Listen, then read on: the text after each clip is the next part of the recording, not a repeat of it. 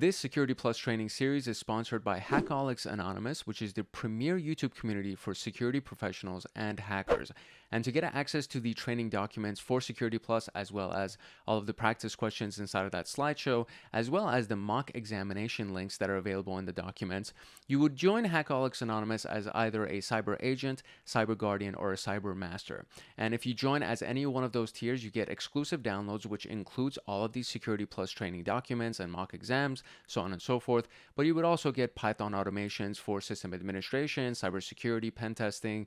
You would get access to live streams that go on monthly with me, Discord servers for advanced members, exclusive downloads, exclusive content, and of course a myriad of other things as well. And it would be my pleasure to actually see you inside of Hackaholics Anonymous. And to be able to join, you would need to simply just click the link in the description below.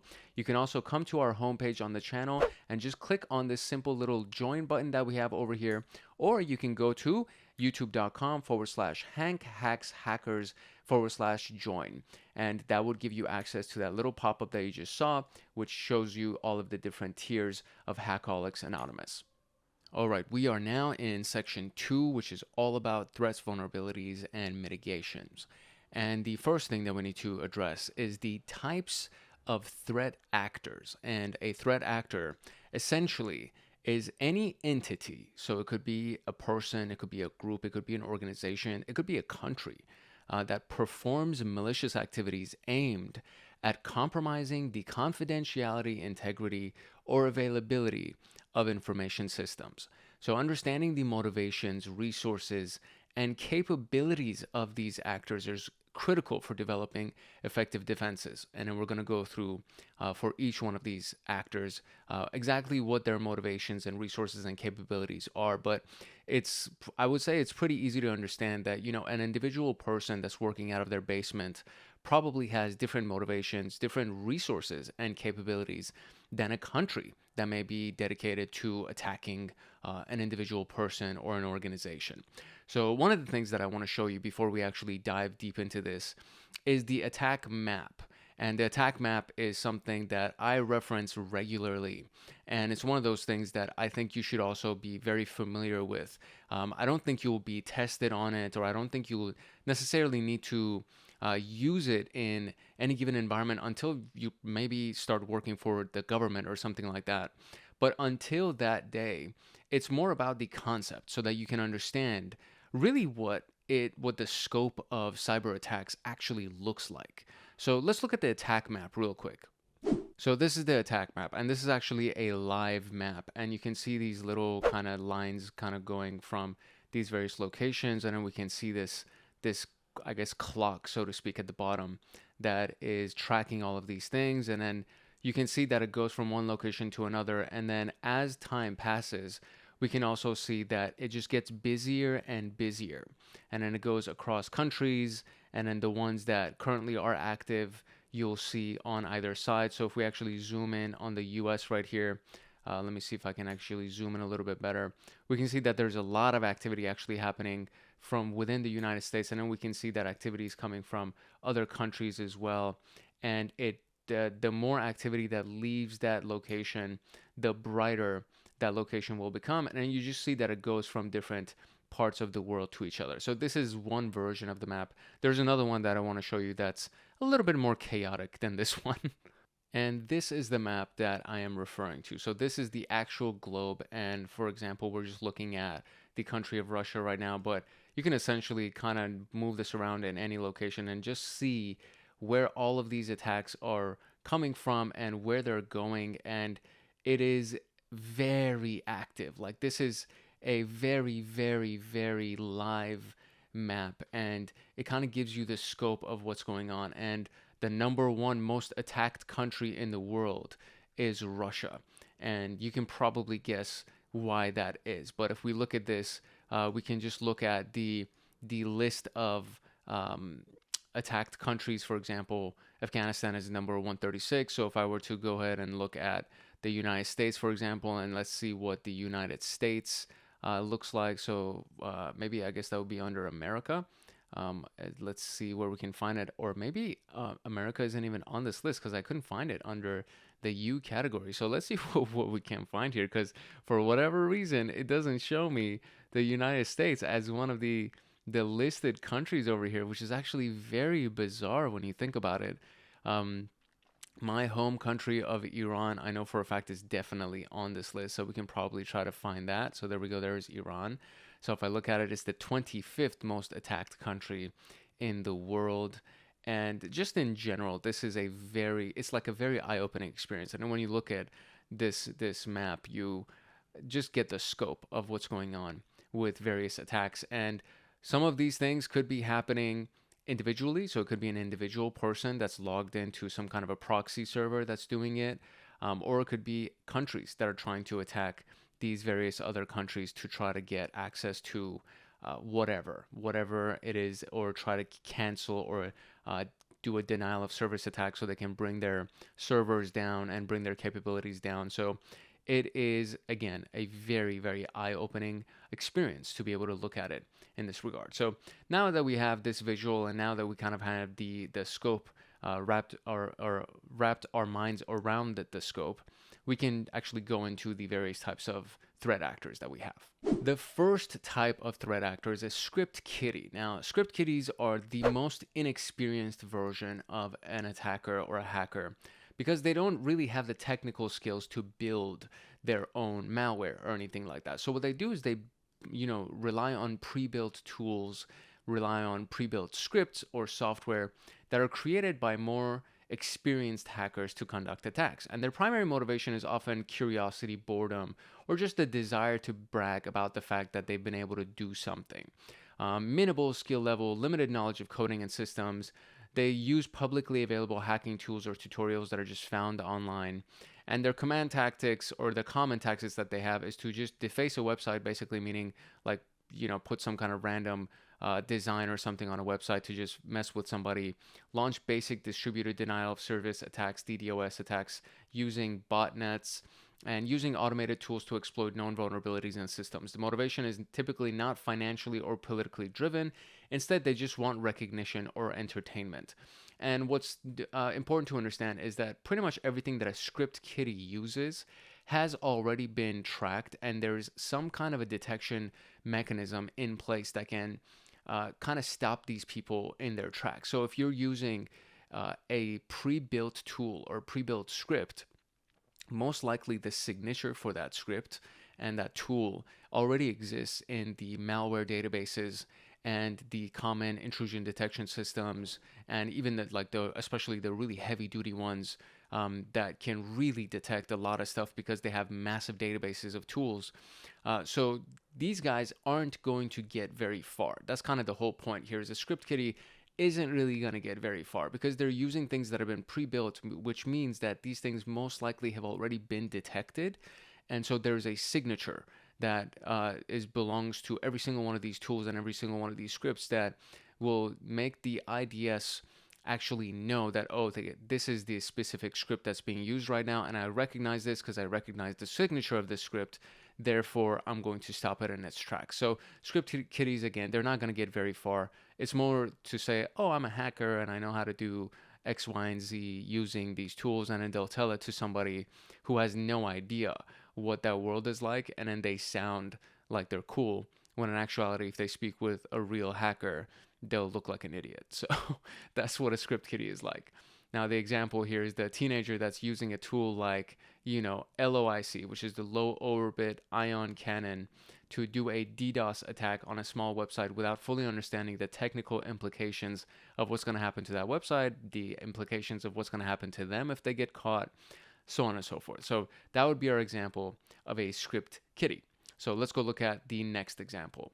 It's a pretty big jump to go from script kiddies to hacktivists. Hacktivists are politically or socially motivated, and usually they are well off, or at the very least they're well resourced. They have some kind of entity that's actually financing their motivations, and these are individuals or groups who are using hacking techniques to promote a cause or ideology.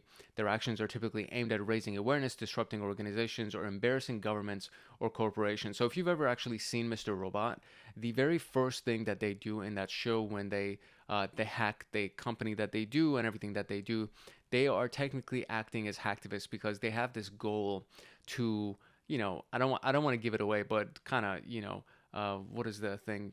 There's a reveal, right? So I'm kind of giving away what's going on, but for the most part, you should already be aware of this show. But they hack this company and they essentially erase everybody's debt. And so that would fall under hacktivism, which is socially motivated. And it's not necessarily politics, but they're definitely trying to serve their fellow human being by kind of really going and attacking the biggest country in the world. So, or the biggest company in the world, excuse me. So, spoiler alert, but for the most part, it's still very, very worth it to actually watch that show.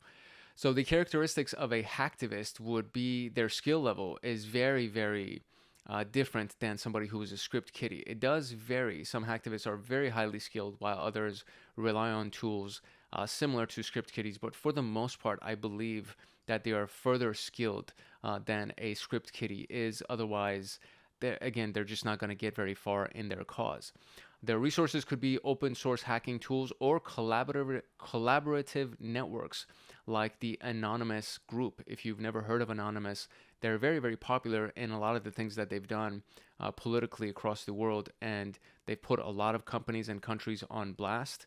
And they are a series of hackers that work together. It's not just one person that's doing it, because it would be very, I would say, very difficult to accomplish the things that they've accomplished if it's just one person. The tactics would be website defacement or to spread messages, leaking sensitive information, or exposing corruption or wrongdoings.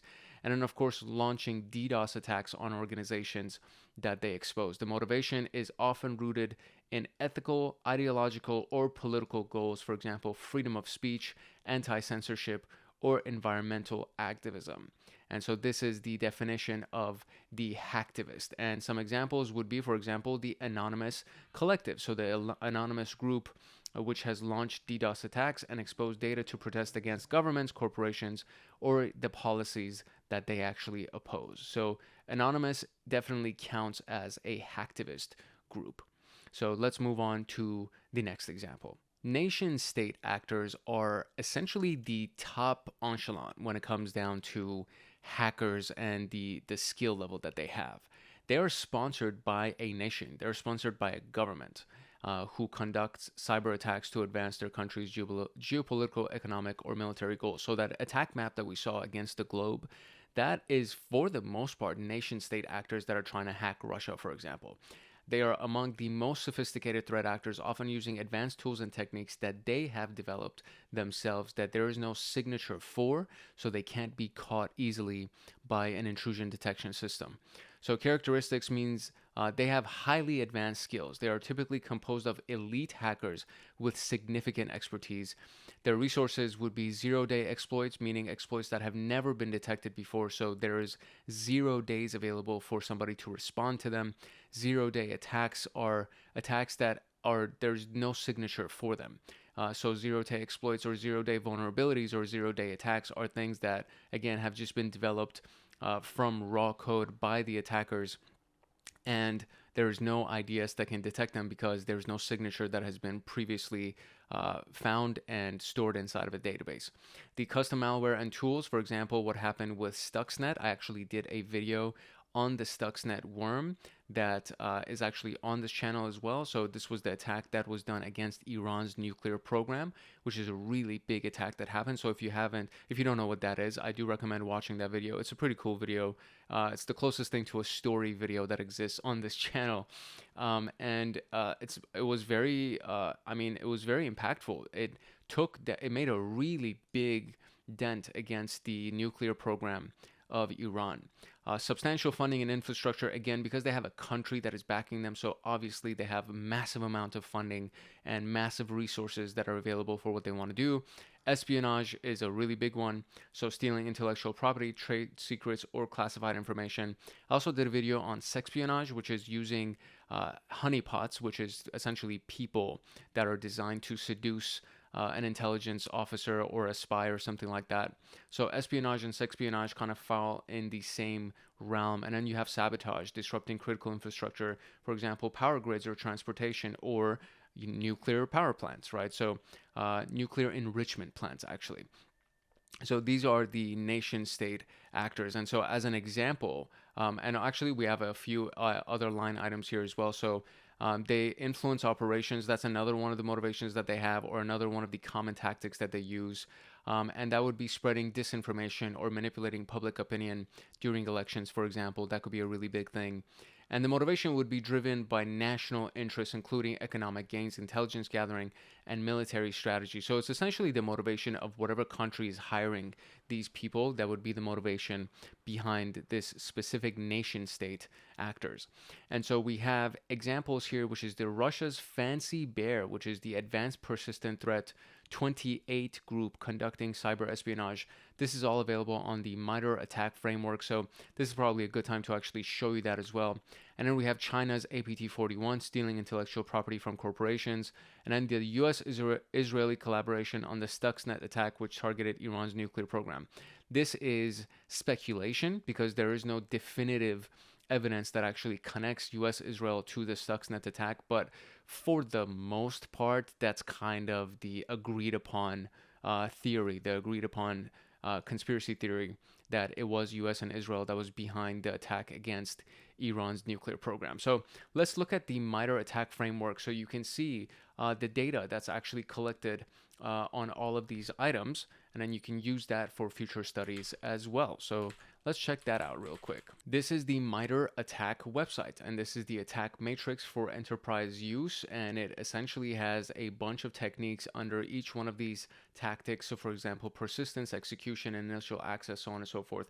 And for each one of these things, there is some kind of campaign that is used as the story, as the example behind how these things were actually used in real life. The website is attack.mitre.org. And then we can just go to the search button right here and type in Stuxnet, for example. And then we can see a variety of different attacks or different search results that come for Stuxnet. And then we can also even search by these advanced persistent threat groups. So APT-28, for example, if I go over here and just type in or paste in APT-28, we can see a bunch of different results that comes from APT-28 and the various tactics that they used. And then same thing for APT-41. We can do the same exact thing and just go here and paste that in there. And then we would be able to see, let me make sure that I'm, okay, there we go, APT-41. And then we have the APT-41 stories and various line items. So Wicked Panda, for example, Brass Typhoon, Barium, and Group G006, all of these guys fall in the same category as APT-41, which is the threat group that researchers has accessed or assessed as Chinese state-sponsored espionage that also conducts financially motivated operations. So MITRE is amazing. The MITRE attack matrix is amazing, and this website is full of information and insights that you can use to further expand your knowledge base and just learn a lot of really cool freaking stories that I think are they borderline fiction, but they're all real stories. So very, very interesting, cool little website. So we then have the insider threat, which is another one of those common attack vectors, or hacker. What is it? Malicious attacker or threat actor. There we go. So insider threats are current or former employees, contractors, or business partners who exploit their access to an organization's system for malicious purposes. Insider threats are particularly dangerous because they often have legitimate access to sensitive information and systems. So they know the insider frameworks. They know how things work on the inside, from the inside. The characteristics of these people would be their skill level. So it varies, right? It can range from unskilled individuals misusing access to highly knowledgeable personnel, exploiting their technical expertise. So it could basically be somebody that has access to certain documents and certain information that is very, very important to the organization. And now they are willing to leak that information to a threat actor of higher skill or with malicious intent. And then it could actually be somebody who is on the payroll that used to work there or still works there, that is exploiting their technical expertise to take advantage or attack the company. It could be legitimate access credentials, which is in more often than not the most important part of a hack, which is just getting access credentials that are actually legit so you can get inside of that network. And then the other one is the knowledge of internal processes and security measures, which is, again, a very, very important element. And that type of knowledge can be absolutely destructive against a company or an organization or a country.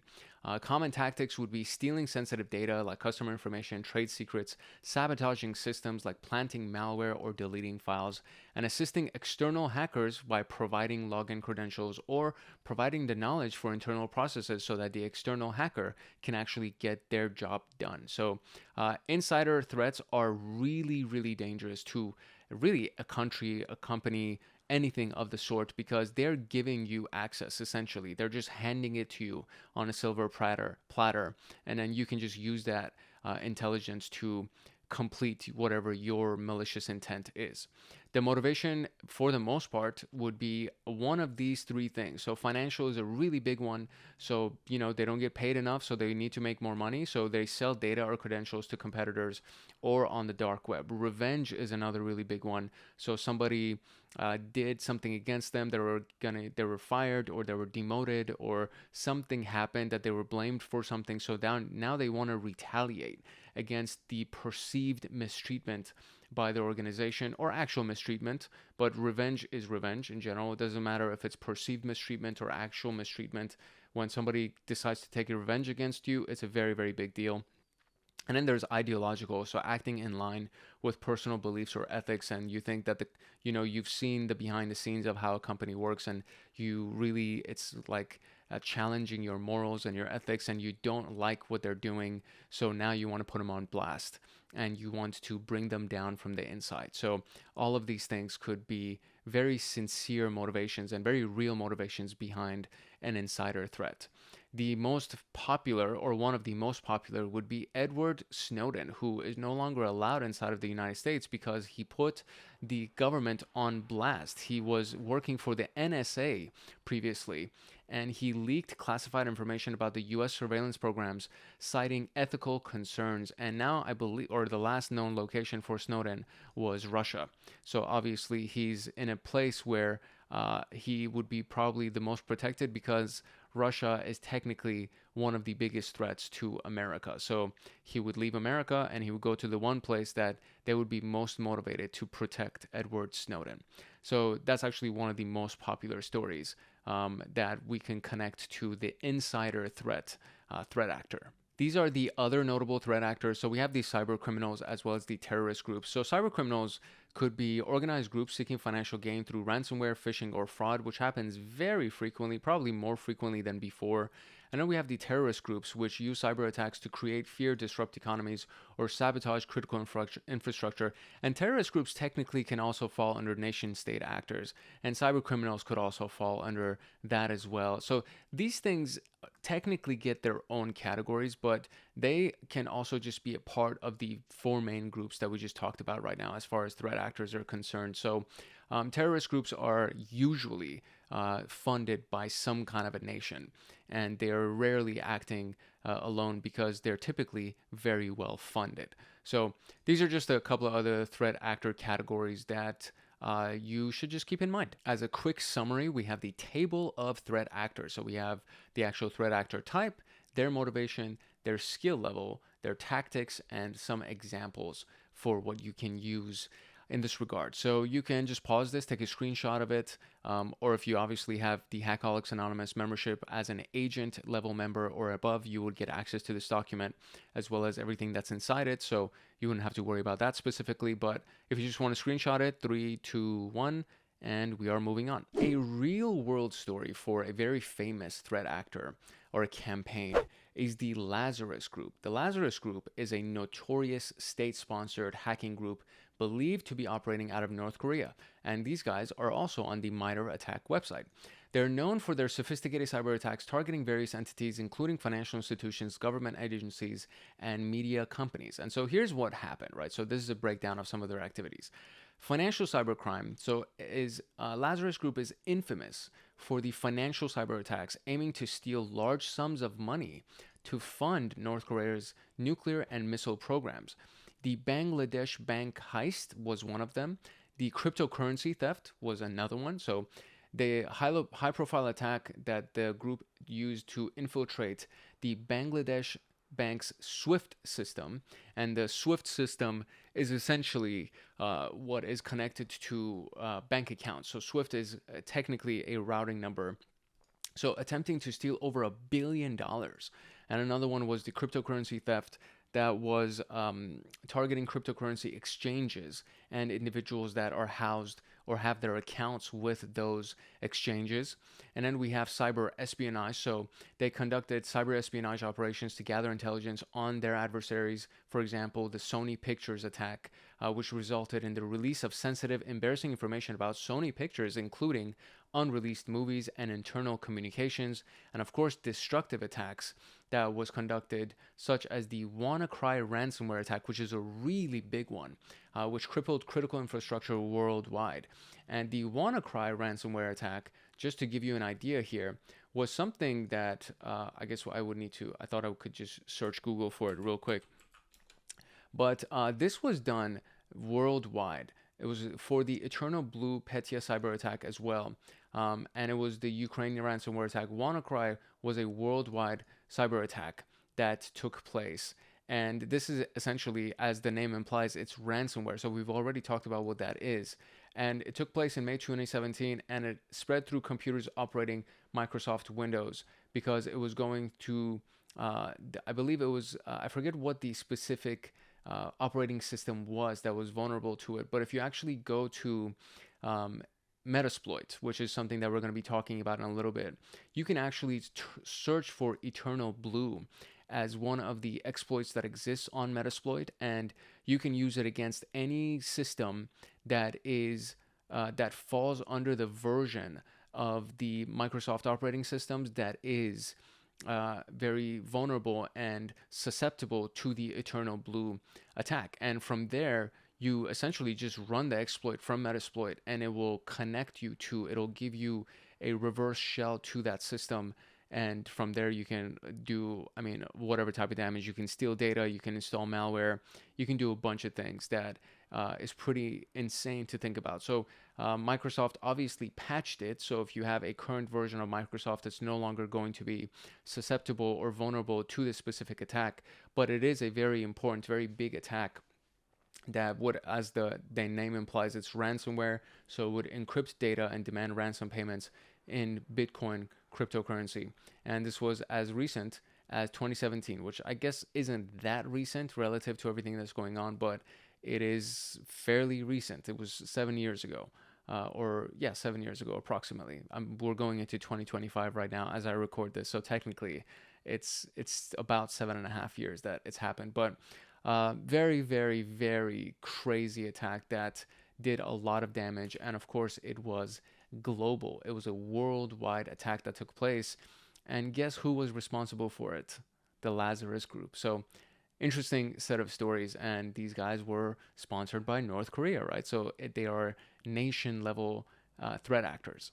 So just the key takeaways are that the Lazarus Group poses a significant threat to global security, obviously, because they have advanced capabilities and malicious intentions. Their operations highlight the growing threat of state-sponsored cyber attacks and the need for robust defense against these types of sophisticated adversaries. And understanding the tactics, techniques, and procedures of these threat actors is crucial for organizations to improve their cybersecurity posture. And this is just one of those big things to understand how powerful a state-sponsored threat actor can be. And so when we talk about tactics, techniques, and procedures, I'm going to take you back again to the MITRE ATT&CK website so that you can kind of see what we're talking about here. So each one of these things is considered a tactic, right? So we have reconnaissance as a tactic, and then it has 10 techniques under it, and resource development has 8 techniques under it, so on and so forth. And so if we went over here and searched for Lazarus, then what we will find is the Lazarus group listed as one of these big state-sponsored threat actor groups. And then they have their associated group descriptions, and then they have the campaigns that they've been a part of. So December 2019, Operation Dream Job. And then we can go down here and we can see all of the techniques that they were using to actually do the things that they've done. And this is a very long list of stuff because this is a very powerful threat actor group.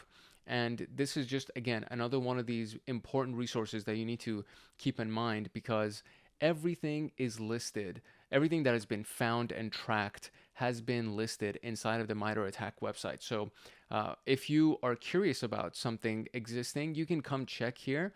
And for the most part, if you've heard of it or if you're curious about it, it's pretty much, there's a good chance that it actually exists. So North Korean state-sponsored group, they are attributed to the Reconnaissance General Bureau.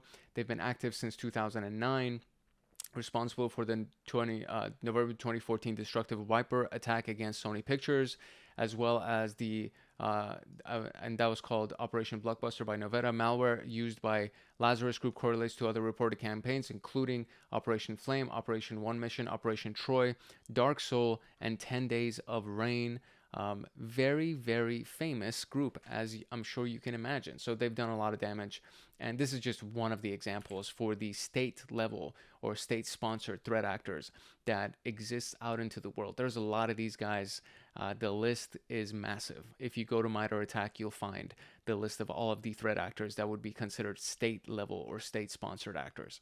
For this particular section, there are a lot of videos for independent studies. So a lot of this falls under cyber threat intelligence or threat intelligence in general. So knowing what the kill chains are. So for example, there is the unified kill chain, and then threat modeling to be able to help you find those things. There's cyber threat intelligence in general. There's the threat intelligence tools, threat investigation with OpenCTI. And then of course, there's the crash course on cyber threat intelligence.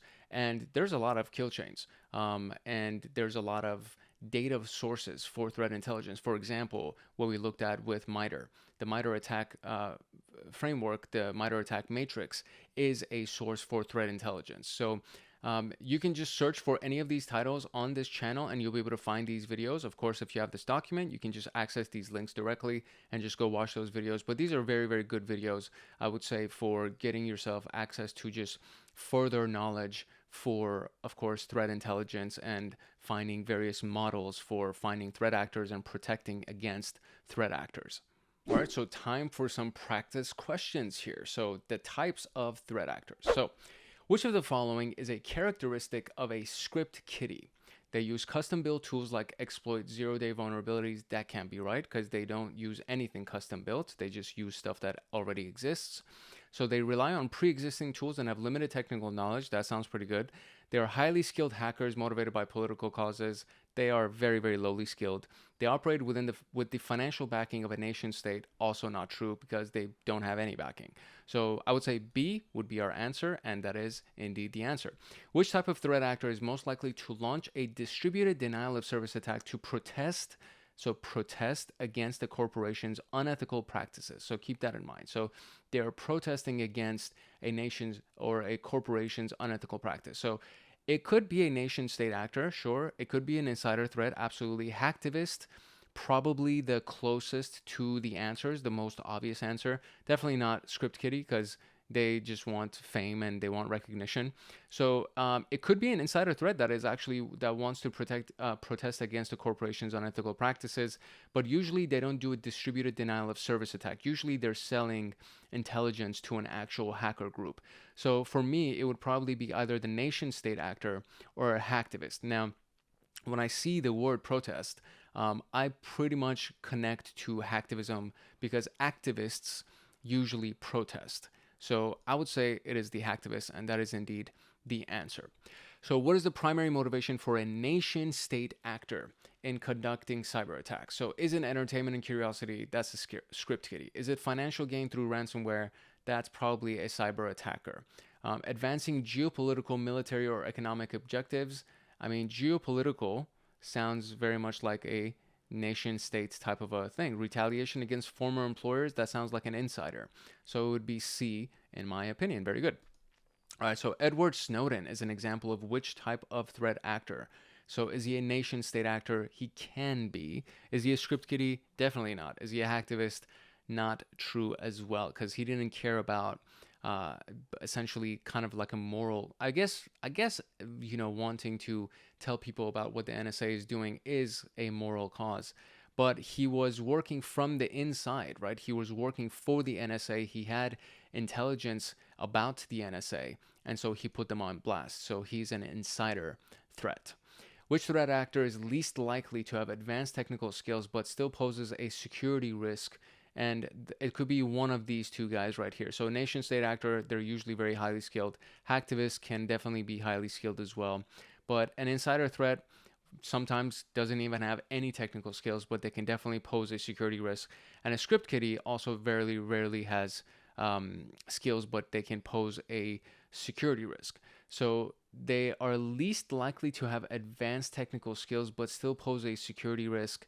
And I would say it's the script kiddie, because insider threats could actually be employees who do have a lot of technical skills, as we saw from the description. So I would say it's a script kiddie. Very good. All right, a hacktivist group launches a campaign to deface websites belonging to oil companies. So hacktivist is just already in the name. What is their likely motivation? So they launch a campaign to deface websites belonging to oil companies. Do they want economic gain? Do they want to raise awareness about climate change? Do they want to sabotage critical infrastructure? Or do they want to espionage to steal trade secrets? So if they're defacing the website, they're not looking for economic gain, because that could be fixed. If they're defacing the website, they're not trying to steal trade secrets, because they're just making, essentially defacing means like putting graffiti on the front page of the site, so to speak. So A and D are automatically removed. Now, do they want to sabotage critical infrastructure? This is not something that is not fixable. So if they deface the website, it could be fixed fairly quickly. So it's more about raising awareness about climate change, because it is an oil company and they're trying to deface them. So it's going to get some PR and it's going to get some kind of traffic if there's an amount of traffic that goes to that company's website. So it would be raising awareness about that. So what is a distinguishing feature of a nation state actors compared to other threat actors? They rely solely on open source tools. That's definitely not true. They often use sophisticated zero-day exploits and custom malware. That sounds very true. Their attacks are motivated by personal vendettas. Definitely not true, because it's a nation state actor. So it's acting in the interest of a country, of a nation. They lack access to substantial resources. That's also not true, because they have the resource backing of a nation. So I would say it's B, which is the answer. So an employee deliberately deletes important company files after being terminated. It's an employee, so I already know what the answer is. What type of threat actor is this? That would be an insider threat. There we go. What tactic is most commonly associated with script kiddies? Launching sophisticated espionage campaigns. They are not sophisticated. They're weaklings. They have no knowledge. Using automated tools to exploit known vulnerabilities. That could be true. Conducting social engineering attacks on high-profile targets. Probably not. Writing custom malware. That's not true. So it would be using automated tools to exploit known vulnerabilities, because it's pre-existing. And that is indeed the answer. Which type of threat actor is most likely to target critical infrastructure such as power grids or water supply systems? So this sounds like something that is very big, very high on the goals list or the agenda list. So it's definitely not a script kiddie. I don't think it's going to be an insider threat, because they wouldn't do anything to target critical infrastructure. Maybe they would, but I don't think they would. So you either have the hacktivist or you have the nation state actor. Now, if we have the hacktivist, if we look at their agenda, it's usually to bring awareness to something. It's not to target critical infrastructure and destroy a power grid or, poison a water supply system. So I would say it's a nation state actor. Now, here's a scenario. A disgruntled employee provides external attackers with login credentials to the company's network. So it's an employee providing external attackers with login credentials. What is that person? That would be an insider threat, guaranteed. What is the primary distinction between a hacktivist and a script kiddie? So hacktivists use advanced technical skills while script kiddies rely on pre-existing tools. That's very obvious. I would say that's one of the distinctions. Hacktivists are motivated by political or social causes while script kiddies seek recognition or entertainment. That's also another really good one. Hacktivists collaborate with nation-state actors while script kiddies work independently. That's also really true. Hacktivists are less likely to target organizations than script kiddies. So, I mean, this last one is not true, because I would say that hacktivists are more likely to target organizations. So what is the primary distinction? Hacktivists use advanced technical skills while script kiddies rely on pre-existing tools. That's pretty primary, I would say. They are motivated by political or social causes while script kiddies seek recognition or entertainment. I feel like it's B. Okay, it is B. Okay, very good. But I mean, honestly, all of these things, these A through C right here, was actually pretty solid. They could all be very possible answers. So the key word here is what is the primary distinction? And it's that these guys are motivated by political or social causes, while script kiddies seek recognition or entertainment. Hacktivists could use advanced technical skills, but they could also not be very skilled. Script kiddies do rely on pre-existing tools, but hacktivists could technically not be very skilled. Hacktivists could also collaborate with nation-state actors, or they could be working independently. So that's also, these two, A and C, are, yeah, that could be, but B is like, okay, that's very obviously the answer. So an attacker with minimal technical skills uses a pre-made tool, so that's a script kiddie right there, downloaded from a hacking forum to deface a small business website. That is a script kiddie. A group of attackers launches a distributed denial of service attack against a government website as a part of a protest against recent policies. That very much sounds like a hacktivist group, because in the description, there's no nation that is supporting them, and they want to go as a part of a protest against recent policies. That would be a hacktivist. There you go. Very good. An employee downloads sensitive customer data from the company's internal database and sells it to a competitor, and employees doing this, that would be an insider threat. A foreign intelligence agency targets a critical infrastructure provider with advanced malware to disrupt energy supplies. So foreign means that it's coming from outside of the country. Intelligence agency, so this is a nation state actor for sure. And then we have now accomplished all of our practice questions. So let's actually move on to the content for social engineering. This Security Plus training series is sponsored by Hackaholics Anonymous, which is the premier YouTube community for security professionals and hackers. And to get access to the training documents for Security Plus, as well as all of the practice questions inside of that slideshow, as well as the mock examination links that are available in the documents, you would join Hackaholics Anonymous as either a cyber agent, cyber guardian, or a cyber master. And if you join as any one of those tiers, you get exclusive downloads, which includes all of these Security Plus training documents and mock exams, so on and so forth. But you would also get Python automations for system administration, cybersecurity, pen testing. You would get access to live streams that go on monthly with me, Discord servers for advanced members, exclusive downloads, exclusive content, and of course a myriad of other things as well. And it would be my pleasure to actually see you inside of Hackaholics Anonymous. And to be able to join, you would need to simply just click the link in the description below. You can also come to our homepage on the channel and just click on this simple little join button that we have over here, or you can go to youtube.com/hankhackshackers/join, and that would give you access to that little pop-up that you just saw, which shows you all of the different tiers of Hackaholics Anonymous. All right, social engineering.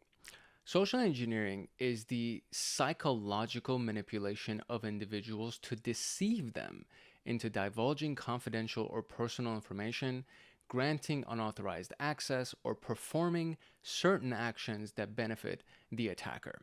Unlike technical tasks, social engineering focuses on exploiting human vulnerabilities, making it one of the most effective methods for breaching security.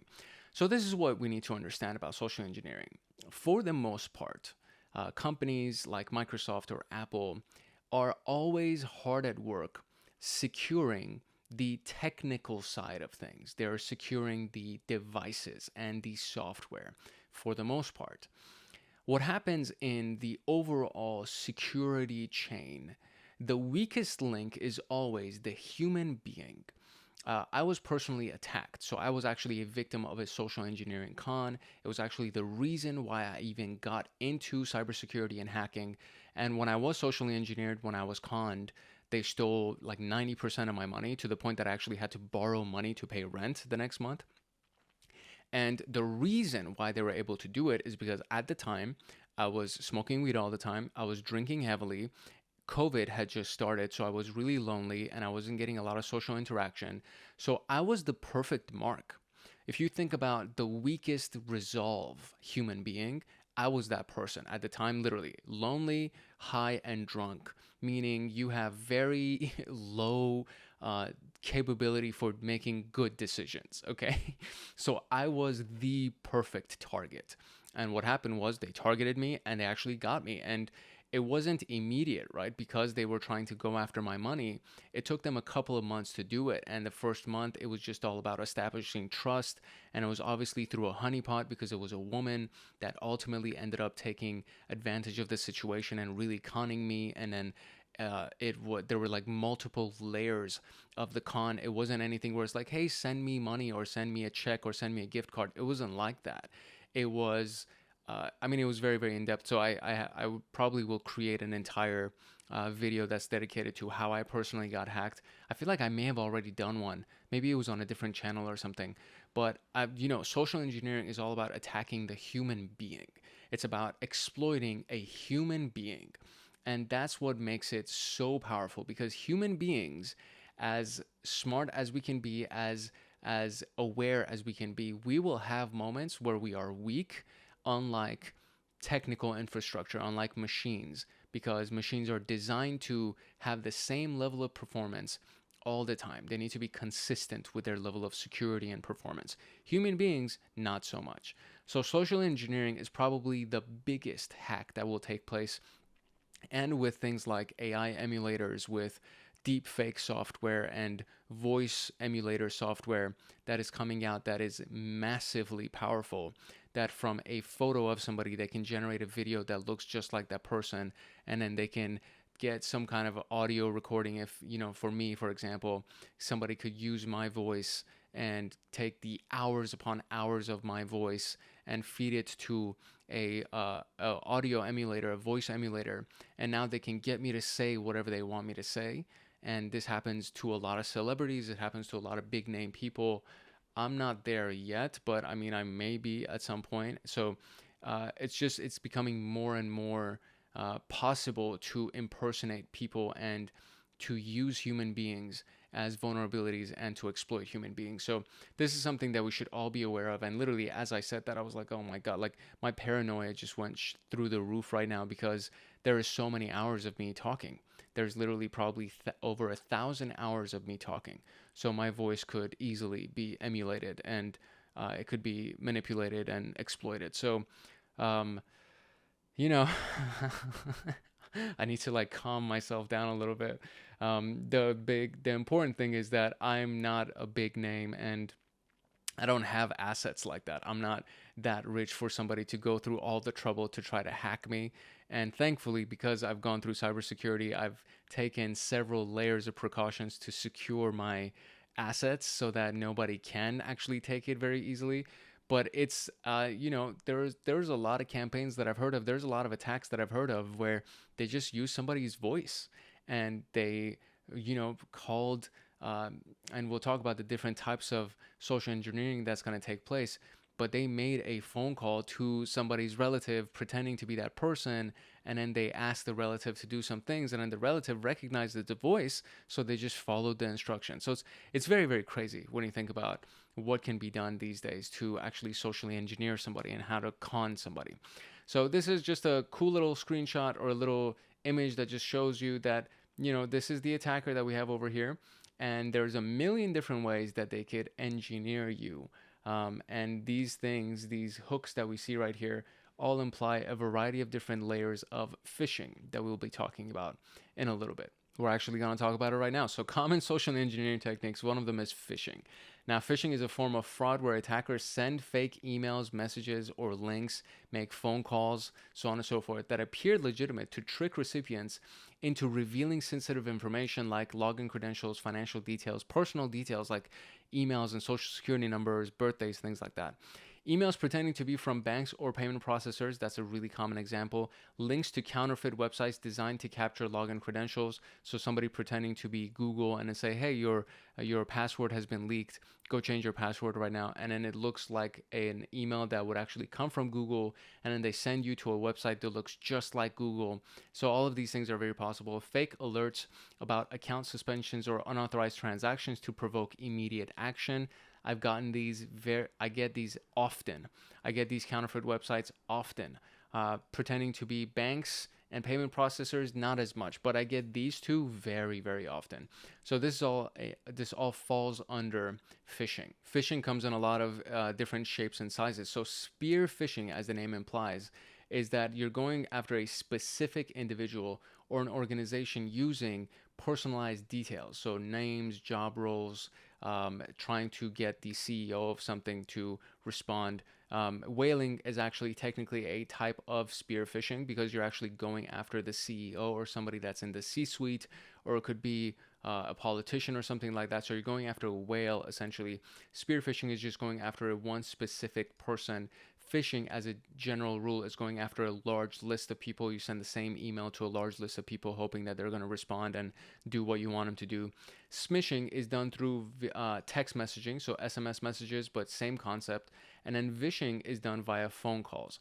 And there should be a new version of this that comes out that is video-ishing or whatever, but they use video to be able to con you, to socially engineer you.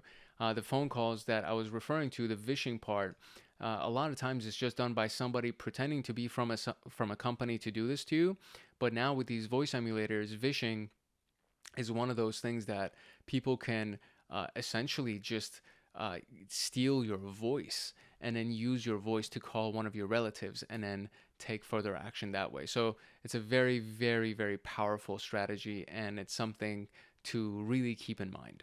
Pretexting is when a scenario has been fabricated. So they've created a scenario, or we call it pretext. They've created this fake scenario to manipulate you into revealing information or granting access. So this involves building trust through detailed and plausible stories. So, hey, I'm calling from your bank and this is what's happened. And so that's technically falling under pretext. And this could be pretending to be from the IT support department to ask for a password, which the IT support department already has access to your passwords, or they could just reset your passwords and get into your system. So that no longer, at least if you know even the slightest thing about IT, you would know that that's actually not a good scenario. Impersonating a colleague or manager to request sensitive files. So pretending to be your manager or pretending to be your colleague. That's another thing. Claiming to be from a bank or government agency to verify personal details. All of this could be the same thing. So your bank is never going to call you to verify personal details. Does that make sense? Like, they're not going to call you and be like, hey, I just wanted to verify, what's your social security number? It's like, what? You already have this on file. Why are you even calling me? So pretexting is to essentially fabricate a story, fabricate a scenario to make the con more believable. Impersonation is another form of pretexting. So as we already discussed, they could pretend to be somebody that you know. They could pretend to be your bank manager or your colleague or something like that. So they assume the identity of a trusted individual to gain access to or extract sensitive information. And this can fall under pretexting, and is a specific part of pretexting, which is impersonation. Examples of this would be dressing as a delivery worker to gain physical access to secure locations. This is physical security pen testing or physical security hacking. Another one would be pretending to be a business partner during phone or email interactions, which has actually, I've heard a lot of stories about this where, somebody pretended to be the CEO of a bank. They reached out to one of their, main bankers and said, hey, transfer $100 million out of this account. And the guy was like, hey, they emailed the banker. And the guy was like, hey, do you mind if we get on a call or if we meet in person so you can give me these instructions? And the guy was like, yeah, I'm out of the country, but I can get on a Zoom call with you. And so he sent the Zoom call, and then they invited also some of their coworkers. And essentially what happened was they used a bunch of pictures of this banker's colleagues as well as a picture of their CEO, and they created videos that were feeding into the Zoom call, and they just requested the transfer to take place. And the guy's like, oh, okay, well, that's my CEO and these are my coworkers and everything seems to be fine. So he made the transfer, and then they found out a few days later that it was obviously a con, and they were not able to track it back to try to find the money because the money was already gone. So this is a big thing that is going to happen more and more with these deepfake softwares and voice emulators, facial emulators that can impersonate a person. Tailgating and piggybacking are another part of physical security that is about gaining unauthorized physical access to a secure area by closely following an unauthorized person. I've actually gotten into a lot of buildings by and this wasn't a part of a pen test exercise. It was just me trying to get into the building quickly, and I saw somebody getting there, and I was like, hey, do you mind holding the door for me? And they just held the door for me.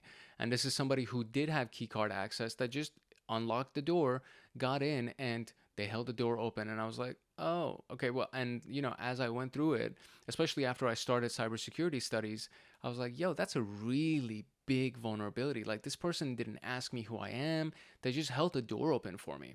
And tailgating is one of those things where it's like, if you don't ask them to hold the door and you just watch them as they go in, they're not looking back to see if the door closed, and you just really quick rush before the door actually latches, and then you get into the system or get into the building. So an attacker carrying a large package to prompt someone to hold a secure door open for them. Accidentally leaving a keycard behind and asking to be let in. Oh, I forgot my keycard. Do you mind letting me in? You know what I mean? These are very common scenarios that if somebody is not a security guard that has not been properly trained, they're just going to be like, oh, okay, sure, come on in. You know what I'm saying? So, a difference between tailgating and piggybacking.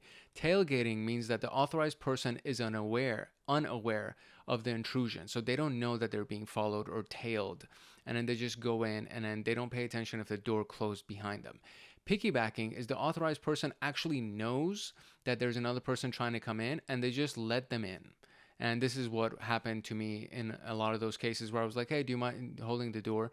And they just came and they held the door for me. So this is a part of physical security. It's a really, really big deal, because if I get in your building, then it's like, all right, let me just find a security room, or let me find a location where I can plug in this little device and nobody will know that it's been plugged in, and I plug in a Raspberry Pi, and now I can collect to your Wi-Fi network, and then I'm now in your building. And now once I'm connected to your Wi-Fi network, I can start doing a variety of different tasks to get myself into your system and start doing some malicious activity. So tailgating is a really big one. It is a part of physical security, which is why we're talking about it in Security Plus. And it is something that you should be aware of, and you should know what it actually is. This is the social engineering attack cycle all in one image. It all starts with information gathering. So when a threat actor does research on the target to find what weaknesses and medium will work best for the attack, and the target could be an individual person or it could be an organization. And the information gathering could be something that they do when they go on LinkedIn and they look up all the employees of a specific company, and they start looking at whether or not these employees have their email addresses, their work email addresses, inside their bios, which happens more often than you can possibly imagine. So this is all under information gathering, and open source intelligence, OSINT, falls under information gathering and reconnaissance, so on and so forth. This is no different than any regular pen test flow. First, it all starts with reconnaissance and gathering information. Then you would establish a relationship. So this is when the threat actor lays out the plan of the attack. And it could involve choosing the target to a specific, or choosing to target a specific department with a phishing email, or impersonating an assistant to the CEO with a business email compromise attack. So they were able to either actually get into that person's email address because they listed it on their LinkedIn bio, and then they found out their password, or they were able to brute force the password, or they created a domain that looked very much like the Gmail. And there's a lot of different, there's multiple videos that I'll give you at the end of this that you can go and look at and see how crazy it is to socially engineer somebody. And there are characters in other languages that look like the letter L, for instance, that you can go and buy a domain name that actually has a different language's character that looks identical to the letter L. And so it looks like it's coming from Gmail, but it's actually not. And the domain is a malicious domain. So it's really crazy what can be done. And again, I'll share those videos with you so you can go and do some independent studies under that. And then we have exploitation. So once you've established a relationship and you've actually gone some kind of access to a person and done whatever it is to get that initial trust, then you would exploit. So this is the actual attack. So it's the threat actor calling MGM's IT help desk and launching the ploy. And that is the actual attack happening. And MGM Grand was actually a company that was recently, or during the last year, they were a victim of a ransomware attack, and all their digital or electrical slot machines, their elevators, and a lot of their systems were down for like I think a week or something until they were I don't know if they paid ransom or they were able to recover their system. That was not publicized, but hopefully they were able to recover it so that they don't actually succumb to paying somebody. And then you now have execution. This is when the success is achieved. So actually getting the ransomware attack to work and shutting down all of their systems and getting paid your ransom, for example, that would be something. Or actually getting the, you get the email of the person, you send that email to their entire employee list. And then from there, inside of the email, there's an attachment that's included. There's a link that's included that if somebody clicks on that link or opens that attachment, now the exploitation takes place, and now they're inside of their network. And now, those employees' computers, or those network computers in general, the network server, the domain controller has now been hacked, and there is ransomware that has been installed on that thing, or malware that's been installed that's extracting data, so on and so forth. So the goal could be very different for each one of these scenarios, but this is the general flow of how a social engineering attack takes place. There are countermeasures that would be technical countermeasures that we can put inside of our system and code into the responses of our system. But for the most part, social engineering, the countermeasures are for the people, the employees of the company, the individual human beings. So the first one is awareness training. Just train them to be more aware so that they can recognize and respond to social engineering tactics accordingly. And the biggest response in 99% of cases is don't click the link in the email. Don't open the attachment. If you think that this is a malicious email, don't click on it. Don't open the thing, and just immediately send it to the IT department. Components would be how to identify suspicious emails, how to identify suspicious phone calls or individuals, understanding the importance of verifying identities before sharing sensitive information, or opening doors for people. You know what I'm saying?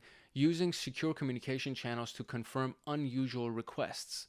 Secure communication channels is typically encrypted communication channels to confirm unusual requests. So if you feel like your email has been hacked, you don't send an email to the IT department, you call the IT department, or you use the encrypted messaging application that you have to message somebody in the IT department. But you don't email them if you think that your email has been hacked. Then you have simulated phishing campaigns. So this is basically like a tabletop exercise or a penetration test.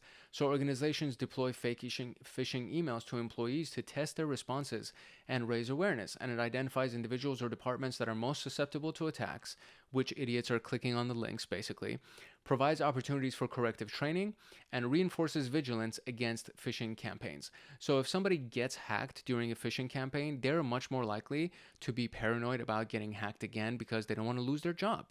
And you let them know, hey, listen, if this happens to you, since we now know that you're susceptible to this, if this happens to you, we are going to now first put you on formal notice, and then the second time that this happens, you are fired.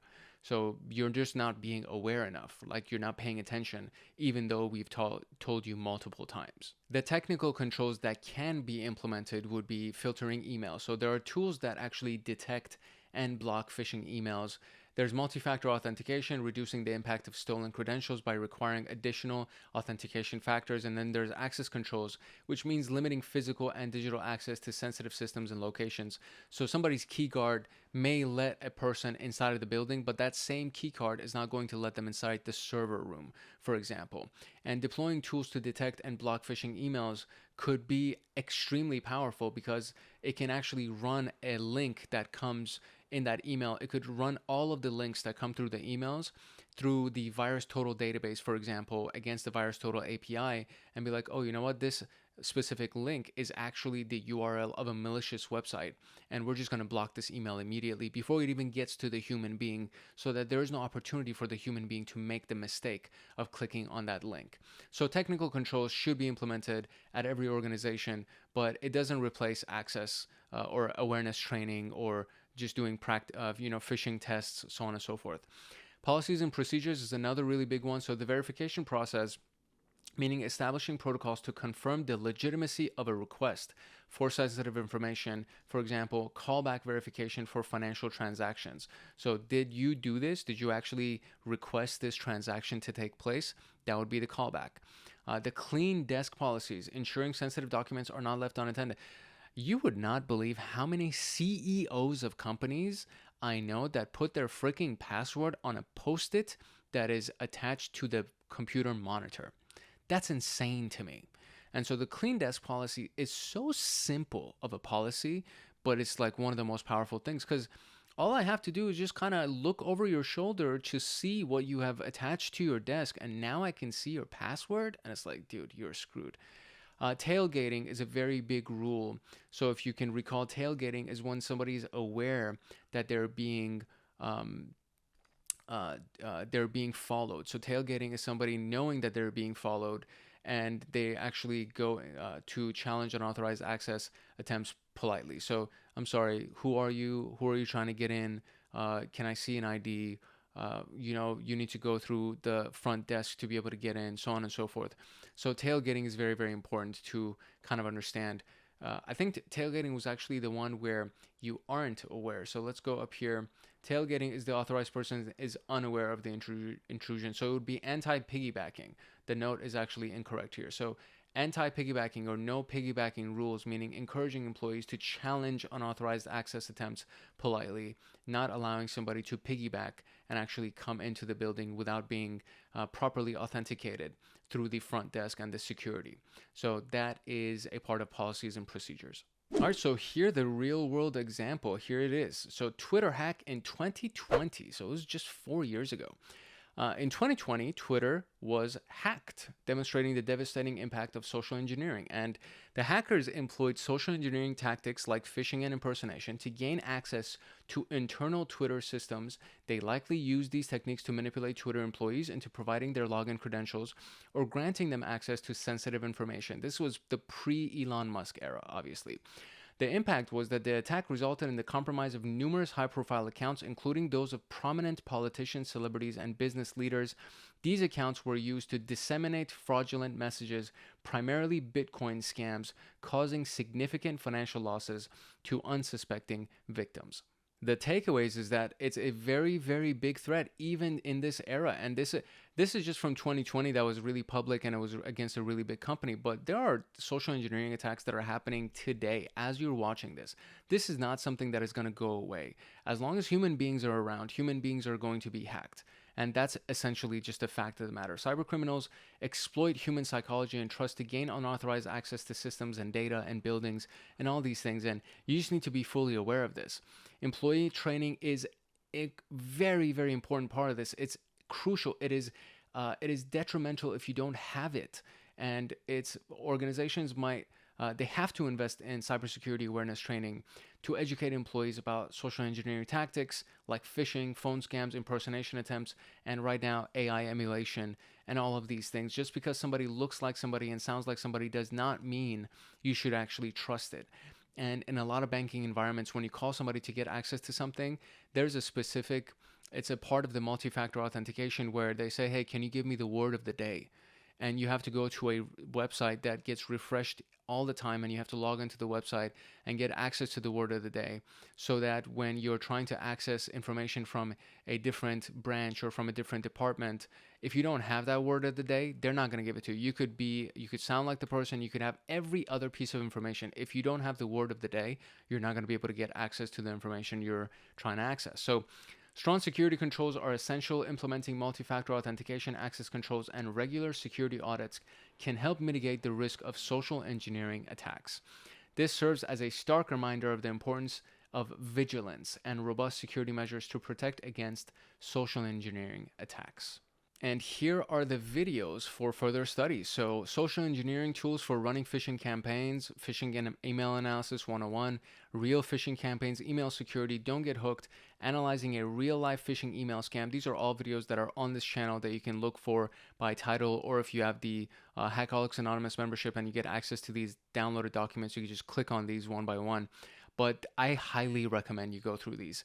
These are very, very powerful videos, and they just show you how easy it is to run a phishing campaign or social engineering campaign against somebody, and especially the one social engineering tools for running phishing campaign. This is just a big one, and you'll be shocked of how easy it is to run a phishing campaign and the services and tools that are available to actually do it. So it's kind of crazy. It's kind of crazy to think about. Which now brings us to our social engineering practice questions. So, question number 1, which of the following best describes phishing? Sending fraudulent messages to deceive individuals into revealing sensitive information. That sounds pretty good. Creating fake websites to host malware for unsuspecting victims to download. I would say it's kind of true, but not necessarily. Breaking into secure areas by following someone without their knowledge. That is a part of social engineering, but it's not phishing. Manipulating individuals through fabricated stories to gain their trust. This would be also under the level of social engineering. It could actually be phishing, but it's technically pretexting. So sending fraudulent messages to deceive individuals would be the answer. Very good.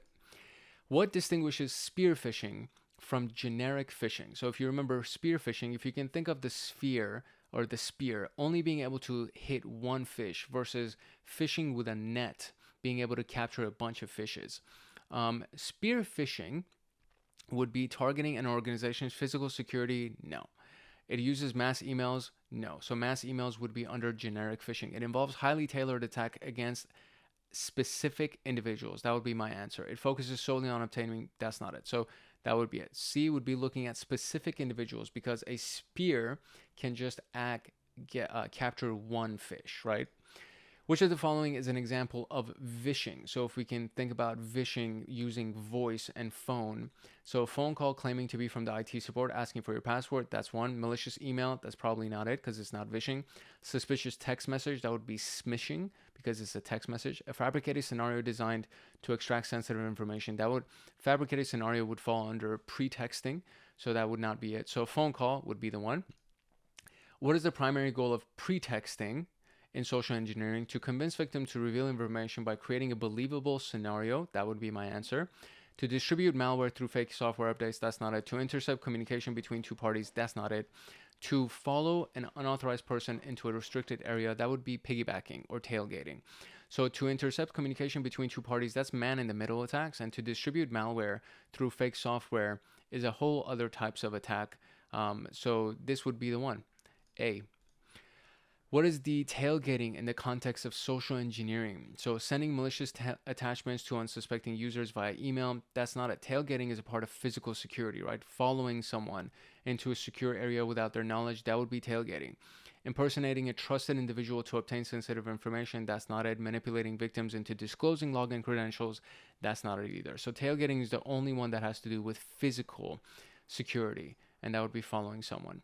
How does an awareness training help mitigate social engineering attacks? So by automatically blocking suspicious emails before they reach, that falls under technical security and technical mitigation. By educating individuals to recognize and respond to social engineering tactics, that would be probably falling under awareness. By monitoring physical access points to prevent unauthorized entry, that would be under physical security for tailgating and piggybacking. And it can be technically awareness training, but social engineering I would say they're more asking about educating individuals. By encrypting sensitive files, that's also under technical security. So I would say by educating individuals, and that is indeed the answer. Which of the following is not an effective countermeasure against phishing? So using email filtering tools, it could be, that could be effective. Encouraging employees to report suspicious emails, that's effective. Relying solely on strong passwords without additional authentication, that is not the most effective. Conducting simulated phishing campaigns is effective. So solely relying on strong passwords without additional authentication, like multi-factor authentication, that would be the not an effective countermeasure. So what is the primary benefit of implementing multi-factor authentication? So we just talked about it. So it ensures encrypted communication across all platforms. That is not it. It reduces the risk of unauthorized access even if credentials are stolen. That's pretty solid. That's a good answer. It prevents phishing attacks from being delivered to inboxes. That has nothing to do with it. It eliminates the need for passwords entirely. That's also not true at all. So it reduces the risk of unauthorized access even if credentials are stolen, meaning that there's a second level, at least one more level of authentication. Why are simulated phishing campaigns beneficial to organizations? They replace the need for technical security measures like firewalls. That's not true. They don't replace the need for technical measures like firewalls. They reveal potential vulnerabilities in physical security systems. The revealing of the vulnerabilities is good, but phishing has to do with digital, has nothing to do with physical. So social engineering has to do with physical, but physical security does not fall under phishing. They test employee susceptibility to phishing and promote awareness. This is a very solid answer. They track and log all network activity for further analysis, has nothing to do with simulated phishing campaigns. So this would be the answer. C, they test employee susceptibility. What lesson can be learned from the 2020 Twitter hack? So 2020 Twitter hack was that the employees were manipulated into revealing login credentials, and then the hackers were able to steal a bunch of access to a lot of really high important data or important accounts, and then they were able to manipulate people to get involved in a Bitcoin scam. So physical security is more important than digital safeguards. That's not true, and that is not the lesson from the 2020 Twitter hack.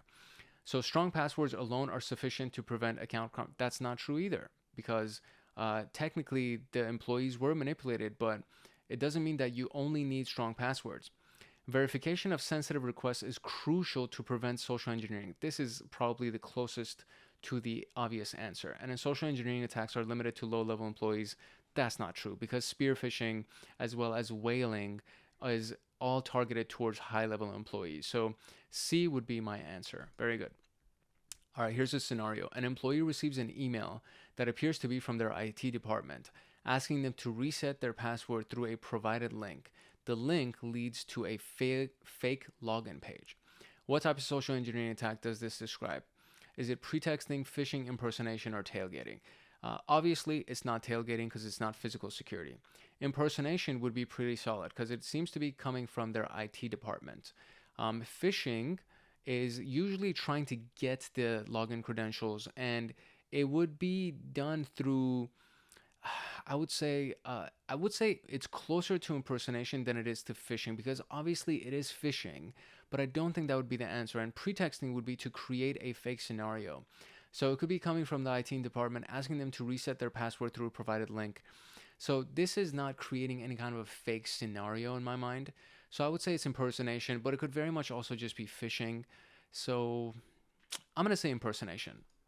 Okay, all right, so it's phishing. Impersonation, I guess, is technically trying to be a person or trying to be somebody that they know, which is what kind of made me think that it's coming from the IT department. But it would be somebody that they know, so it would be a person that they know instead of just coming from a general IT department. So that's fine. I would say phishing is probably the right answer. A caller pretends to be a bank representative and asks a customer for their account information to verify suspicious activity.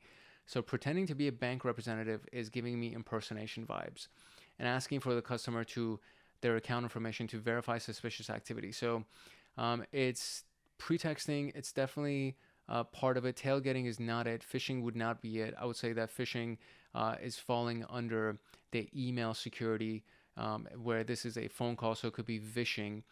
So it's either pretexting or impersonation. Oh my gosh. I'm going to say that it is impersonation. It's pretexting. My God, I'm like, ugh. Okay, so pretending to be a bank representative and asking a customer for their account information to verify suspicious activity. So the situation is we've detected suspicious activity and here's the story and we're just trying to verify. So can you please verify this information? So I can understand how that could be pretexting. An unauthorized individual closely follows an employee into a secure building without using their own access card. So this is either tailgating or piggybacking. So it's definitely not impersonation. It's not pretexting. It's not phishing. It would definitely be tailgating. A criminal dresses as an IT technician to gain access to a company's, that's impersonation, 100%. Claiming they need to perform urgent maintenance, that is impersonation, 100%. And that's it for our practice questions for social engineering. I got a couple of those wrong, man. I'm kind of upset about that. All right, cool. Moving on. Let's go to malware and attack vectors. This Security Plus training series is sponsored by Hackaholics Anonymous, which is the premier YouTube community for security professionals and hackers. And to get access to the training documents for Security Plus, as well as all of the practice questions inside of that slideshow, as well as the mock examination links that are available in the documents, you would join Hackaholics Anonymous as either a cyber agent, cyber guardian, or a cyber master. And if you join as any one of those tiers, you get exclusive downloads, which includes all of these Security Plus training documents and mock exams, so on and so forth. But you would also get Python automations for system administration, cybersecurity, pen testing. You would get access to live streams that go on monthly with me, Discord servers for advanced members, exclusive downloads, exclusive content, and of course a myriad of other things as well. And it would be my pleasure to actually see you inside of Hackaholics Anonymous. And to be able to join, you would need to simply just click the link in the description below. You can also come to our homepage on the channel and just click on this simple little join button that we have over here, or you can go to youtube.com/hankhackshackers/join. And that would give you access to that little pop-up that you just saw, which shows you all of the different tiers of Hackaholics Anonymous. All right, time to talk about malware and the various attack vectors. So malware is a broad term for malicious software. And so malware is designed to do a variety of different things. It could be to infiltrate a system, to damage a system, to disrupt systems or networks or devices. So malware has a lot of different purposes and intentions that could actually serve. Understanding the types of malware and the attack vectors, meaning the routes of attacks that can actually be used to deliver that malware, is very important to identifying, mitigating, and preventing security incidents. So this is what we're going to be talking about in this section. We're going to talk about the common types of malware, their unique characteristics, and the concept of zero-day exploits, zero-day vulnerabilities, so on and so forth. So let's get into malware and attack vectors. First, we need to understand the types of malware. So we have viruses, which are the type of malware that attach itself to legitimate programs or files that spread themselves when the host file is executed. So think about what a virus is in real life, and it requires a host. So when there is a host file, then it attaches itself to that host file. And then when you execute the host file, the virus will then release. It will execute itself or do basically what it was intended to do.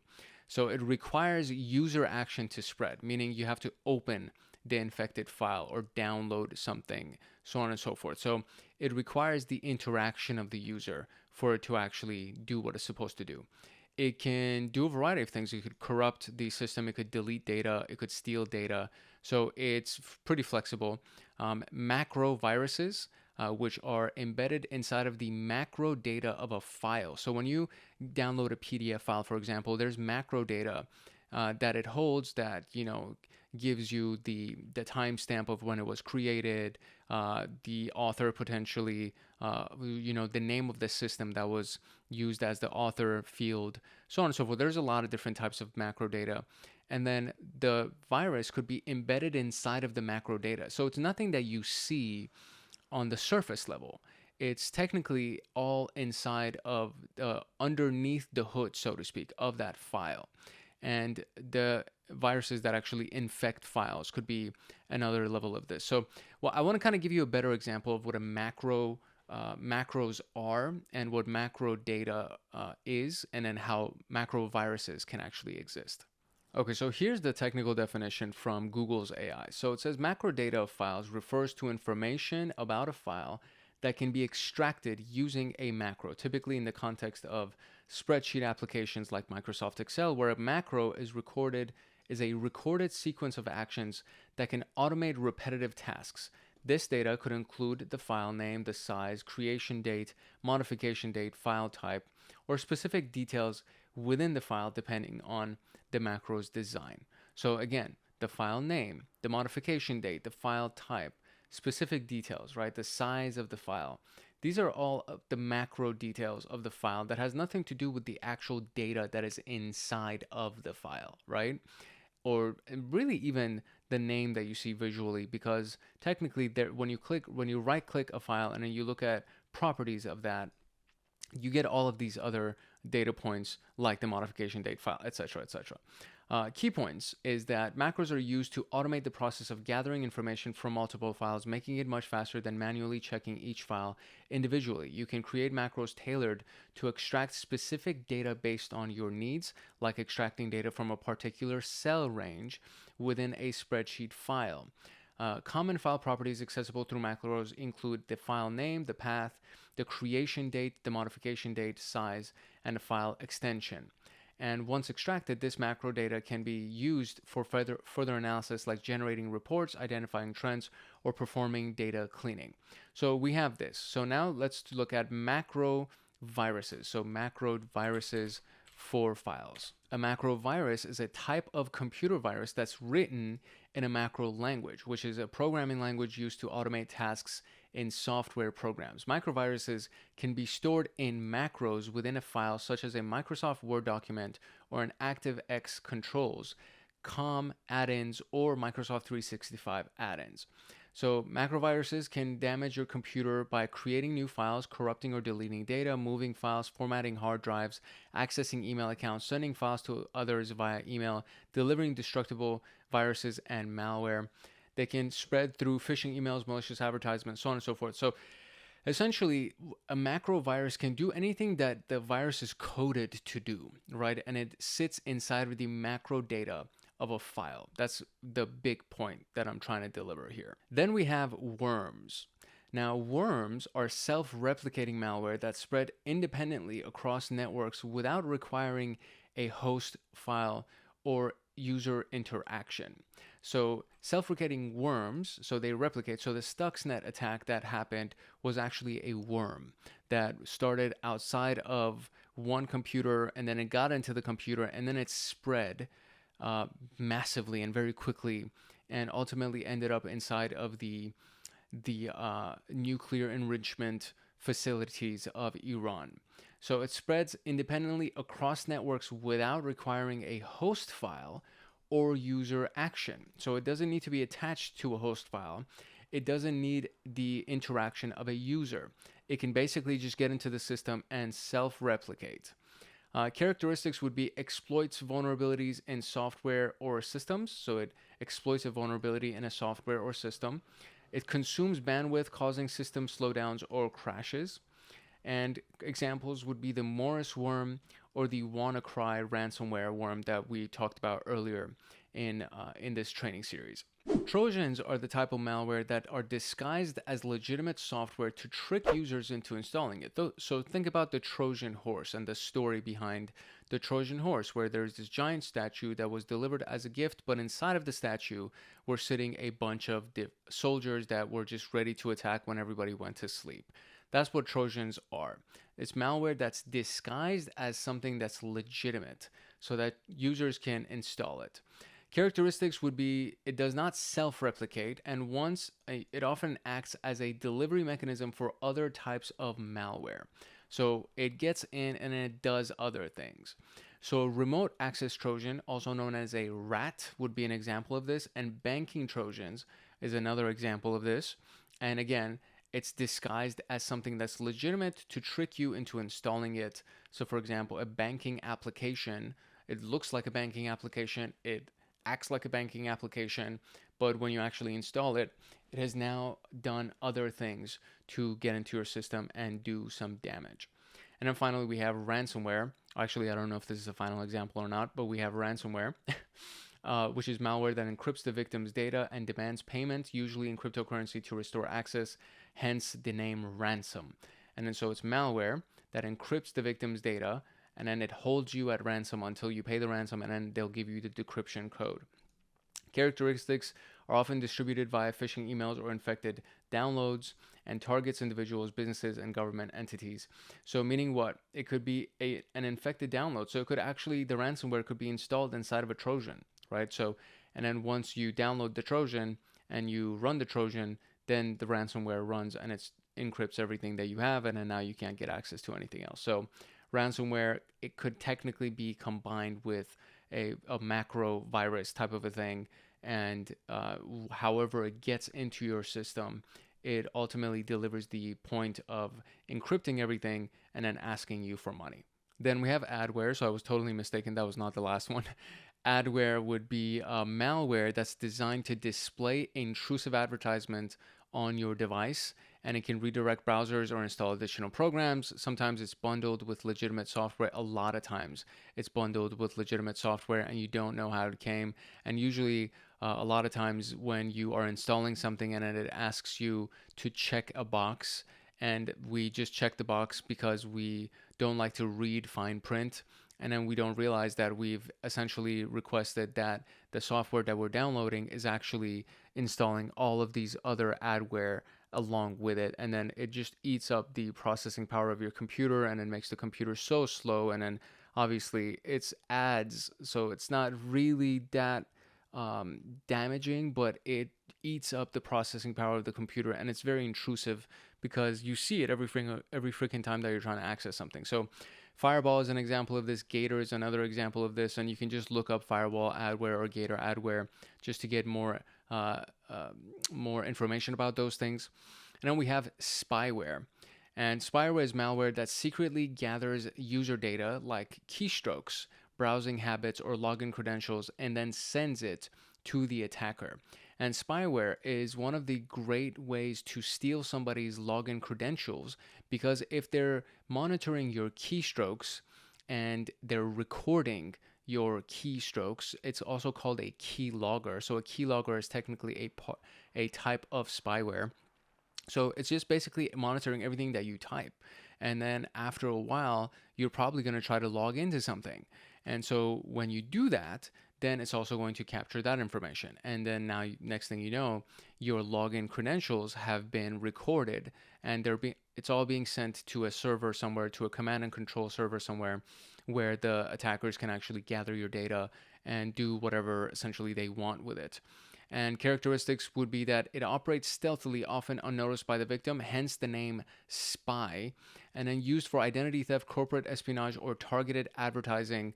And that's very, very interesting to think about when you say targeted advertising, because technically, if we use that as the description, everything that Facebook does and then they send you data is falling under spyware. And then I don't know if you've ever gone through this, but you talk about something with one of your friends with your phone next to you, and then the next time that you log into Instagram, you get shown an ad for the thing that you were just talking about. That is indeed spyware, and it's been given to us in the terms and conditions that we've accepted when we install these programs, these software, these applications, and then you don't really notice that that's actually what's happening. But one of the things that I really like about Apple is that even when you download something and you go through the installation, it will still ask you, hey, do you allow this application to track your activities? And then you can always say ask app not to track, which is what I always do because I don't want to be bombarded with a bunch of targeted advertising. So keyloggers is one of the most common versions of this. And then FinFisher is another specific spyware tool that is very, very popular. And again, you could just Google FinFisher spyware and get all the data around it. But it's essentially the stuff that secretly gathers data like your keystrokes, browsing habits, login credentials, so on and so forth, and then it sends it to the attacker. So here are a couple of examples, or more examples, I guess.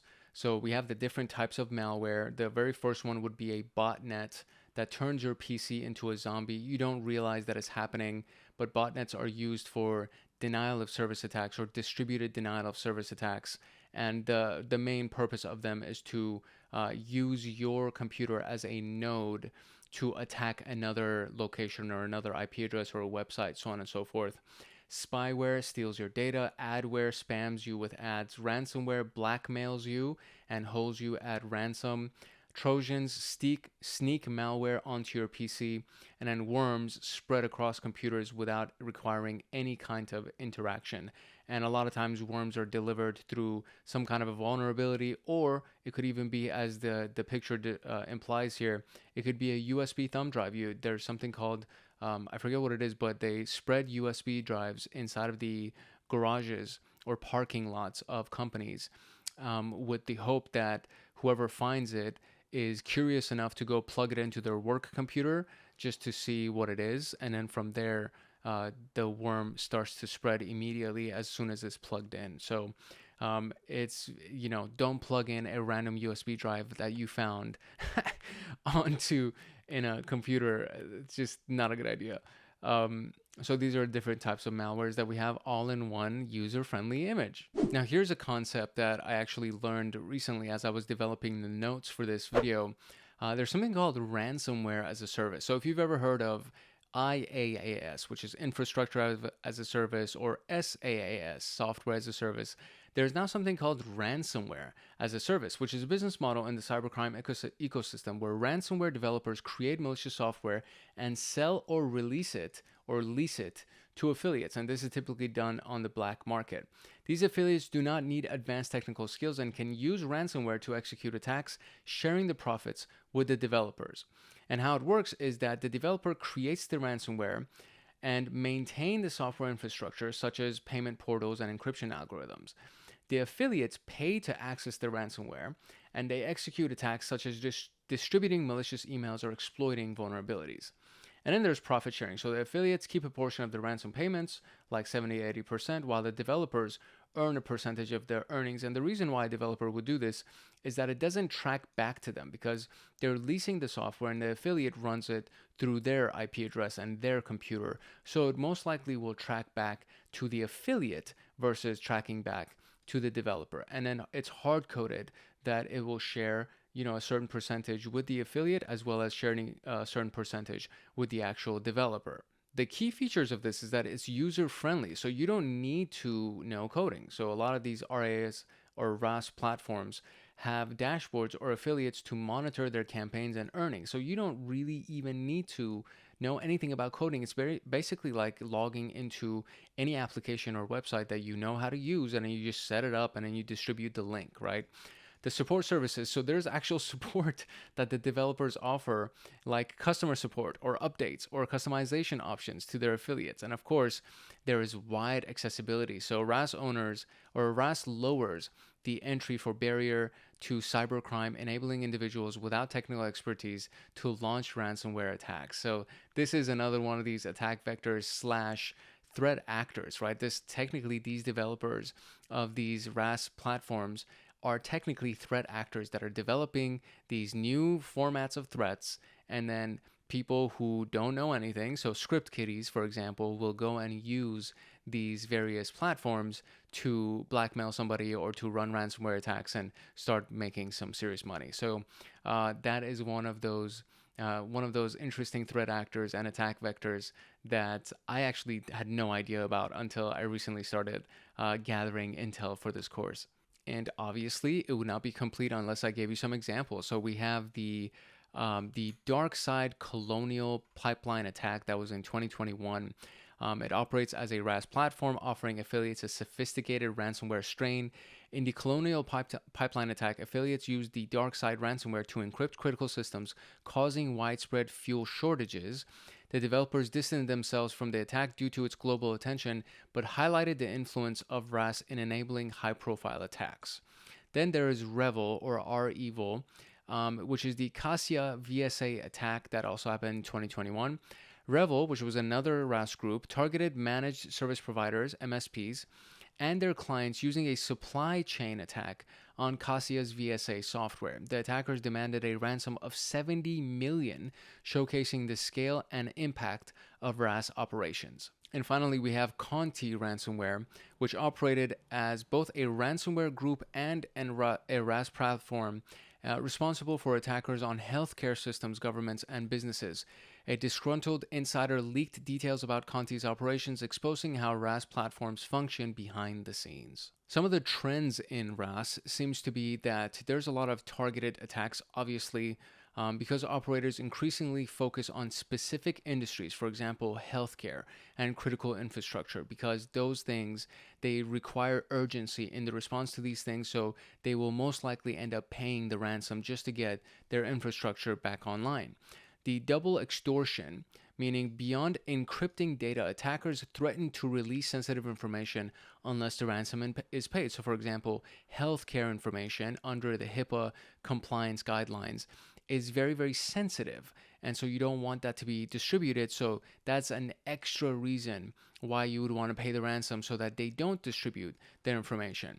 And then there's triple extortion, meaning that the attackers may also target a victim's clients or their partners, right? So if I get into your system and I can get your client data, meaning your patient's data, then I can extort you for keeping your systems down so you won't be able to access your systems. I can extort you for distributing your client's information, your patient's information.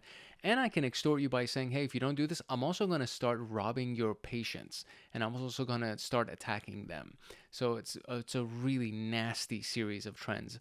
And of course, there's geopolitical impacts. So groups like Conti have been linked to state-sponsored activity or regional conflicts, blurring the line between cybercrime and cyber warfare, which is, it gets out of control really quickly, gets out of hand really quickly. To be able to mitigate these types of threats, awareness is very important. So awareness programs to identify phishing emails and malicious links, because it does start with the human being. Again, the human being is the weakest link in the chain.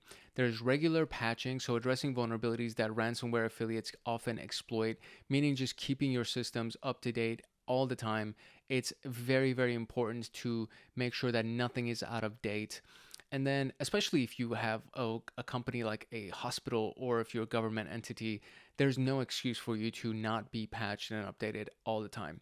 Endpoint protection, so using advanced antivirus and endpoint detection tools and things like the next generation firewalls and things like that. So making sure that your endpoints are always being monitored and constantly being under surveillance.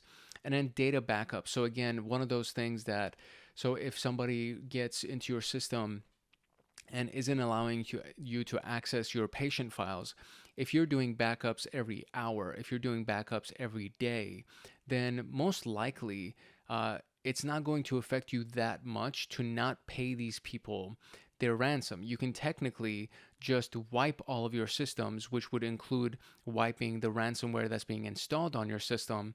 And then from there, just do a data backup from your most recent backup to get yourself up and running and get to business as usual. So backups are actually one of the greatest ways to help mitigate against ransomware attacks, because for the most part, they're encrypting your data. So if you have a regular backup of your data, then you can just get back to operational functionality without paying somebody. It just takes you some time to wipe all of your systems and make sure that everything, including the ransomware, has been deleted, and then just going back to your most recent backup.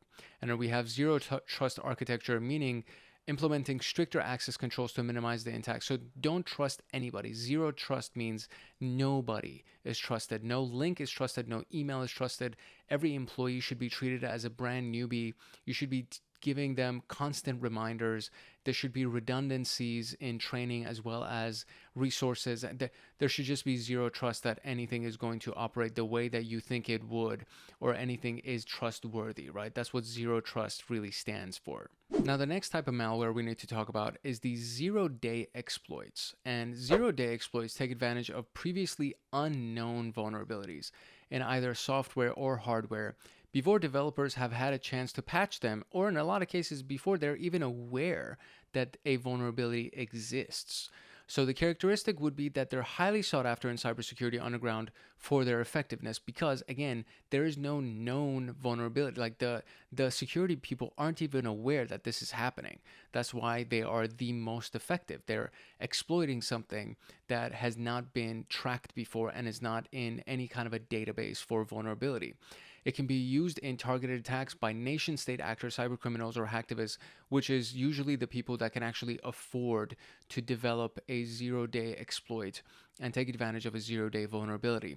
It poses a significant challenge for defenders due to the lack of existing patches or knowledge. That a lot of times they get hacked and they don't even know what the hell is going on.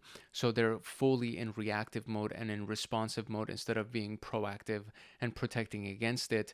They're just trying to do damage control.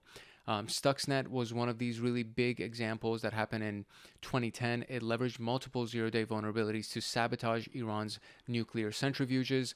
And then there was Log4Shell, a critical zero-day exploit in the Log4j vulnerability widely that was used in enterprise software. And as the name implies, it created a shell for people to get access to the systems that were exploited. And zero-day exploits are probably the most powerful of the exploits, because as the definition, and basically as everything we just discussed, it is exploiting a previously unknown vulnerability. So nobody knows about it. Therefore, there are no patches that exist. Therefore, you will most likely do a lot of the damage that you want while people are running around like chickens with their heads cut off trying to figure out what the hell is going on. And this is what the flow typically looks like. It starts from the right to the left. So there's a zero-day vulnerability, which is a software bug that is unknown to the vendor or the parties that are interested in fixing it. And then that zero-day vulnerability gets exploited. So it becomes a zero-day exploit, which is a technique that's used by hackers or crackers to escalate privileges using zero-day vulnerabilities.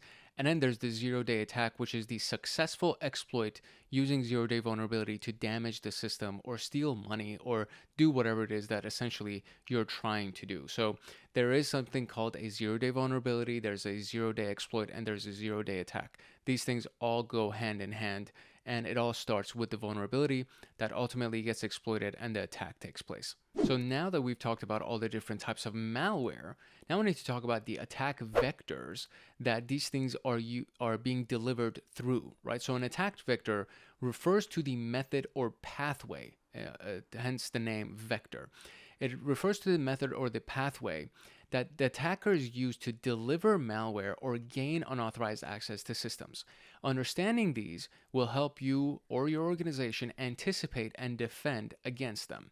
And number one, lo and behold, is email phishing, because again, it is taking advantage of the human element. So a malicious link or an attachment sent via email to trick users into downloading malware. So imagine you get an email, you're working at a company, Wells Fargo or something like that.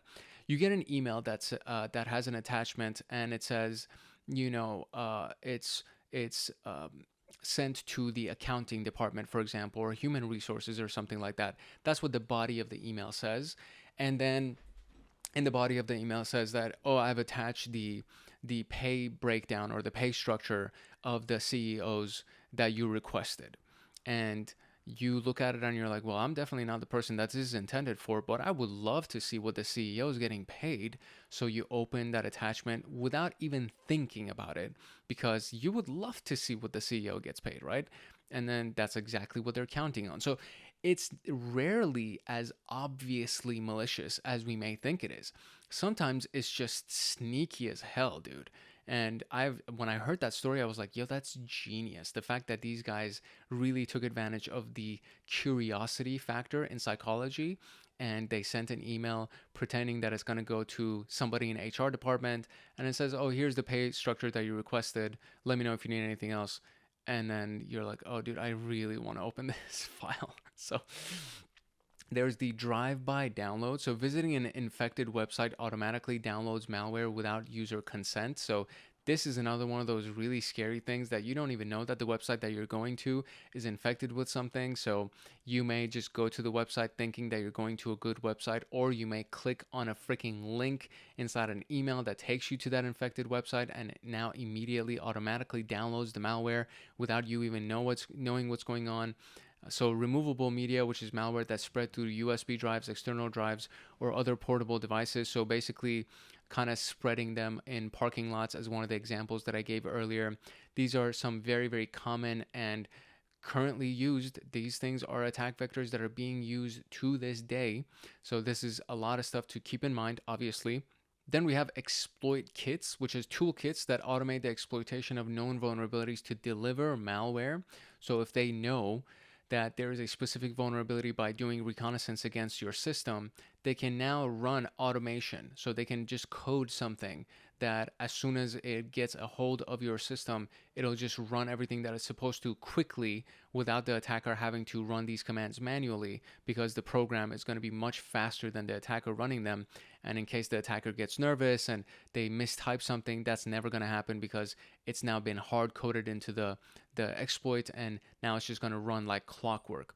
And then you have malvertising, which is embedding malicious code in online ads that infect users when clicked or viewed, which, I mean, it's a sin, obviously, it's a crime, obviously, but it's one of those things that it's like, how big of an asshole do you have to be to embed code in online ads that will infect people when they click on the ad because they're interested in what you're selling? It's like, dude, you're such an asshole.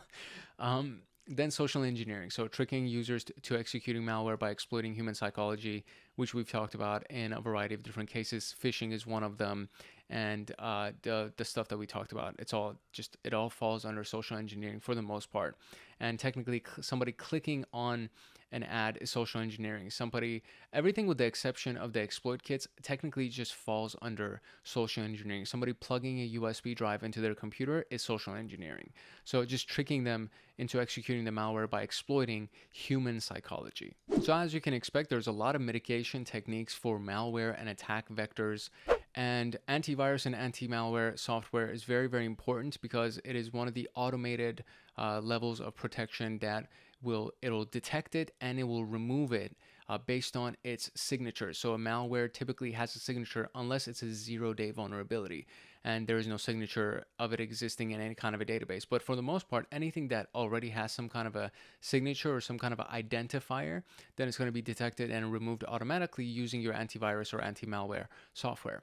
And then you have regular software updates just in case somebody wants to take advantage of a 0-day vulnerability or a 0-day exploit. And so you patch everything quickly, immediately, as soon as it happens to reduce the risk of those exploits and those vulnerabilities. Network segmentation is a really big one. So limiting the spread of worms and ransomware across the network is really important. If your network is not segmented, which basically means breaking it into chunks. So if you have 12 offices, for example, then your 12 offices should be separated into 12 network segments. And then in each one of those offices, let's use the banking example, in each one of those branches, there's going to be a group of tellers, a group of bankers, and a group of supervisors and managers. So the tellers' computers should be segmented from the managers' computers. They should be completely separate parts of that individual branch. Therefore, if a teller is being silly and they don't pay attention and they click on something, it should not spread to the manager's computer, because the manager has higher privileges and now they can do things that obviously a teller doesn't have permission to do. So network segmentation is a really big one. And then, of course, employee training, because everything comes down to the freaking human being and their freaking human error. And then endpoint detection and response, which falls under our technical protection, meaning real-time monitoring and response capabilities for malware threats, because all of your endpoints, basically every computer is an endpoint. Every IP address is an endpoint. Every device that's connected to the Wi-Fi is an endpoint. And then there's backup and recovery, so maintaining regular encrypted backups to mitigate the impact of ransomware attacks. And this is a part of, if you do get caught, then if you have regular backups, then you're like, you know what? You're just going to wipe the system. F you guys. and then just reboot with your most recent backup. So these are really, really powerful mitigation techniques for malware and the various attack vectors that we just talked about. The key takeaway is that there are different types of malware and they each have unique characteristics, but often they all share similar attack vectors. So you can deliver different types of malware through a USB drive that has been thrown inside of the parking lot. Does that make sense? So it can have a similar attack vector, but it has different purposes. Zero-day exploits pose a severe risk due to their unpredictability and the lack of immediate countermeasures. So this would probably be the most important thing to mitigate for. And then finally, is the mitigation requires a combination of technical solutions, proactive defenses, and user education. And user education covers a lot of things. So don't plug the USB drive into your computer. Don't click on this link. Don't visit these series of websites, so on and so forth. That's all user education. But then the technical solution could be you just block all of the websites that aren't on the allowed list. You just have a series of websites that are strictly allowed. Everything else is blocked. Proactive defenses would be the endpoint detection responses, the stuff that is embedded in the hard coding of your IDS systems and your antivirus and your firewalls, that if anybody even gets an email that has a malicious link in it, because of the unique characteristic, because of the link itself, because of the hash value of it, then immediately it's just going to get blocked. And it's not even going to get to the end user, so the user would accidentally click on something. Does that make sense? So these are all very, very important to think about, because mitigation is, in the perfect world, you would have all of these things. It's not just one or the other. All of those things happen. Technical solutions can include software updates that happen regularly and patching that happens regularly. So keep these things in mind as you go through your security professional career, or as you're just looking at your own life. As a consumer in the modern era, you need to keep all of these things in mind and just be careful as you navigate the digital world. So here's the story. So real world story, WannaCry 2017. This was a ransomware attack that was a global cyber attack that exploited a vulnerability in the Microsoft Windows operating system. The leverage was that there was a critical vulnerability known as Eternal Blue, and it was developed by the US National Security Agency and later leaked by a hacking group. So this specific piece, the vulnerability, was leaked by a hacking group, and this vulnerability exploited a weakness in the server message block protocol, the SMB protocol, which allowed ransomware to spread rapidly across computer networks. WannaCry encrypted files on the infected computers. It's a ransomware, so that part should be very obvious. And it demanded a ransom payment in Bitcoin for the release. The attack spread rapidly worldwide, impacting hospitals, businesses, and critical infrastructure, causing significant disruptions and financial losses. So this was actually a successful attack that put everybody on their toes, and it became a very, very big deal to fix this specific vulnerability, the Eternal Blue vulnerability. And of course, Microsoft was the one that had to handle it because it was based on the Microsoft operating system. Patching the systems in a timely manner was one of the big takeaways. So it highlighted the critical importance of promptly applying security patches and updates to address known vulnerabilities. The dangers of the unpatched system is another one of these things. So if you don't patch it, it's probably going to be taken advantage of. And one of them was that they were outdated and lacked the necessary security patches, so demonstrating the significant risk associated with running unpatched software. And of course, the impact of the vulnerability, underscoring the serious consequences of vulnerabilities, even those developed by government agencies, that fall into the wrong hands. That it's just so silly. Imagine the level of ego that you would have, that you know that there's a vulnerability and you don't patch it and you just let it sit there, and then somebody hacks you and then they leak it, and then everybody is out of luck. So that's just so bad. The attack serves as a stark reminder of the ever-evolving threat landscape and the importance of robust cybersecurity measures, including regular patching, vulnerability management, and incident response planning. There's a video for you, the malware analysis intro, so that you can analyze malware Analyzing malware really goes into understanding coding, and so there's a lot of different types of analysis. There's static analysis, there's dynamic analysis, and that's beyond the scope of this training series. That really goes into the CYSA Plus, as well as Ethical Hacker and Pentest Plus. So those are the things that I would say are for later on in your journey, but at the very least, you should know how to analyze malware and the different approaches that there are, so that you're just aware of them. So that would be the video that I would have for you, which brings us to our practice questions. All right, so here we go. Malware attack vectors. And which type of malware self-replicates and spreads without requiring user action or a host file? So a virus requires user interaction. A Trojan requires user interaction. Ransomware, same thing. So the worm is the only thing that does not require user interaction. What distinguishes a Trojan from other types of malware? So picture the Trojan horse, right? It self-replicates and spreads? No, that's a worm. It disguises itself as a legitimate software. So it disguises itself. That sounds right. It encrypts files and demands a ransom. That would be ransomware. And it displays intrusive advertisements. That would be adware. So we have the disguising, which would be B. Which malware is specifically designed to encrypt a victim's data and demand a payment or a ransom for its release? And of course, that would be ransomware. What is the primary goal of spyware? Displaying intrusive advertisements? No, that would be adware. Encrypting user files for ransom? That would be ransomware.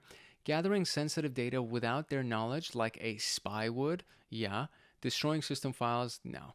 So there we go. Without their knowledge, meaning a spy. That's spyware.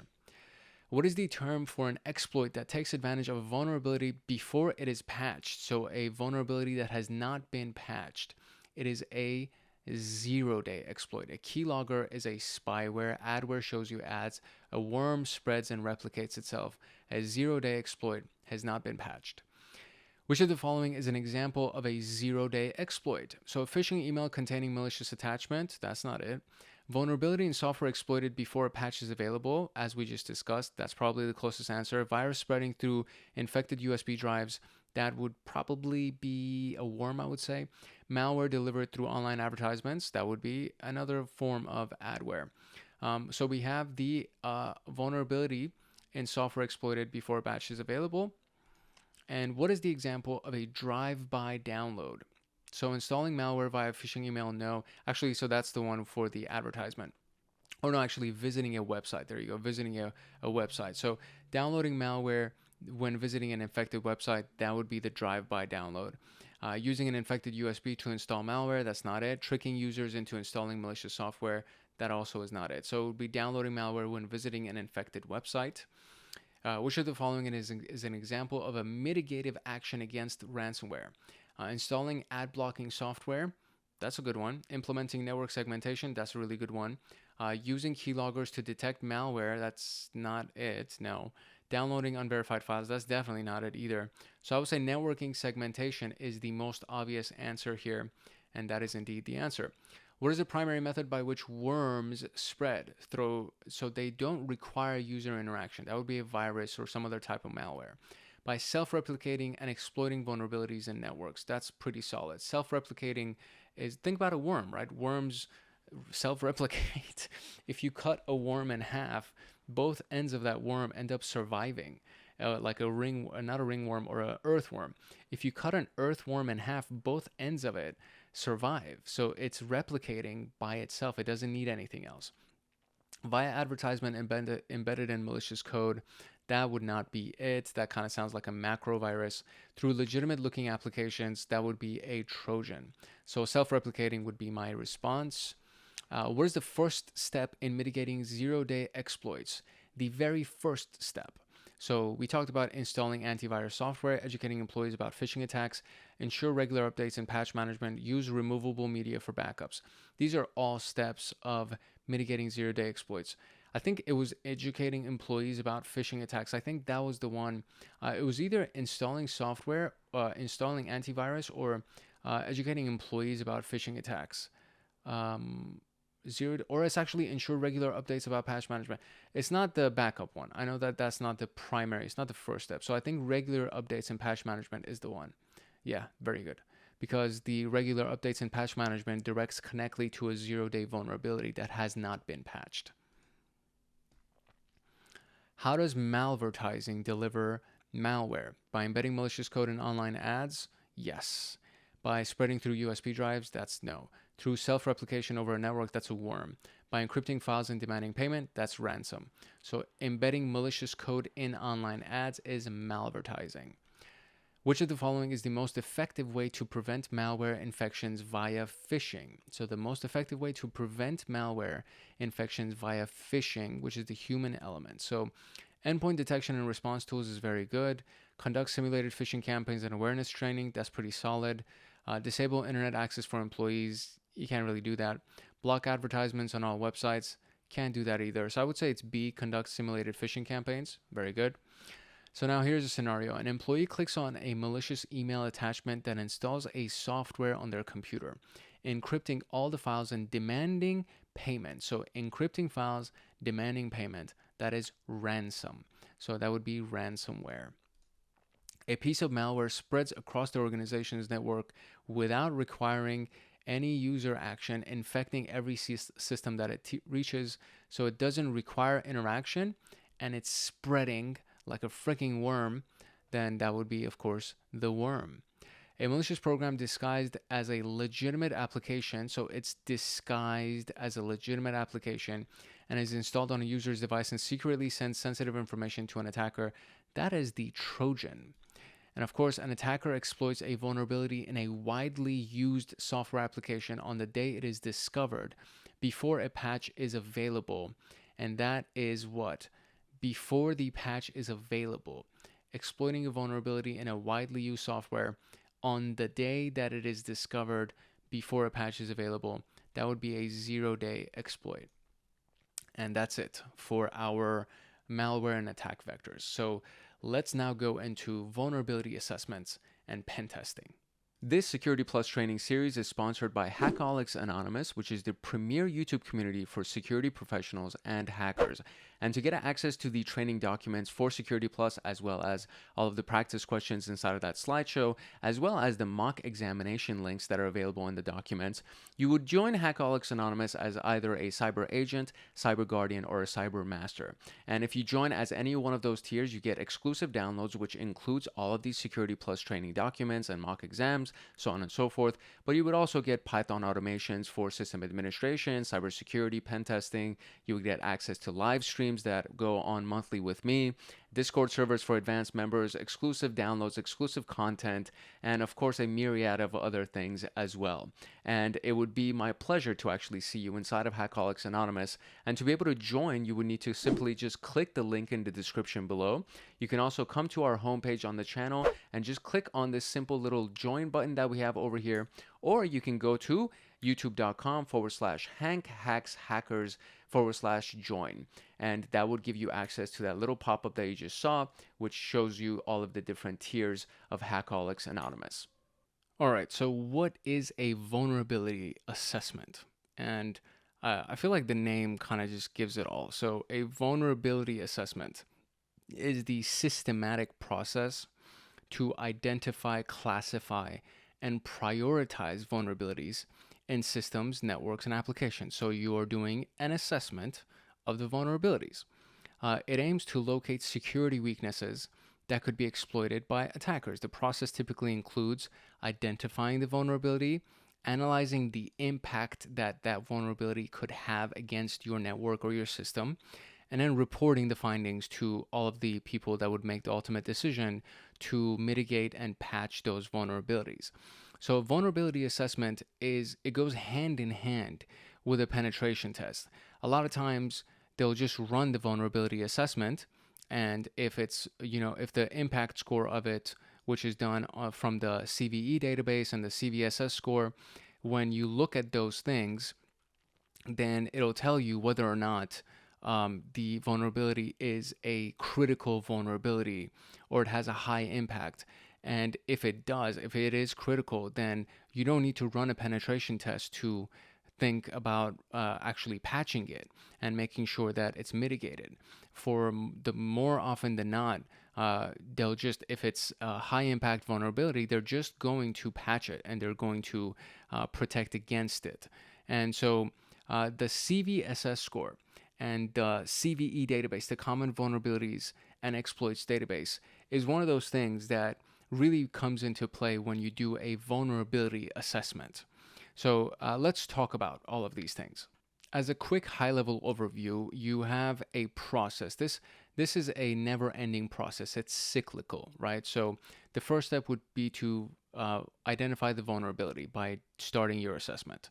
Then you analyze the vulnerability and see how big of an impact it'll have, which goes into the risk assessment. And we'll talk about all of these things as well. And then you will ultimately remediate it. We could either be to accept the risk or to actually mitigate and patch the risk. And then once that's over, you start the vulnerability assessment identification process again, and then you run through this flow again. So this is a never-ending process because that's how you stay ahead of zero-day exploits being taken advantage of, right? So this is just a visual overview of everything else that we're about to talk about right now.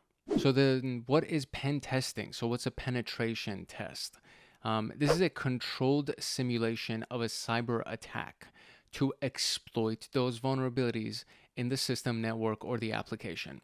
Unlike vulnerability assessments, which focus on identifying weaknesses, pen testing actively attempts to exploit them to assess their real world impact. How easy is it to get in, right? And what happens if we do get in? The pen test helps organizations understand how an attacker could breach their defenses, the level of risk that's posed by that specific vulnerability, and whether security measures that they have in place right now, if those security measures are actually effective. And that's the whole purpose of a penetration test. And it could be a digital technical penetration test, or it could actually be a infrastructure, a physical penetration test. So for example, piggybacking or tailgating somebody to get into the building, that is a part of the penetration test. And that specific vulnerability is, they just got in the building. Now this person can go anywhere in the building just because you just held the door open for them. That's a big no-no. And we need to mitigate for that right away. There is no security measure. If the person is just letting them in, that we need to mitigate for that immediately. So this is the purpose behind pen testing, to identify how they would actually breach the defenses, what is the risk that's exposed by that vulnerability being exploited, and then was the security measure that we had, did we even have a security measure in place for this? And if we did, was that effective? This is a high-level overview of a penetration test. There are finer details into this. If we go through the Lockheed Martin pen test cycle, which is, I'm actually creating a manual around that we're going to give away to our Hackaholics Anonymous members. And we're probably going to create a training series around that as well. But pen testing typically has these 5 steps generally. So the first step is to do recon. So gather information about the target. Is there an employee that is careless that goes in? Are there employees on the LinkedIn pages where in their bios they're leaving their email addresses? When we scan the website, is the website outdated? Is there an older version of the website that has not been updated and hasn't been patched? Right, so that falls all under reconnaissance. Scanning is using tools to identify those vulnerabilities, and that actually falls under reconnaissance.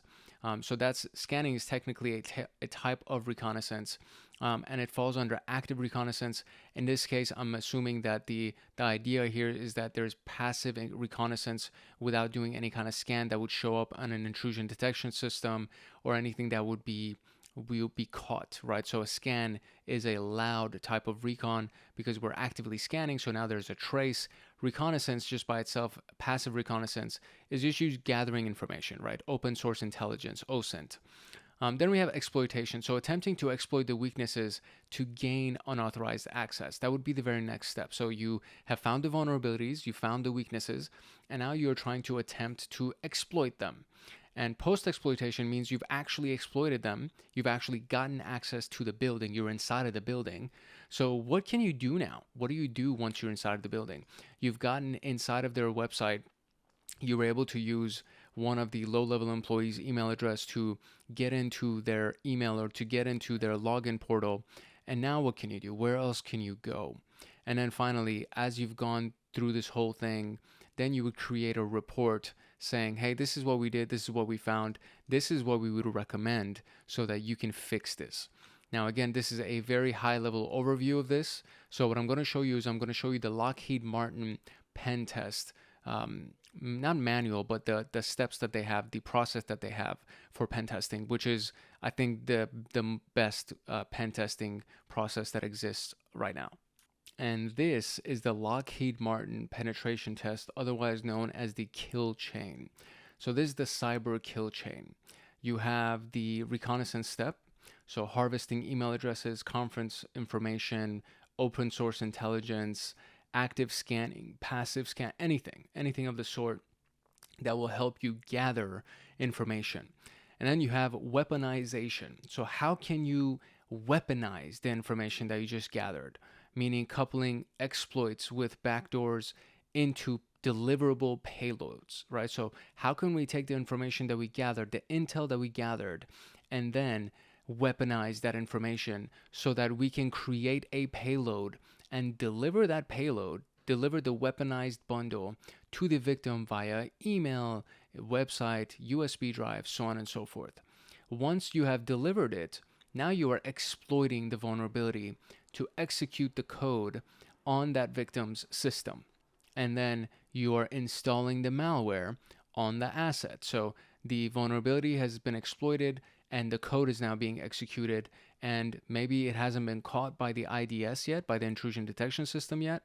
And if it hasn't, then the malware is actually going to be installed on the computer.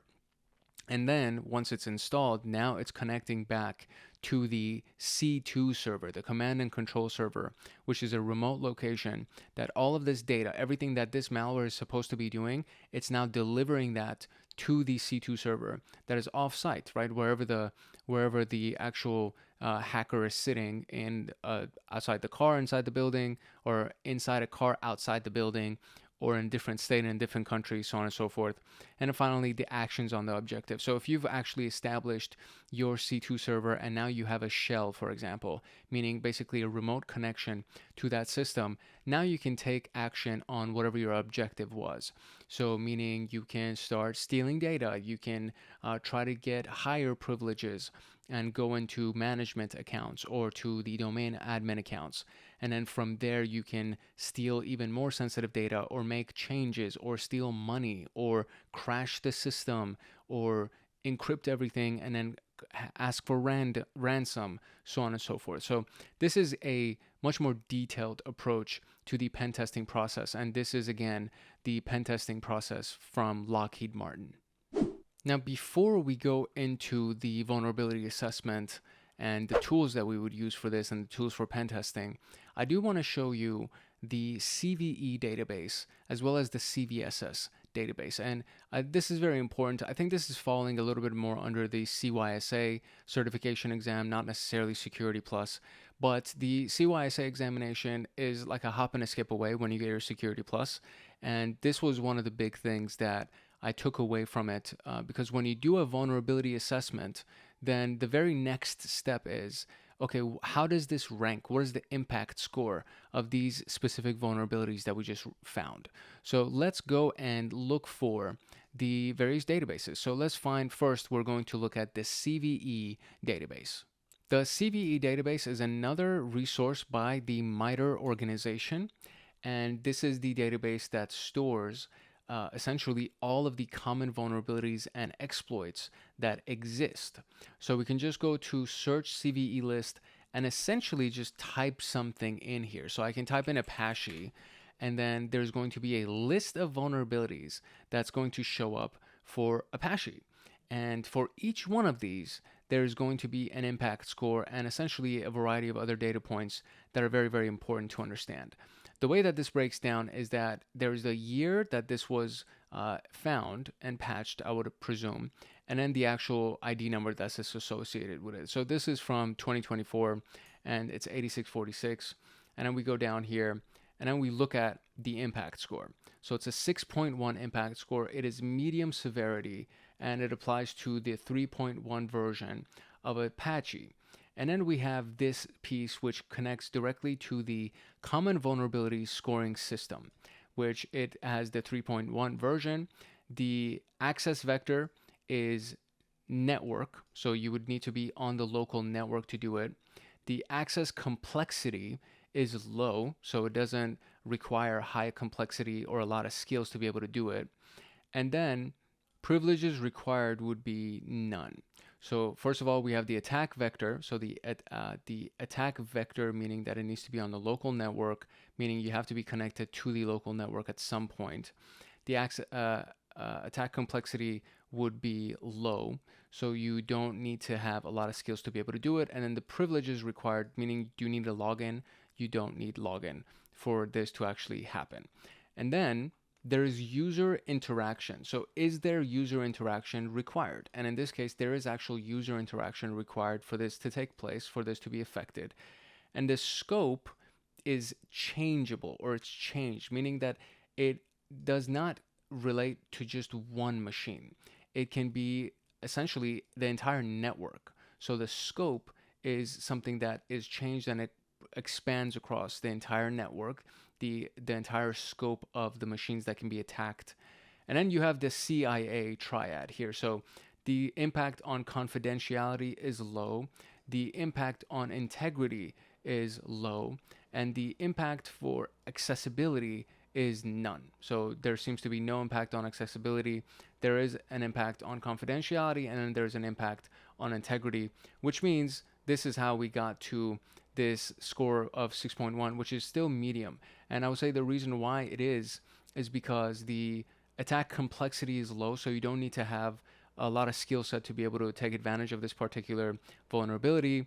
You can be connected to the network, which means that you necessarily don't have to be on the actual machine itself, and there's no privileges required. So I would say these two pieces are the biggest reason why this has become a medium level vulnerability, because the complexity of it is low and the privileges required are none. And then you can essentially from there kind of just proceed with your attack. So that is how a common vulnerabilities database, so the CVE database, breaks down. It's basically the database of all of the vulnerabilities that have actually been registered and people are aware of it. And then there's some kind of a patch that's been established. And then from there, it gives you the CVSS scoring system. So it gives you the common vulnerability scoring system of, okay, do you need to be on the local machine? No, you don't. Do you need to be really advanced at the hacking in general? Do you need to be an advanced hacker? No, you don't. You are low level. It requires low level complexity.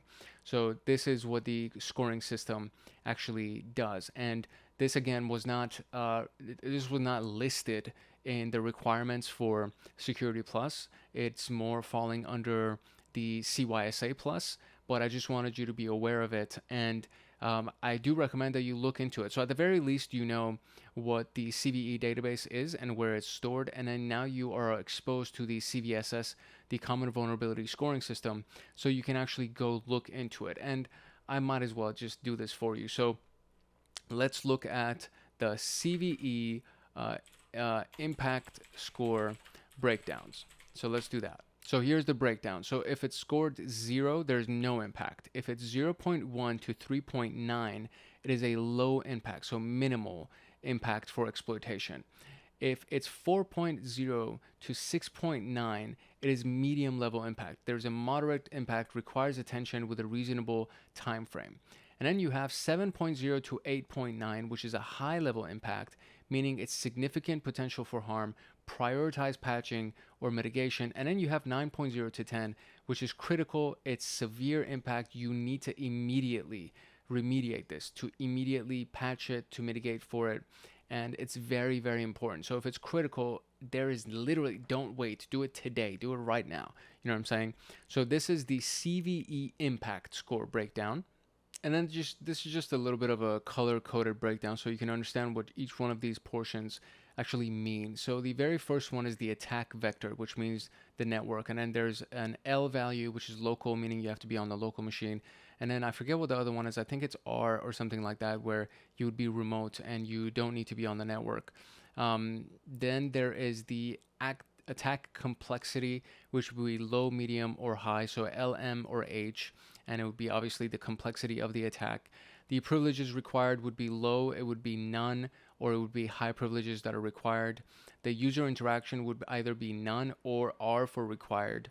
The scope unchanged, which is there's not a change scope, or there's a change scope, meaning that it can actually impact all of the other machines that are inside of the network, or it doesn't. And then you have the confidentiality, integrity, and availability impact. So in this particular example, confidentiality impact is high, integrity impact is high, and availability is high. And you already know what the CIA triad stands for, so this all connects back to that. And this is what the CVSS scoring system outline looks like. And again, you don't necessarily need to know this, but I would be much more confident if you did look into it a little bit further and if you understood what the CVE database is and what the CVE impact scoring system is and what the CVSS scoring system is. All right, now we can talk about vulnerability assessment tools and penetration testing tools. So first, there are the scanning tools. So this is not talking about open source intelligence or just gathering information from Google. Okay, we are now officially going into an active reconnaissance by using the network mapper Nmap, which is free, it's open source, it's very, very powerful, and it's for enumerating the network, so network discovery, finding out how many devices are actually on the network, and then auditing the security of it, because there's actually vulnerability scripts that are in it that you can just run vulnerability scripts against a specific IP address, and it'll tell you what vulnerabilities exist potentially against the OS and the versions of the software that are on that specific port on that IP address. So you can use it to identify active devices and their open ports. You can use it for detecting services running on those open ports and for discovering operating systems and version details as well. The example command in this case would just be nmap and then whatever the IP address is, and that's it. And you just do that, and then you press enter, and then it'll do a TCP scan. So it's default scan if you don't give any options to it. It's going to do a TCP scan, which is the loudest scan that Nmap can do, which is most likely going to be detected by Wireshark or some kind of an intrusion detection system. The next flag that we can attach to it would be the -A flag, which looks at everything that is available. So it gives you all the details that it possibly can, and it also runs a TCP scan. So for example, it'll give you the OS detection, service enumeration, and all of that stuff that would be associated with that given IP address. So -A stands for all. I want you to run all of the options that you got. Nmap, and then give me as much detail as you can about this particular IP address. And then we have Nessus, which is a commercial vulnerability scanner developed by Tenable. And this actually also is very similar to Nmap. It's just it has a GUI, a graphic user interface, and it identifies vulnerabilities. It's basically the entire purpose of this thing is to identify vulnerabilities. The Nmap essentially maps the network, and then you would kind of go through the scripts that it has to identify vulnerabilities. This thing, Nessus, is just intended for identifying vulnerabilities. So it identifies vulnerabilities like misconfigurations, outdated software, and missing patches. It generates detailed reports for remediation. So not only does it identify what's going on, it actually tells you what you need to do to fix it. It has an extensive vulnerability database because it is commercial. So usually commercial tools are really, really detail-oriented, and they're very comprehensive. It integrates with compliance frameworks, for example, PCI DSS, which is the Payment Card Industry Data Security Standard. So PCI has to do with essentially connecting or collecting credit card information, debit card information. If you're collecting any kind of credit card information, whether it's on a website or through your store, and you're scanning people's website, their credit cards, then you need to be going by that compliance framework for protecting people's credit card information. And the plugins for scanning specific vulnerabilities also exist as a part of Nessus because, again, it's a commercial utility, and because it's commercial and it's quite expensive, it has a lot of functionality. And then we have the pen testing tool. So exploitation techniques, and this is kind of where it comes into going into pen testing. So Metasploit is a really, really popular tool for penetration testing. As the name implies, it exploits something. So exploitation involves in taking advantage of the detected vulnerability to compromise a target. A widely used framework for exploitation is Metasploit. It's open source, but it also has commercial versions. It's used for developing, executing exploits against a target system, so it can actually help you develop exploits or payloads that you can transfer and use as an exploitation payload. It contains a massive library of pre-built exploits, payloads, and auxiliary modules. Again, this is a really big tool. It's commonly used, and if you know how to use it, then you are going to be very valued in the cybersecurity realm. And really what it has Nmap in it, so it actually has network scanners in it. It has vulnerability scanners in it, but it just so also happens to have a massive library of exploits in it and payloads that you can transfer over to your target machine or the network that you want to exploit. So the key concepts are the exploits themselves, so code that's designed to take advantage of a vulnerability. So if you find a vulnerability in the massive library of vulnerabilities that Metasploit has, you can then go look at that specific vulnerability, select it, and then start modifying it to attack your target. And then it has the payload, so code executed on the target system after successful exploitation, for example, a reverse shell or meterpreter shell. And this is typically done through MSF Venom, which is a part of Metasploit. And you can usually just open up Metasploit and create the payload through the console itself, or you can use MSF Venom to just do it outside of the Metasploit console, but it'll still create that payload for you based on the information that you give it.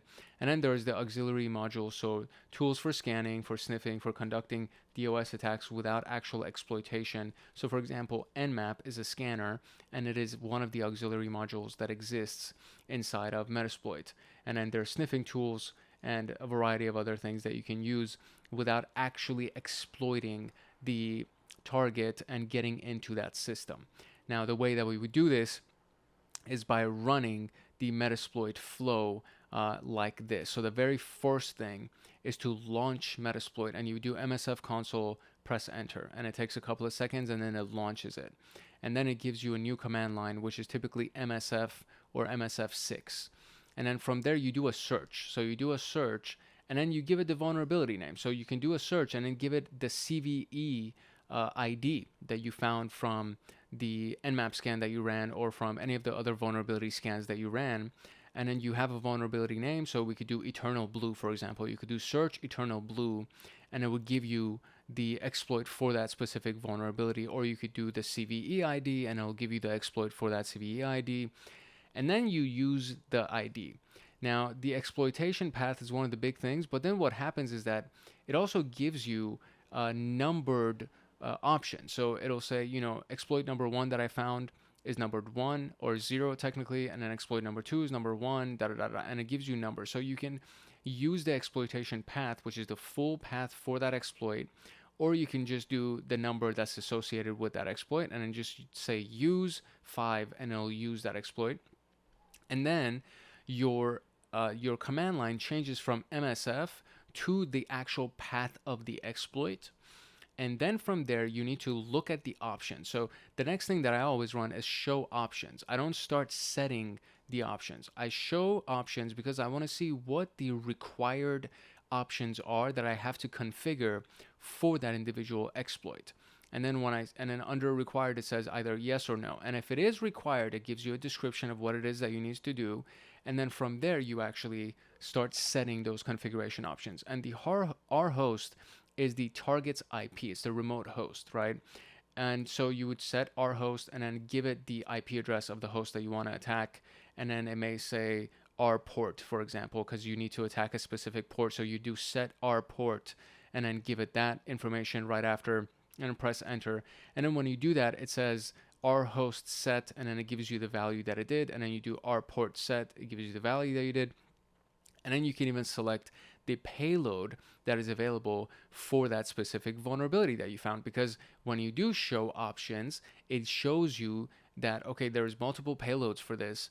Look at the list of the payloads, and then you look at the list of the payloads, and then you say, okay, you know what, I want to use this specific payload. And it actually even has scores for how successful a payload may be, how consistently it can be connecting or executing. And if it's an excellent scored payload, then you can rest assured that when you run it, like 9 times out of 10, this is actually going to work, as long as you've set the R host and everything else correctly. And then from there, you just do exploit. So once you've set all of the configuration options, you just type exploit, press enter, and then Metasploit takes over and it starts going through the exploitation and the hack. So the best practices for this, I feel like I shouldn't have to announce this, but a lot of cases you always have to announce it for people.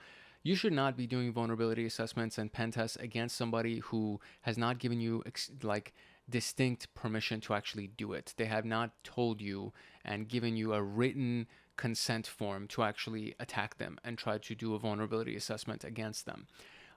So make sure that your client or your employer agrees on the assets to test, meaning the range of IP addresses or the computers or whatever, and then the type of the testing that's allowed. So is it a black box testing, meaning they don't give you any information and they just say attack this IP address?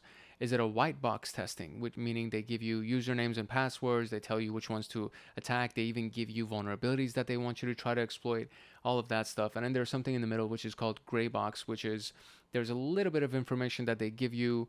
They won't give you usernames and passwords, but they'll give you some data about the vulnerabilities that they found, and then now they want you to try to attack those things. So black box is zero information. You just know that's the IP address that you need to attack, or this is the building that you have to attack, for so to speak.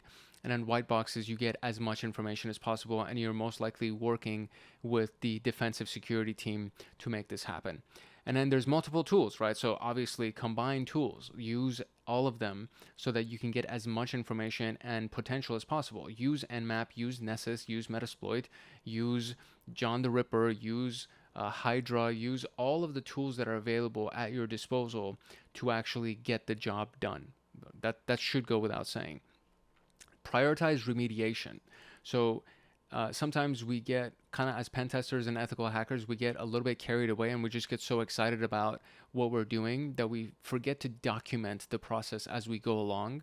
And one of the big things that you can do is make sure that for every step that you're taking, you document it. I ran the Nmap scan, this is what I got, or this is what I didn't get. I ran the Nessus scan, this is what I got, this is what I didn't get.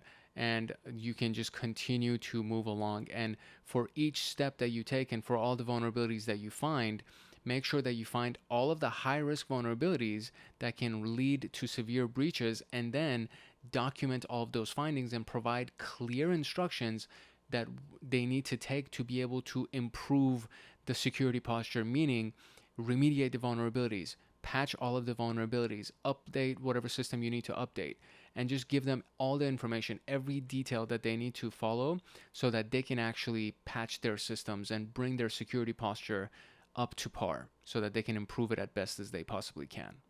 Here's another real world story that can kind of emphasize the importance of pen tests and vulnerability scans. So in 2019, Capital One had a breach.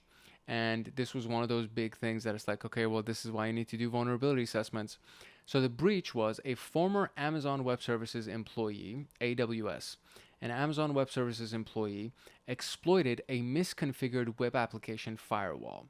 And that was within the Capital One cloud environment. So web application firewall is different from a regular firewall that sits on a physical machine. It's literally the firewall for a web application or a website or something like that. And that web application firewall, that WAF, was within Capital One's cloud environment. The configuration, the misconfiguration, allowed the attacker to gain unauthorized access to sensitive data, including personal information of over 100 million customers. Can you imagine that? 100 million freaking customers. So the adequate testing was the issue. So this breach highlighted potential gaps in Capital One's vulnerability assessment and pen testing requirement. It had, if there were more rigorous testing that was been conducted, that had been done, The misconfigured WAF, web application firewall, and the associated security risks could have been identified in advance and addressed before the breach actually occurred. So this is not something that was a 0-day thing that there was no mitigation for. This was something that could have been mitigated. It's just that they didn't mitigate it. So as a takeaway, we can think that regular and thorough vulnerability assessments are actually important. An organization, a person, a company, a government, whatever, must conduct regular and comprehensive vulnerability assessments to identify and address security weaknesses in the system and applications. This is obvious. This should be obvious at the very least. And I feel like it's becoming more and more obvious as these big ass companies get taken for whatever they got. Pen testing is crucial. Penetration testing simulates real world attack scenarios to identify and exploit vulnerabilities that may have been missed by other security measures. So this is really, really important. Vulnerability assessments and pen tests are absolutely mandatory. I feel like I'm saying like obvious things, but for some reason, common sense is not so common. Cloud security best practices. Organizations utilizing cloud services must adhere to strict security best practices, including proper configuration of cloud resources, regular security audits, and robust access controls, and making sure that the cloud service provider that you're actually using also takes security very seriously, and they are doing their job, because shared responsibility, as we talked about, is very important. So they need to do their job to make sure that the cloud service that they're offering you is also secure. The Capital One breach underscores the critical role of vulnerability assessment and penetration testing in maintaining a strong security posture and preventing costly data breaches. So imagine 100 million customers get affected. How much do you think that cost Capital One? Isn't that crazy? Now, as far as the independent studies videos are concerned, there's one video for vulnerability management, and there's a few videos for vulnerability management, but this is kind of like the key one that I shared with you. And then there are two massive playlists. So there's the Junior Penetration Tester playlist, and then there's the Pentest Plus playlist. So if you go on the channel and go under the playlist, you'll be able to find them very easily. And I think there's easily probably around 100 videos just between these two playlists for pen testing. And just start from the very beginning, because these things kind of start from the beginning. And obviously start with Junior Pen Tester. If you've never done any kind of pen testing, start with Junior Pen Tester and then work your way up until you get to Pentest Plus. And these are very, very useful. This is way beyond the scope of Security Plus, but I'm just assuming that you are an overachiever. So I want to give you as much information as possible so that you become the best version of yourself, to become the best version of a security professional as you possibly can be. So that being said, let's actually go look at some practice questions. All right, here we go. So what is the primary purpose of a vulnerability assessment? To exploit security weaknesses in a system. Exploit being the keyword. So do you want to exploit security weaknesses in a system? To identify, classify, and prioritize vulnerabilities in a system? That sounds right. To test the efficiency of firewalls? Are you testing something? Not really. To monitor user behavior for insider threats?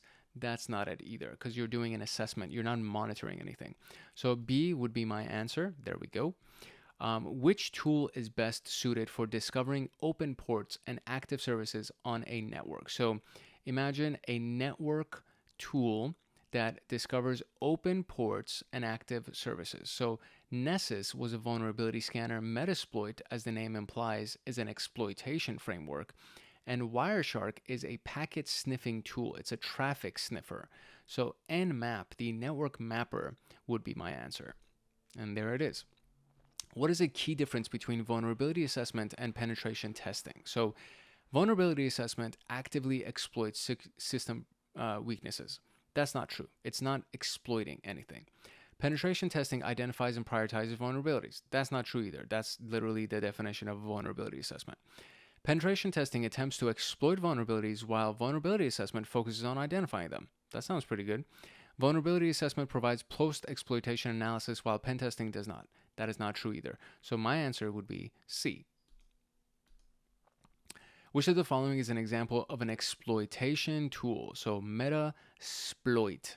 Snort is actually an intrusion detection system that works on the command line. Network Mapper, Nmap, is for enumeration and finding open ports and services. Nessus is a vulnerability scanner. So Metasploit is the only one that actually has sploit in it. So there we go. What type of payload in Metasploit provides a reverse shell? So we didn't really talk about this very in depth. So the post-exploit shell is not a thing. The persistent shell is also not a thing. There is something called a binding shell, and then there's something called specific to Metasploit, which is called the meterpreter. So the meterpreter is when you actually gain a shell and you are now inside of the remote target and you can run anything that you want inside of their command line. So this wasn't anything that I covered in great detail, but it is something that is good for you to know. So I would, if I was you, go to the pen testing playlist and check out the various videos that we have. And there are several videos that have to do with Metasploit.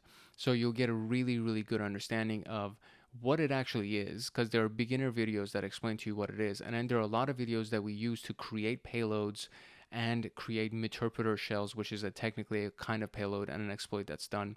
So meterpreter would be the response in this case. What command in Nmap would you use for a detailed scan, including operating system detection and service enumeration? So basically everything. You want everything, right? So these are the various options that we have.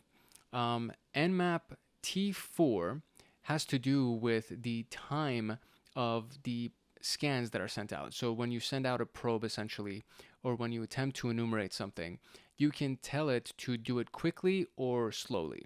And T4 has to do with that. Dash capital O has to do with the OS, the operating system. Dash S capital S, so lowercase s capital S, runs a SYN scan. And this is another one of those videos another one of those tools that has a lot of videos inside of the Pentester and Junior Pentester playlists. And the network mapper can do a TCP scan. It can do a SYN scan. A SYN scan is stealthy.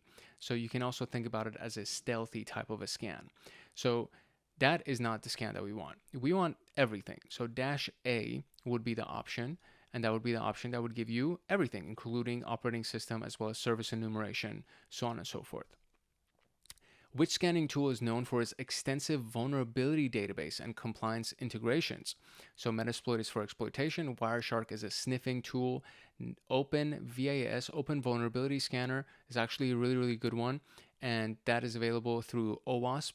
And this is a application, like a web application scanning tool. And it is actually a good one. But in this particular context, what we're talking about is Nessus. And it's commercial. It has a massive vulnerability database as well as compliance integrations. So that would be Nessus. OpenVAS is actually a very, very good one to think about. We are talking about, when we talk about OpenVAS, we're just going into the CYSA plus territory as well as pen testing and ethical hacker. So it's just been provided to you just to kind of trip you up a little bit. But Nessus is the vulnerability scanner that we're talking about in this particular case. What does the term zero-day exploit refer to? So we've talked about this, right?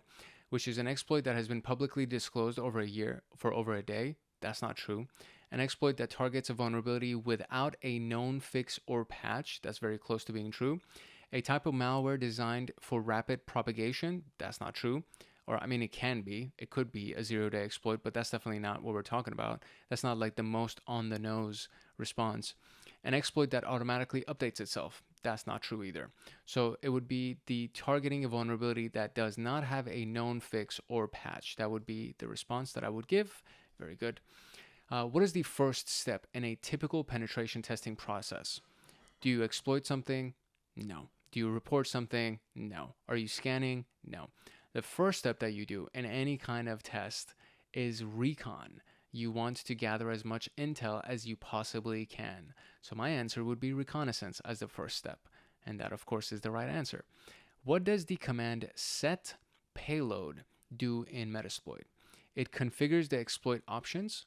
Maybe. That could be something. It specifies the type of code to execute on the target system after exploitation. That could be very, very, I think that's closer to the answer that we want. Scans the target network for vulnerabilities. That's not the answer. It launches the exploit against the target system. That actually is done by the exploit keyword. So it's definitely not C or D. Configuring the exploit options, that could be it. You're technically doing that. But specifying the type of code to execute on the target system is the payload. So the code that you're going to execute is the payload after you've done the exploitation. And there you go. That's the answer. All right, which Metasploit module is used to scan vulnerabilities or scan for vulnerabilities without exploiting them? Is it the payload? No. Is it the exploit? No. Post is not even a thing. So it is the auxiliary modules that is used to scan for vulnerabilities without exploiting them. Very good. What type of scan does Nmap-S capital S, so lowercase capital S, perform? And I already talked to you about this. If you don't know this, you can go watch all the Nmap videos that are inside of the pen testing playlists, or you can actually just do a Google search for what type of scan does SS perform. So a UDP scan would be done with the U option. The capital O scan is what we can get an OS detection for. The service version detection scan would be done with SV. So SYN scan, a stealth scan, is what we just talked about in the other question, and that would be the one that we're going to be doing. So lowercase s, capital S is the SYN scan, the stealth scan. And by the way, so the reason why this is called a stealth scan is because it's much quieter than a TCP connection. If you remember from the portion where we're talking about TCP connections, there is something that happens where if you do a TCP handshake, a full TCP handshake, you are sending a SYN scan or a SYN request, and that's for synchronization with the system.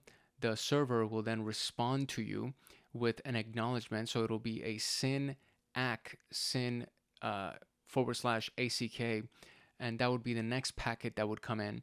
And then the final packet is an acknowledgement packet that we would send to the server saying, all right, I want to complete this scan with you, or I want to complete this handshake, this connection with you. And that is the process of a TCP connection. So when you do that, and when you do a TCP scan using Nmap, it's going to attempt to do all three of those steps. When you do just a SYN scan, it only sends the first packet, that SYN packet, and then it will not send the rest of the packets, which means that a Wireshark or an intrusion detection system, for the most part, it's not going to notice it because it's just going to drop the connection after that's done, unless you do it so many times that your IP address gets flagged and it's like, why is this IP address sending us so many freaking SYN packets? So if you just do it one time, you're not going to go detect it because you're literally dropping the connection immediately after you send the SYN, and from there you get a good amount of data anyways. The catch is that it doesn't give you as much data as a TCP scan would. So it gives you a limited amount of data, but it's also much quieter, and it's actually also much faster because it's not doing the full TCP handshake. Why is reporting an essential part of penetration testing? To summarize findings and recommend actionable mitigations? That sounds right to me. To identify additional vulnerabilities? No, that would be another run at the pen testing scan. To exploit vulnerabilities further? That's definitely not it either because you're finished. You're in the reporting portion. To notify law enforcement agencies? No, because you're doing a pen test against a client. So law enforcement has nothing to do with this.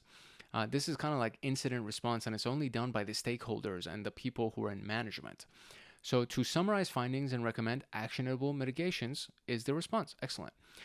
Which phase of pen testing involves determining the extent of access that is achieved after exploiting a vulnerability?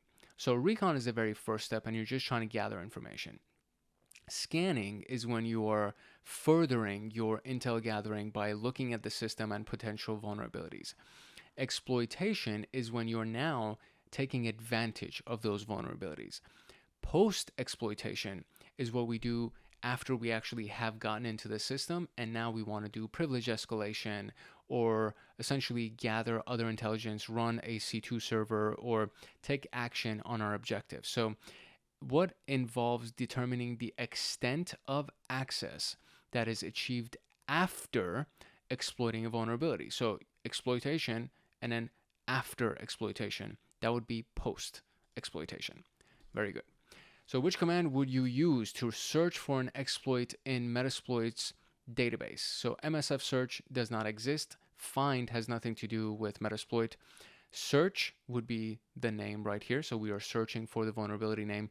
Use would be to actually use the exploit that you found that would have to do with that vulnerability. So when you do search, it brings you a list of exploits that have to do with the vulnerability that you're looking for.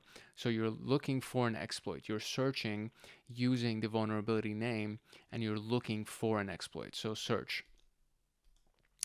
Now here's a scenario. An IT team uses Nessus to scan a company's network for open ports and outdated software versions. Which type of activity is this? Is it pen testing, vulnerability scanning, social engineering, or exploitation? So we're just doing a scanning. We're not doing anything as far as exploitation is concerned, so that's not it. Social engineering has to do with human beings, and this has nothing to do with that. We're scanning a network. We're not doing a pen test. We're not doing any kind of exploitation. We're doing a vulnerability scan is what we're doing, and Nessus is a vulnerability scanner. A pen tester uses Metasploit to exploit a known vulnerability in a web server to gain administrator access. What stage of penetration testing is this? So are they doing any kind of discovery? I mean, discovery technically could be under reconnaissance, but that's not one of our items. We're not scanning anything. We're not reporting anything to the stakeholders. We are actually using Metasploit to exploit something, which means we are in the exploitation step.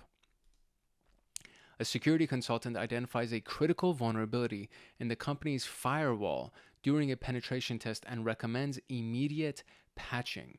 So a security consultant identifies a critical vulnerability in the firewall during a pen test and recommends immediate patching. So what phase of penetration testing does this represent? They've already done the exploitation. Discovery, again, is not applicable to this, and they're not scanning. So they identify a critical vulnerability in the firewall during a pen test and recommends immediate patching. It could be something that is found during scanning, but they're now in the recommendation phase. So they're actually reporting what needs to be done with that vulnerability so they can patch it. So reporting would be my answer. Very good. And okay, so that's it. Now we have arrived at mitigation strategies. So let's now dive into mitigation strategies. This Security Plus training series is sponsored by Hackaholics Anonymous, which is the premier YouTube community for security professionals and hackers. And to get access to the training documents for Security Plus, as well as all of the practice questions inside of that slideshow, as well as the mock examination links that are available in the documents, you would join Hackaholics Anonymous as either a cyber agent, cyber guardian, or a cyber master. And if you join as any one of those tiers, you get exclusive downloads, which includes all of these Security Plus training documents and mock exams, so on and so forth. But you would also get Python automations for system administration, cybersecurity, pen testing. You would get access to live streams that go on monthly with me, Discord servers for advanced members, exclusive downloads, exclusive content, and of course a myriad of other things as well. And it would be my pleasure to actually see you inside of Hackaholics Anonymous. And to be able to join, you would need to simply just click the link in the description below. You can also come to our homepage on the channel and just click on this simple little join button that we have over here, or you can go to youtube.com/hankhackshackers/join. And that would give you access to that little pop-up that you just saw, which shows you all of the different tiers of Hackaholics Anonymous. Okay, so now it's time to talk about mitigation strategies. That is the step that comes after vulnerability assessments and penetration testing. And now you've found vulnerabilities, you've found ways that people can exploit your network or your system, and it's time for you to mitigate. Mitigation strategies are proactive and reactive measures that are designed to minimize the impact of cybersecurity threats and vulnerabilities. They aim to reduce the likelihood of successful attacks and limit potential damage. Below is an expansion of the core elements within this particular subsection that we're going to be talking about. Patching will most likely be the most common version of mitigation that takes place, and it refers to the updating of software, firmware, and systems to fix security vulnerabilities. It improves performance, it adds new features, whatever that may require. So patching falls under, or all of these things fall under the overall concept of patching. So to update the software, to update firmware, to update systems, to fix security vulnerabilities, improve performance, and new features, so on and so forth. The biggest thing that we are talking about, that we're focused on with the context of this conversation, is going to be security vulnerabilities, because we are talking about the context of security. So patching is one of those things that helps to mitigate and get ahead of security vulnerabilities. Patches can be they can address vulnerabilities discovered after software deployment, preventing attackers from exploiting these weaknesses. So Microsoft, for example, being one of the premier operating systems, has a lot of software that comes along with that operating system and is pre-installed on a lot of the versions of Microsoft that come in. And so when new vulnerabilities are discovered for any of those software, or a new vulnerability could be discovered for the operating system in general, when something like that has been discovered, a patch would be applied, and then they'll release a new update. Once the patch has been applied, the new update is released for upgrade and update on every version of Microsoft that currently exists, and then people get notifications on their desktop saying, hey, come and upgrade or update your operating system because there's a new patch. Or they may not necessarily say it's a new patch, but they'll at least say that this one takes care of minor bugs, this one takes care of a security issue, so on and so forth. So they address vulnerabilities that a lot of times are discovered after the deployment of the software or the operating system. We can have security patches that address vulnerabilities to enhance security. There are bug fixes that resolve functional or performance issues. And of course, there are updates in the features, so introducing new functionalities. And that happens very frequently as well. The best practice is to just have a regular patching schedule. So you can use automated patch management tools to ensure systems are updated promptly. You also will get notifications almost immediately. As soon as a new version of something is available, whether it's software or the operating system, you will almost immediately get a new update, kind of a notification on your desktop that says this is due for an update.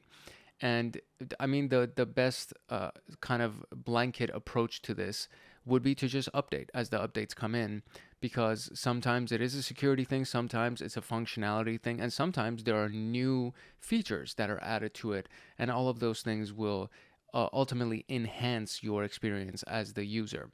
Prioritization, so focus on patching critical vulnerabilities first, meaning CVEs with high severity. So this is when you've actually done the vulnerability assessment and then you see that there are, let's say, a dozen vulnerabilities that are available for your given web application or your given system. So you want to go based on the ones with the highest severity. So we talked about the impact score. You want to look at the ones that have the highest impact score, fix those first, and then just go down the rankings. And then we have testing. So test patches in a staging environment before deployment to avoid compatibility issues. This is also considered a sandbox environment, or you literally test it on one virtual machine or one of the desktops or something like that before you say, okay, we're going to launch this to the rest of the employees in the company. So you first test it in one location, in one staging environment, so to speak. And it could be a test computer, it could be a virtual machine, it could be a sandbox software, whatever it is. You do it in that, and then you deploy it to the rest of the enterprise or the rest of the environment. As I'm sure you can imagine, there's a lot of risks to not doing this. So there's an increased vulnerability to exploits. For example, the WannaCry ransomware was exploiting unpatched systems that had patches available. They just were not patched, they were not updated.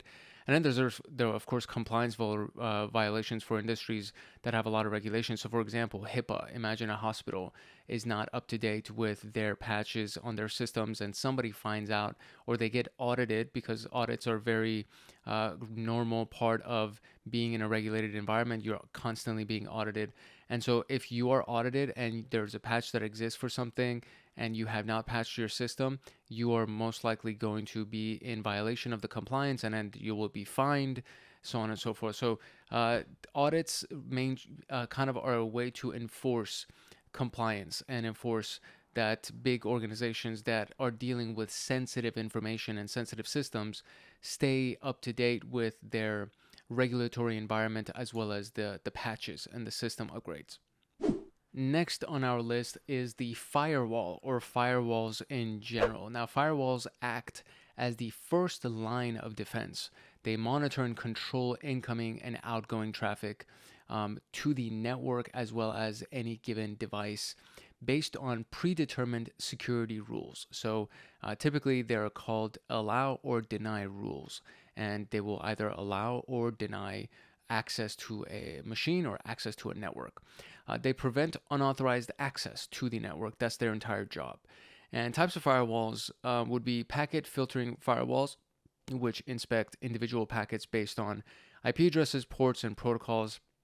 There's something called a stateful inspection firewall, which monitors the state of active connections, adding context or contextual data to decisions. So it is contextual, and it considers the behavior.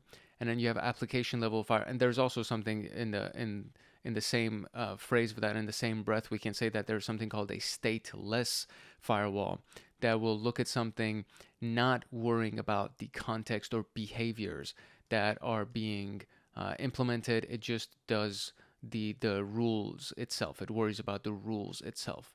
So you have stateful and stateless, and then we also have application level firewalls. And application level firewalls operate at the application layer to filter specific application traffic, so email or web traffic. And then there's the next generation firewall, which is the most advanced version of the firewall that combines traditional rules with advanced features like intrusion prevention, deep packet inspection, and SSL decryption. So the most advanced version of this would be next generation. You have application level firewalls. There's stateful and stateless. And if stateful is contextual, stateless does not take context into play. It just worries about the rules that are in place. And then there's packet filtering firewalls that look at the packets, the individual packets. They analyze traffic based on the packet level, meaning analyzing the IP address, the ports that they come in, and the protocols that are used. And for the most part, that's kind of a general firewall. That's basically what it does. It looks at IP addresses that are coming in, the ports that are being used. In a lot of cases, the default rules that are placed, or the first series of rules that are placed, would be based on the ports. You know, we don't want SSH to be available, or we don't want any of our insecure ports to be available.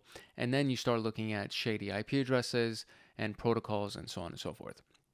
The best practice is to use a default deny policy, which basically means deny everything. So block all traffic unless it is explicitly allowed. So block every traffic from every IP address, from every port, unless I come out and say use, or allow traffic to come in on this particular port, or allow traffic to come in, like block everything on this port with the exception of the traffic that's coming in from these series of IP addresses. So default deny, or deny all, is the best rule to put in place, and then you start selectively allowing individual ports or services or IP addresses to come in. And then we have regularly reviewing and updating the firewall rules to address any kind of new threat based on what happens in the threat landscape and the threat intelligence you've gathered, or based on something that somebody from the incident response team told you, and the security analysts that come in and they say, hey, you know what, we just noticed that there's been this IP address that's been, we tracked them down, this is what's going on, we have flagged this IP address or these series of IP addresses as malicious IP addresses, and I need you to go ahead and update all of our firewall rules for this. And then we have firewall logging and monitoring, which again kind of goes under the review portion, where you actually log the actual firewall traffic and monitor those things. And you can do that with the use of a security information or event manager tool, which is a SIM. You can also do it with network intrusion detection, or just intrusion detection in general, which will look at the logs that come in from the firewall. And on top of the firewall rules, the IDS systems will help you prevent malicious intent traffic. And the next generation firewall actually has that embedded in its system architecture, in its functionality. So intrusion prevention becomes a part of the next generation firewall. So it kind of helps you with that automatically. as a very basic image, we can see the internet. There's traffic coming in from the internet in the form of ones and zeros, and then you can see the red ones and zeros are the malicious traffic. The green ones and zeros would be the allowed traffic or non-malicious traffic. And then so the firewall will prevent anything malicious or anything that is on the deny list. Essentially, it'll prevent that traffic to come into your actual network. And then you have the stuff that is allowed that will go in and out of your network. And that's basically what a firewall looks like. Now, there's more kind of complex images that will show you various layers of firewalls, because there is network segmentation that takes place and so on and so forth. But for the most part, this is what it looks like. This is the basic visual for traffic going in and out of a network, and the blocked traffic that will come, the blocked traffic that would be blocked from entering the network. Which naturally brings us to the IDS and IPS systems. So IDS is intrusion detection, IPS would be intrusion prevention.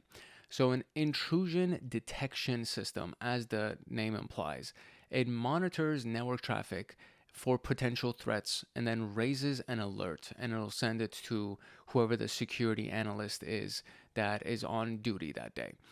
It doesn't actively block attacks. That's what an intrusion prevention system is for. But it essentially just looks at every network traffic, every packet that comes in for the most part, and then sniffs it for potential threats based on either guidelines you've established, based on rules that you feed it, or based on the database that it holds itself, or based on integrations that have been integrated into the IDS from, let's say, VirusTotal or the NIST CVE database or something like that. It'll feed into it a lot of data outside of what it currently hosts, and then it'll use all of that data as the rules to detect potential intrusions. You have two types of intrusion detection systems. You have the host IDS, and then you have the network IDS. And the host is something that works on detecting intrusions on any given host or computer. And then you have the network IDS, which works on detecting intrusions to any given network or series of computers, or it could be a segment of a network, so on and so forth. So there's two different versions of this, and it's kind of easy to just determine based on their name what they actually do. So there's the host-based, which is working on a single computer, and there's a network-based, which works on the network. And this would be our visual for this. So we can see that this is the host intrusion IDS system, or the host IDS system. And so this represents the web, the cloud, the internet. And so traffic is coming in from the network. It goes through your router. If the router doesn't have its own firewall, if it just lets in anything, then it needs to go through the firewall. And then the firewall will do the first level of filtering. And if anything gets past the firewall because the rules haven't been established for it, the next step would be the IDS. And then the IDS will look at malware signatures. It'll look at database signatures and database, the CVEs from the NIST database, so on and so forth. So it'll look at all of the signatures that it possibly can, and based on the features or the functionalities or the patterns or the behavior of the traffic that's coming in, it'll determine whether or not it is actually an intrusion. And if it is, in that case, it'll alert the administrator. If it's not an intrusion, then it'll just check it and let it go into the system and process as it would normally. That's essentially the purpose of the HIDS, the host intrusion detection system, and then the network IDS, if you can imagine something much larger than this. So instead of just a handful of computers, it would be a much larger network. The IDS would detect the traffic, or it would filter the traffic before it enters the network. And then from there, it will do the same thing. If it's alerted to be malicious, it's going to send the alert to the security analyst or the security admin. If it's supposed to be, or if it's deemed to be fine and it should actually get into the network, then it'll actually get into the network. The intrusion prevention system acts on the detected threat by either blocking it, dropping the packet itself, or just terminating the connection. And so it also works in line with the network traffic that comes in, but it takes that extra step by acting on something that it actually deems to be a threat by blocking it, dropping the packets, or terminating that connection. And this is again very similar to what we saw earlier, where in this case, instead of it being behind the firewall, it's actually in front of the firewall. So this is the internet. We have the internet connection coming through the router. The router will actually go through the IPS here. If it's deemed to be malicious, it'll be dropped immediately. If it's fine, or it thinks that it's fine, it's going to go through the firewall, and the firewall will see, or is this, from any of the rules that I have, should I allow this or should I block it?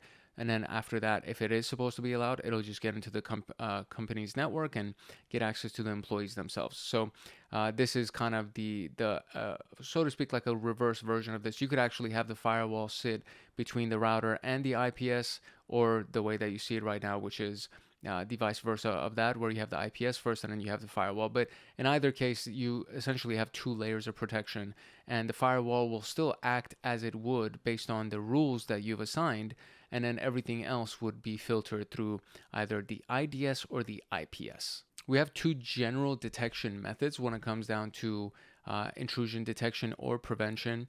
The first one is signature-based detection, which matches a known attack pattern. For example, a snort rule can be based on that, and the snort rule is something that you create based on a previous signature, or something that you saw yourself that you noticed to be malicious or you suspect to be malicious, and then you can create that rule to say, in case it's coming from any IP address but it's coming on port 22, I want you to give me notification, because port 22 should not even be getting traffic, or we need to watch everything that goes through port 22 closely. Or we could say it can come from, if it comes from this one IP address and is trying to access any of our IP addresses on any port, then we need to drop it, because I recognize this IP address to have a malicious signature and I don't want it to be let into our system. So snort rules are, they're massive. There's a lot of things that you can do with it, and there's actually multiple videos on this channel that have to do with snort rules. So you can definitely go check that out. If you just search for snort on the channel, you'll find it. And the thumbnails have to do with pigs, pig-headed pig-headed security guards. If you can kind of imagine that, where you have a buff pig humanoid type of a thing, that's what snort would be. And then so we have anomaly-based detection, which identifies deviations from normal behavior using machine learning or statistical analysis, or just your current baseline. So if we establish that we have a certain level of activity expected as a baseline in our network, and this is what the traffic looks like, these are the IP addresses that we normally get, these are the IP addresses that are aligned, so on and so forth. And then anything that's outside of this baseline is considered to be an anomaly. And in that case, you need to pay very close attention to it and detect any kind of activity that's going on with that specific interaction. And that is considered to be anomaly based. So it's any kind of a deviation from your normal behavior, meaning your baseline behavior, and then using either machine learning that basically looks at, and any of these tools for the most part are acting as a machine learning software. So any of these IDS systems or anything like that that actually has the ability to do anomaly-based detection essentially works as a machine learning software. And then so it would look at your baseline behavior again, and then based on that baseline behavior, it'll establish what the patterns should look like. And then anything outside of that behavior, it'll say, this is an anomaly, we need to pay attention to this. And then statistical analysis, I mean, it's kind of, as the name implies, you look at a lot of statistics, you look at a lot of data, you analyze that data. Based on that data, you will go ahead and establish your baseline. And then from there, anything outside of that normal kind of operation would be considered an anomaly. So it could either be done live as a machine learning software would, and it just starts looking at your traffic and establishing what's normal. And then after that, you would need to start flagging the things that are abnormal, and then it will learn what is outside of the baseline. Or you just feed it a lot of normal data, normal network traffic that's just fine, there's nothing wrong with it. And then from there, it will establish the baseline, and then anything outside of that would be considered the anomaly. The best practices for this would be to regularly update your signature databases to stay current with emerging threats. A really, really good way to do this is to pay for a service that does this regularly. They update the signature databases and then just integrate that service with your IDS or your IPS. Another way would be to fine-tune your IDS IPS to minimize false positives and negatives, which is a really, really big deal. False positives can make your alerts very noisy, and you'll actually miss the stuff that are actual intrusions. And then false negatives would be anything that gets past your detection and it was deemed to be a negative, meaning that it's fine. It's not a situation that you need to worry about, and it actually gets into your network, and now you see that it's malicious, and then you need to go ahead and fine tune the IDS to say, hey, you missed this one. You said that this was negative and there was nothing wrong with it, and now we need to add this to your set of rules so that you can recognize it in the future. So false positives make the logs really busy. They create a big log and they generate a lot of results and a lot of alerts, and most of them are false positives, and you don't need to worry about them. False negatives are the exact opposite of that, and there are things that don't get logged and they don't show up as an alert that you find out later on actually ended to be malicious. And then so you want to deploy both IDS and IPS for layered security. And of course, you want to do this on top of the firewall as well. So then you would have multiple layers of security, and it becomes very, very difficult to get past your defenses, which is another great segue to hardening systems. So system hardening is essentially another phrase for securing the system. So when you harden the system, instead of it being soft and easily malleable or easily exploitable, it becomes hardened and it's harder to get into it, right? So system hardening involves reducing vulnerabilities by implementing stricter security configurations and removing unnecessary components. So if there's a lot of tools that come pre-installed and readily available on an operating system, and they, for whatever reason, leave you more things to monitor or leave you more things to worry about, so to speak, and they're never used, they are falling under the unnecessary components and they should be removed. If they're never used and they have no need, you need to remove them. This is just basic, and it makes it, not only does it make the system smoother and easier to run and it uses less resources, but it also takes away any potential attack vectors that could come through that software or through those series of software and services. And the next one would be the security configurations. And so I've done multiple videos on Linux hardening, on Windows hardening, to create harder security configurations, stricter security rules that will that come as the way that you've configured the actual system itself, and it has nothing to do with your IDS or your firewall. So there are some key steps in actually accomplishing this, which would be, number one, disabling unnecessary services. So you reduce your attack surface by shutting down unused ports, unused services. And another way to look at this is just, again, block everything and then only allow the ports and services that are necessary, that you actually do use. And that way, instead of having to worry about shutting down every individual 65,000 ports, you just block them all, and then you only allow the ones that you actually need. The next one would be to enforce strong authentication policies. So multi-factor authentication is one of those things. Password policies is another one of those things. You want to have a minimum requirement of let's say a 12-character password at least, or like a 14-character password, some kind of like really long password, and then say that it has to be alphanumeric, it has to have a capital letter at least, it has to have a special character at least, so on and so forth. And then you make it so that the password itself is very strong. And then if you really want to be good at it, you use any password that somebody's generated and you compare that against a list of weak passwords. So for example, the RockU password list is something like, I don't know, millions. There are millions of passwords inside of that list. And it's a free text document that's available to anybody who wants it. And you can just download it for free from GitHub, or the SecList repository that has a bunch of password lists in that as well. You can get that from GitHub. So what you can do is you can compare the passwords that are coming into your system, your infrastructure, your network, the people who are your users. You can compare the passwords that they generate against the password list. And you say, nope, this is not acceptable because this is one of the weak passwords that we know is inside of a password dictionary that's publicly available. So you can't use this password, it's too weak. And then you force them to choose a stronger password. So the next one would be to limit user privileges. So this is part of the authorization portion of authentication and authorization. So you don't want to give authorization to the average user to do a bunch of things. You want to do the least privilege or zero trust concept, where you don't give them any privilege unless, like, except for the things that they actually need for their job, right? So you're limiting user privileges.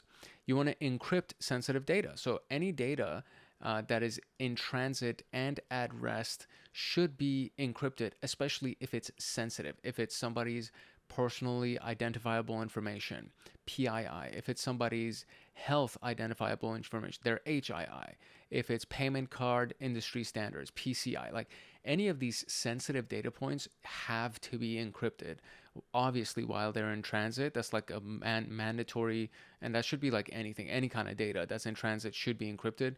But then when it's also sitting at rest, meaning it's inside of this storage drive, even if it's a external storage drive that's not plugged into anything, that storage drive should be encrypted so that nobody can get access to it unless they have the password. And then if it's sitting on a computer somewhere, then it definitely has to be encrypted, because for whatever reason, that computer can be accessed, especially if it's connected to the internet. Now we have to worry about other people accessing it that they shouldn't. So configuring logging and monitoring is another thing. So you want to track and analyze system activity for anomalies. And this is all part of maintaining really good logs and having good rules. And the logging part has to do with again, making sure that you don't get a lot of false positives and your logs become overly saturated, and now you have to worry about sifting through data that's not even relative or relevant to what you're trying to do, and then monitor all of those logs regularly. And you can do this with the power of a SIM or an IDS system. And then you have in removing default accounts and credentials. So for Kali, when you install Kali Linux, the default account is Kali and the password is Kali, and that's what just comes pre-installed on it. And so the first thing that you would do is you would create an actual admin account and give them admin privileges, and then remove the Kali account, because that's the default account. And everybody any person who's like half decent hacker will be like, oh, okay, let's just try all of the default accounts first. So root is another user account, or admin is another account, administrator is another account. Like, these are all default names that you should not exist. They should just not exist on the system. And then we should change those immediately so that the only people who have root privileges or admin privileges actually have usernames, and then we can worry about or kind of go through the rest of the hardening processes. We don't have to worry about these default accounts actually existing. Some of the common hardening techniques: if you're running a Windows environment, you can use a group policy object or a group policy setting, which essentially is something that you can drag and drop users into, or you can drag and drop the group policy into any given group to say that this group has these permissions only, and then you only have to worry about adjusting that group policy and removing permissions from it or adding permissions to it.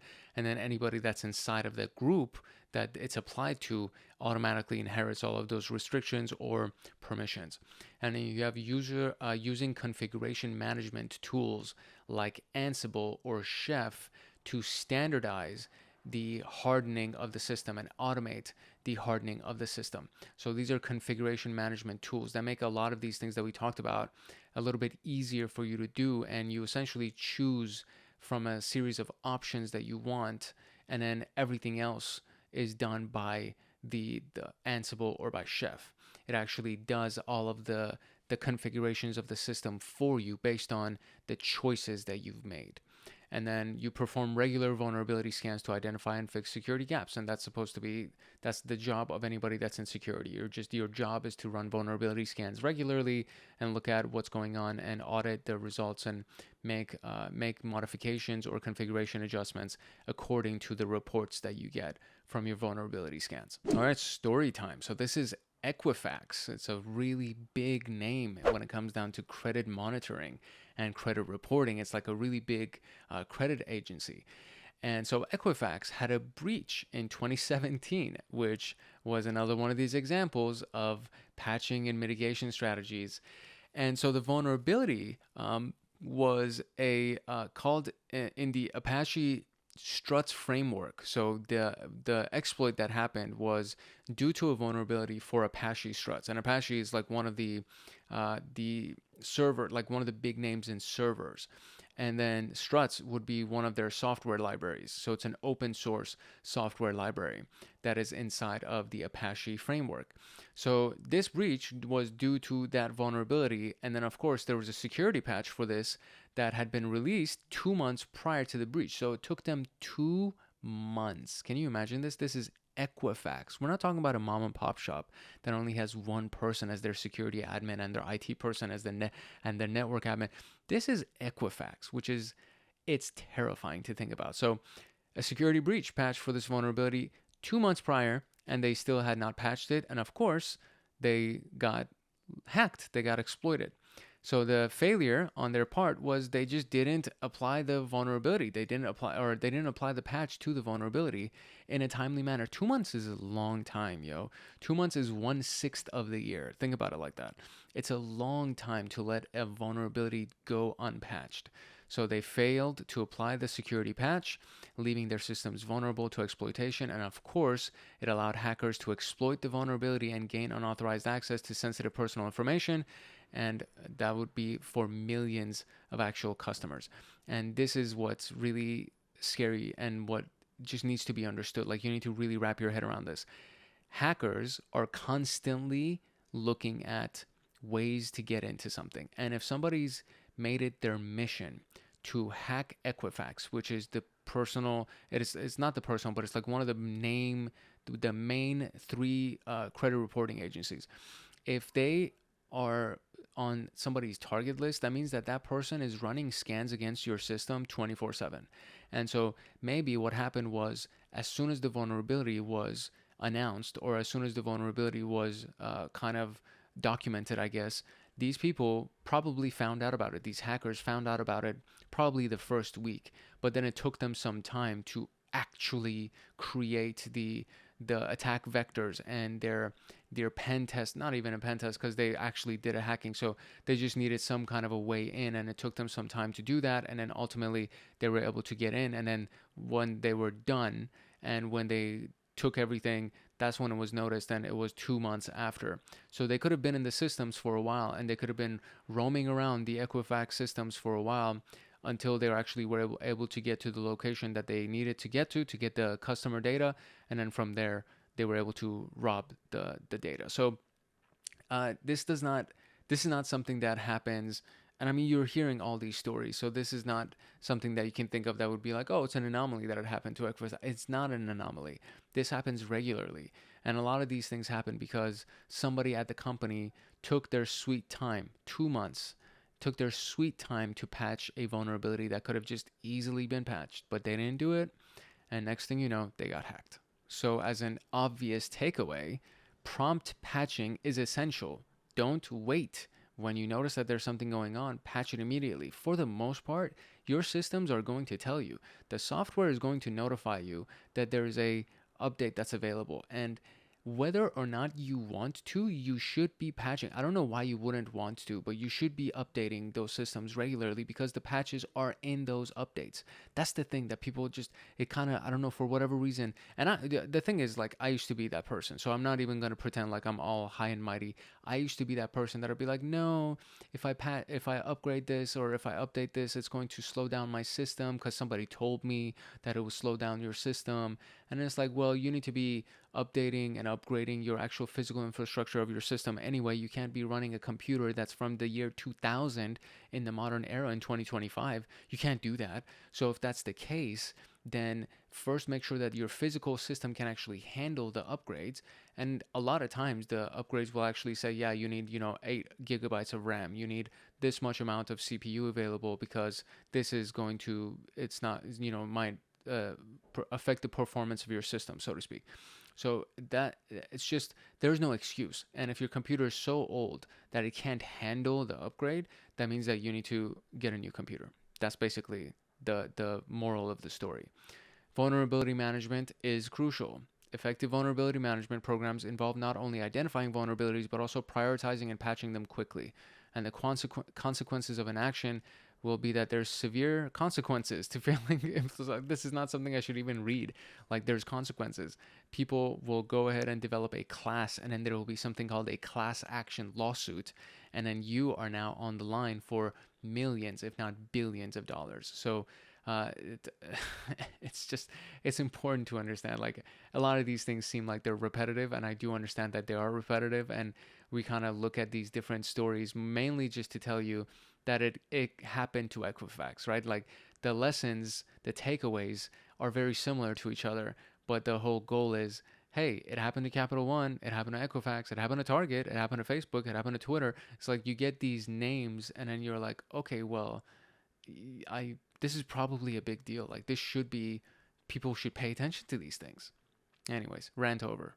On the other side, we actually have mitigations and examples of mitigations that kind of teach us that, hey, you know what? If you do mitigate, you actually are protected. So the ransomware attack that we talked about for WannaCry, there were organizations that did apply the MS17010 patch, which was for Eternal Blue, and they were immune.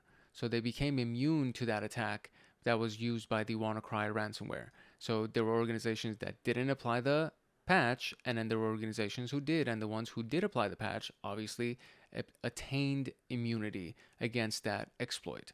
Then there was the regular patching and hardening of Apache struts would have prevented exploitation of the unpatched vulnerability, and this is just specific to Equifax, so that could have actually taken place, but unfortunately they didn't do it. And then there was a SolarWinds supply chain attack, which I don't think we've talked about yet. I feel like we haven't talked about it yet. Maybe we have, and I've forgotten because I'm recording this across multiple days. But SolarWinds was another one of those things that it's a part of a software that was actually on the security side. So it's actually a security supply chain software that's being used across multiple organizations, and the SolarWinds software was actually hacked into, and then as a result of it, every company that was using it was also being attacked. So enhanced monitoring, IPS deployment, and least privilege enforcement could have mitigated lateral movement.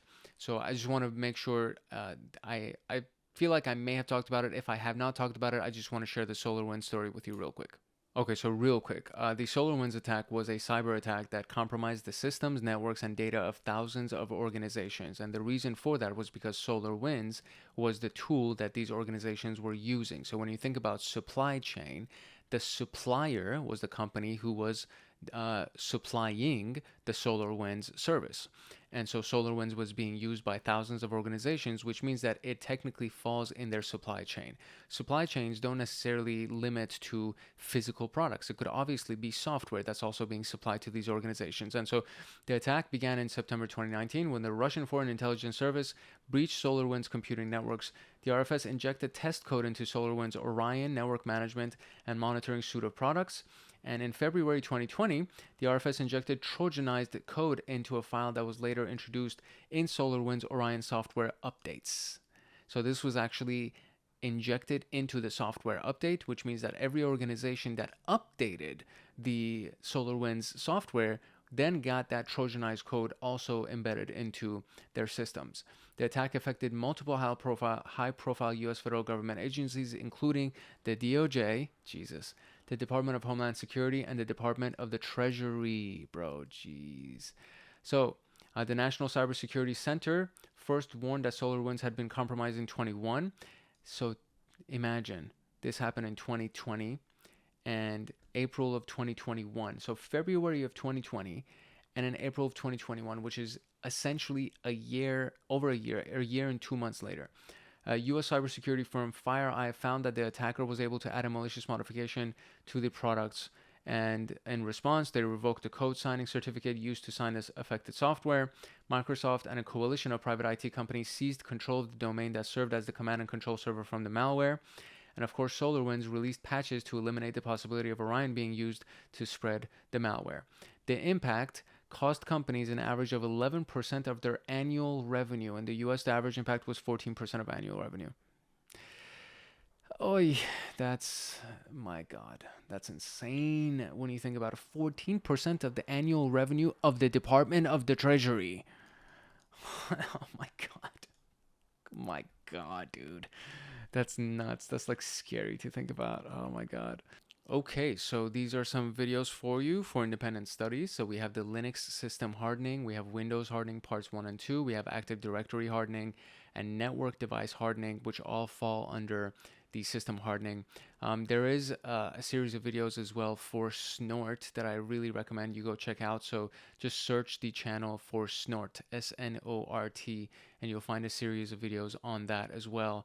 And this would serve as a good independent studies case for you, so you can really expand your skills and your knowledge base for network security, system hardening, and of course intrusion detection and intrusion protection, which Snort actually can do both. So Snort can actually do intrusion detection as well as intrusion protection, and that should serve for everything that we talked about in this particular portion, which is 2E. I want to say chapter 2E. So let's go check out some practice questions now. Okay, mitigation strategy. So what is the primary purpose of patching in cybersecurity? Is it to update software with new features only? Is it to fix vulnerabilities, improve performance, or add new features? To reset system configurations to their default state? Or to remove outdated hardware from the network? So this is not it. So patching in cybersecurity, for the most part, I mean, it can be to remove outdated hardware technically. That could be it. But I would say that it's to reset system configurations. Maybe that's probably not it either. To reset it to their default state, that doesn't seem like a right thing. So to fix vulnerabilities, improve performance, or add new features. That sounds pretty good.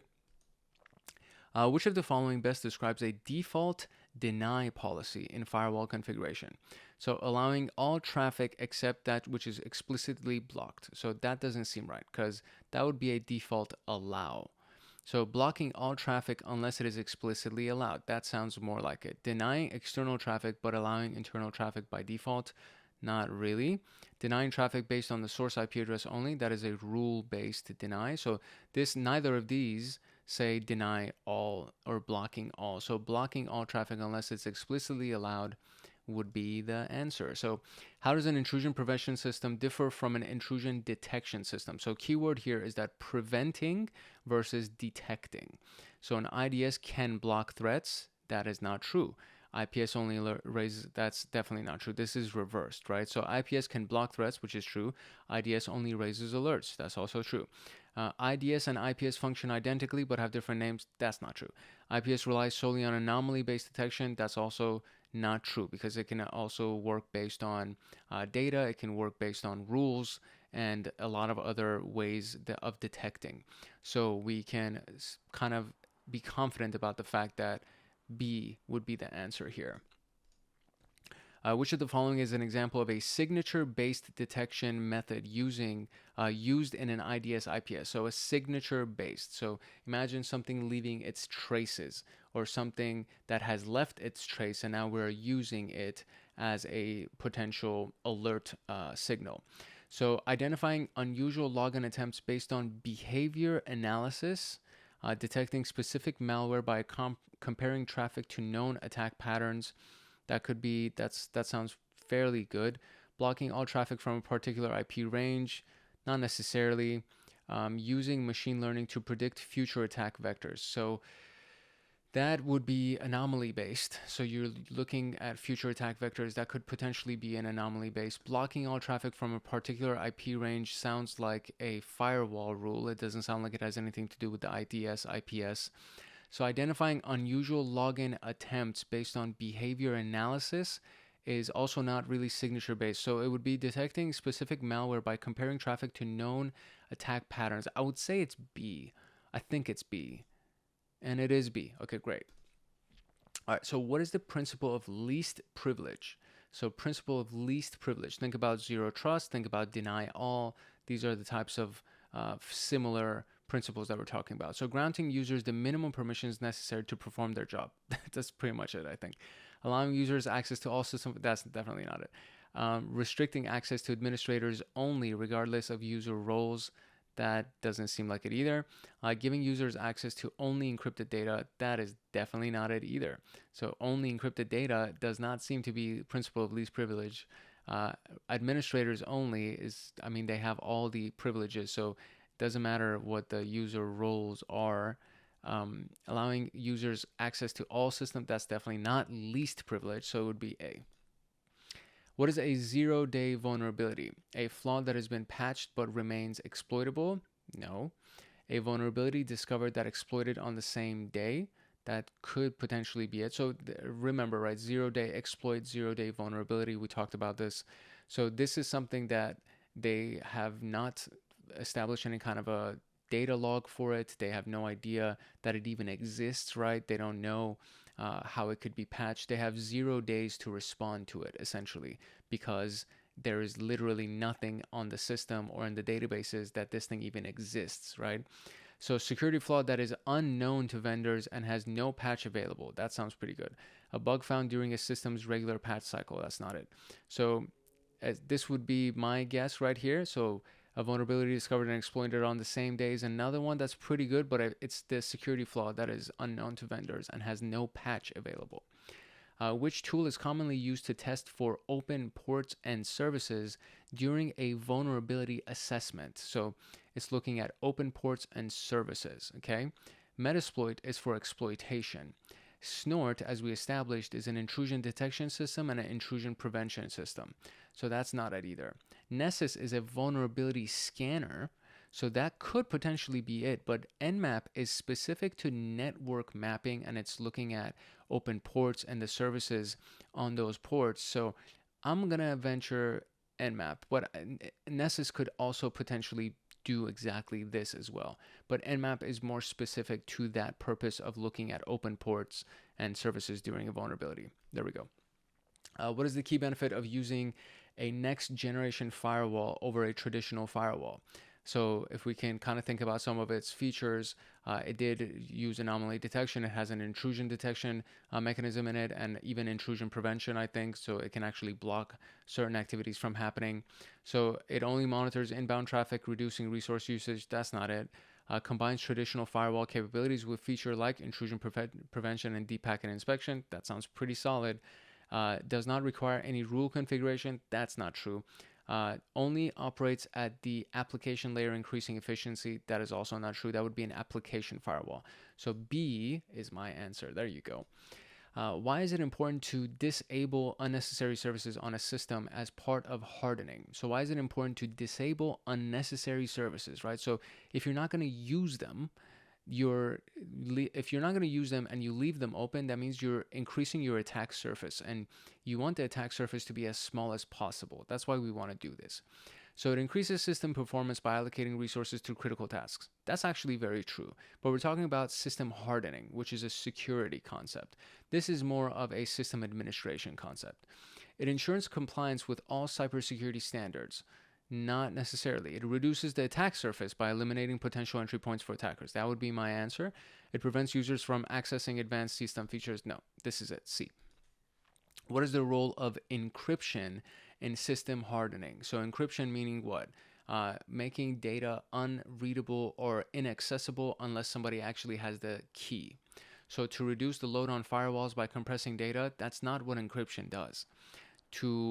This is like compression. This would be compression is what this is doing actually. To convert sensitive data into a format that is unreadable without the appropriate key. That's pretty much what I just said. So to improve the efficiency of patch management systems, efficiency has nothing to do with encryption. To replace traditional password authentication methods, and it has nothing to do with it either. Encryption and authentication they kind of go hand in hand, but encryption is not to replace traditional password authentication. That's not its job. So it's going to convert sensitive data into a format that is readable or unreadable without the appropriate key. Which mitigation strategy involves testing patches in a controlled environment before deploying them to production systems? So which mitigation strategy involves testing patches in a controlled environment before deploying them to production systems? So staging, No, sandboxing, I referred to it multiple times as we were talking about testing patches in a controlled environment. The rollback means going back to a previous version, so that's not it. And hardening is a part of security, and testing patches in a controlled environment it could technically be a part of hardening, but it's mitigation specifically and sandbox. So if you can think about a sandbox being this box that the sand cannot get out of, if you can think about it that way, it would be the same thing that we're doing. We're testing the patch in a controlled environment before we send it to the rest of the world.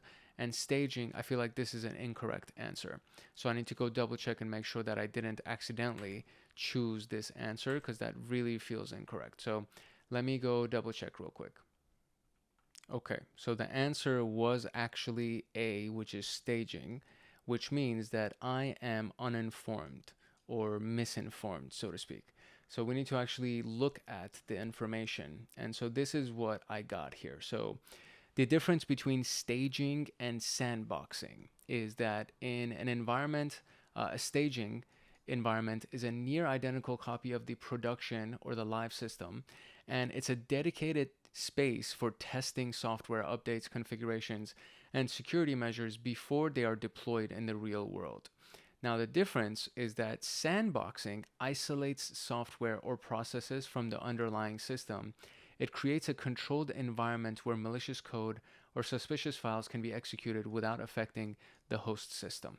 So sandboxing is very specific to isolating a software or process from the underlying system or from the overall network, from the larger network. And it creates a controlled environment where malicious code or suspicious files can be executed without affecting the host system.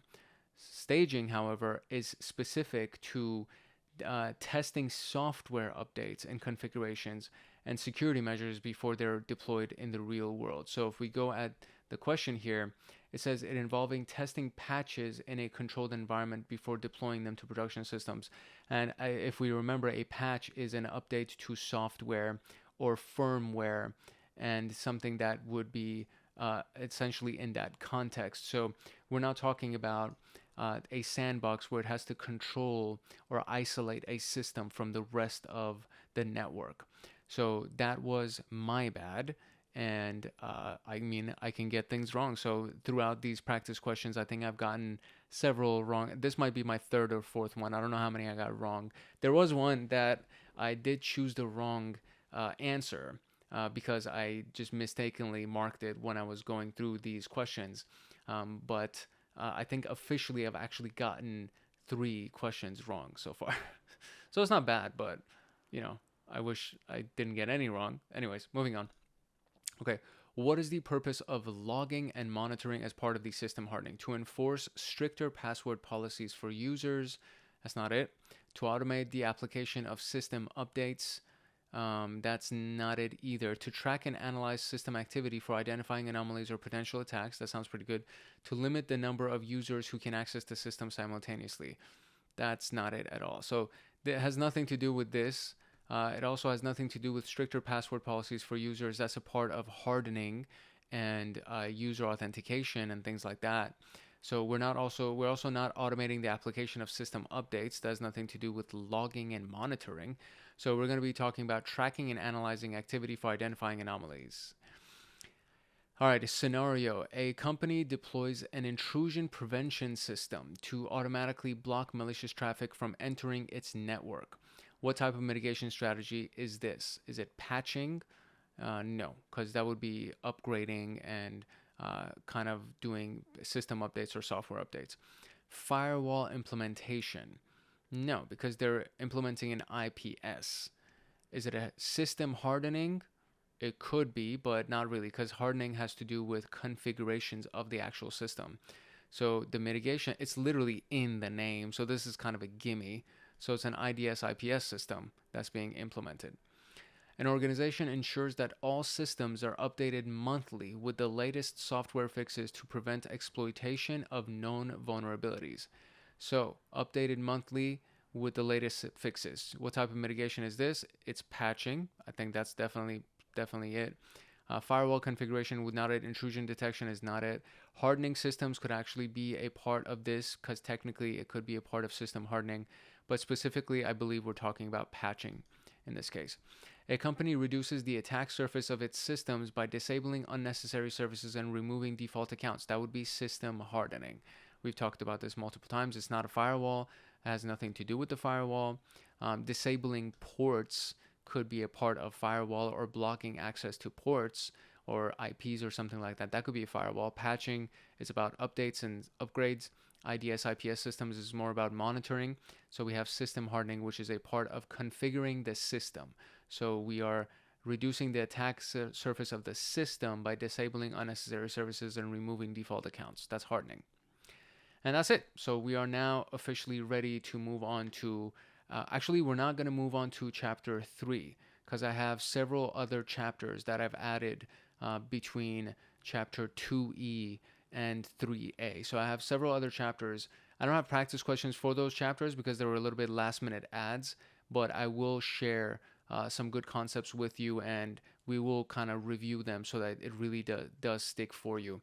But I wasn't able to generate any practice questions because they were outside of the scope of Security Plus, and I just couldn't find any practice questions. I mean, we can probably generate them using AI or something like that, but I wasn't able to find anything specific to Security Plus because all the extra stuff that I added was for kind of like extra information for you to make it more holistic for you and comprehensive for you, but it is outside of the scope of what's going to be covered inside of Security Plus and what's required of you to know as somebody who has studied Security Plus. So we're not going to go into 3A yet. We're going to go finish the rest of chapter 2, and then by the end of that, we will get to chapter 3A. This Security Plus training series is sponsored by Hackaholics Anonymous, which is the premier YouTube community for security professionals and hackers. And to get access to the training documents for Security Plus, as well as all of the practice questions inside of that slideshow, as well as the mock examination links that are available in the documents, you would join Hackaholics Anonymous as either a cyber agent, cyber guardian, or a cyber master. And if you join as any one of those tiers, you get exclusive downloads, which includes all of these Security Plus training documents and mock exams, so on and so forth. But you would also get Python automations for system administration, cybersecurity, pen testing. You would get access to live streams that go on monthly with me, Discord servers for advanced members, exclusive downloads, exclusive content, and of course a myriad of other things as well. And it would be my pleasure to actually see you inside of Hackaholics Anonymous. And to be able to join, you would need to simply just click the link in the description below. You can also come to our homepage on the channel and just click on this simple little join button that we have over here, or you can go to youtube.com/hankhackshackers/join, and that would give you access to that little pop-up that you just saw, which shows you all of the different tiers of Hackaholics Anonymous.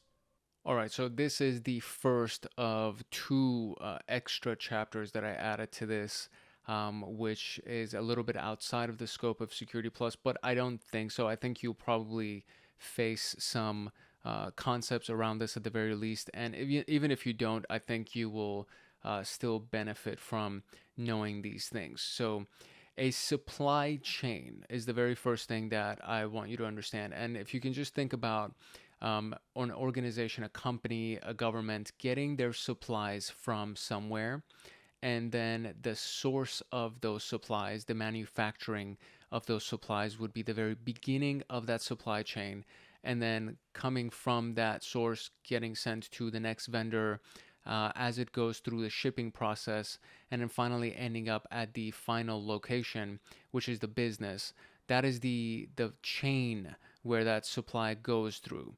And this can be done also with software and digital services as well. So supply chain security focuses on protecting the processes, systems, and relationships that are involved in delivering goods, services, and software from third-party suppliers. Compromising the supply chain can provide attackers access to multiple organizations, because it would go through multiple organizations, the company that manufactures it, the company that ships it, so on and so forth, which makes it a high-value target in cybersecurity. So the supply chain is a very high-value target in cybersecurity. So if we were to look at this visually and try to compare the traditional supply chain versus the software supply chain, and by the way, as a part of Security Plus, you will technically have to worry about both of these supply chains. It's not just the digital or the software supply chain. But the traditional supply chain, it starts with the manufacturing. So let's say these are widgets or the cogs in the manufacturing place, whatever it is, the actual materials, the raw materials. These will end up going to the actual factory, the place where they get pieced together so that they can turn into the final product. And then the final product gets shipped and then sent to the store, from which the consumer will end up buying it. And this could be the widgets come from China or something. They get manufactured in China, maybe, or they'll get manufactured in the United States, whatever. Or they'll come from India and they'll get manufactured in India, whatever it is, right? So the pieces, the parts, get sent to the place where they get put together, and then from there they will get shipped. And then they'll either end up in a physical store, like a retail location, or it could even be an Amazon store. So it could be in the Amazon warehouses being FBA'd, meaning fulfilled by Amazon, so that they can be shipped to you overnight using Prime or something like that. This could be the final place before it is delivered to the actual consumer, okay? And every step here is something that has its own vulnerability when you want to think about possible attack vectors. So if the computer chip that is being used to build a computer, if that computer chip has something that's embedded in it that will track the activities of that computer, then before it even gets pieced together, that's a vulnerability, or that's a potential source of exploit for somebody who actually wants to track you, or who wants to exploit you, steal your data, whatever it may be. This is one of the reasons why the Huawei phones that were very popular when they got launched to the United States, they blew up because they were good phones and they were cheap. But then it was revealed that there was something within the physical hardware, the physical infrastructure of those phones that was sending data back to China. And so immediately they stopped it. No phone service carrier would support it anymore. Obviously, it wasn't allowed to be sold in the United States. So that became like a really big deal. So it could be any piece of this that ends up being a weak link in the chain, so to speak. And then we have the software supply chain. So the source of the software and the dependencies would be revealing the actual source code. So you're looking at the source code of the software, that it wouldn't necessarily take the functionality away from the software, but somebody could actually have something in the source code that is tracking you. And if it's closed source, so there's open source and there's closed source. Open source means any developer across the world can look at that source code and analyze it and put it under a microscope and come out and say, hey, you know what? I noticed this part of the code that seems to be really fishy. And they put it in these public forums like Reddit or any of these GitHub repositories or something like that, and they'll put it out into the world. They'll put it on X or something like that, and everybody becomes aware of it. So open source is what Elon Musk says is kind of the future of technology. And everything that they do at Tesla and everything that they do with their software, as well as the blueprints and everything that they use, is actually open source. They release all of their technology and all of their IP so that other people and other companies can use them to make things better, to actually improve upon those things. So that's where it starts with software. It's the source code itself. And then that's a place where something could be embedded into the code. And the dependencies would be something that the software itself needs to run. So the software depends on those dependencies so that it can run and do what it needs to do for your computer or for you, or so on and so forth. So once that happens, it gets sent to the engineers or the front stack developers that will actually turn it into an application. So the coders will send it to the designers. And this guy, I guess, is meant to be I don't know, you can see it, this guy, the guy in the freaking bow tie, That's the executive, I guess, that's making the decisions. That's the CEO of whatever the company is, and then you have the engineers and the developers that work together to create the final software, and then it gets released on the network and is submitted through the network. So it goes from the hands of these guys through the network and is sent to the application repository. So the Google Store or the App Store for Apple or the Microsoft Store or whatever it is.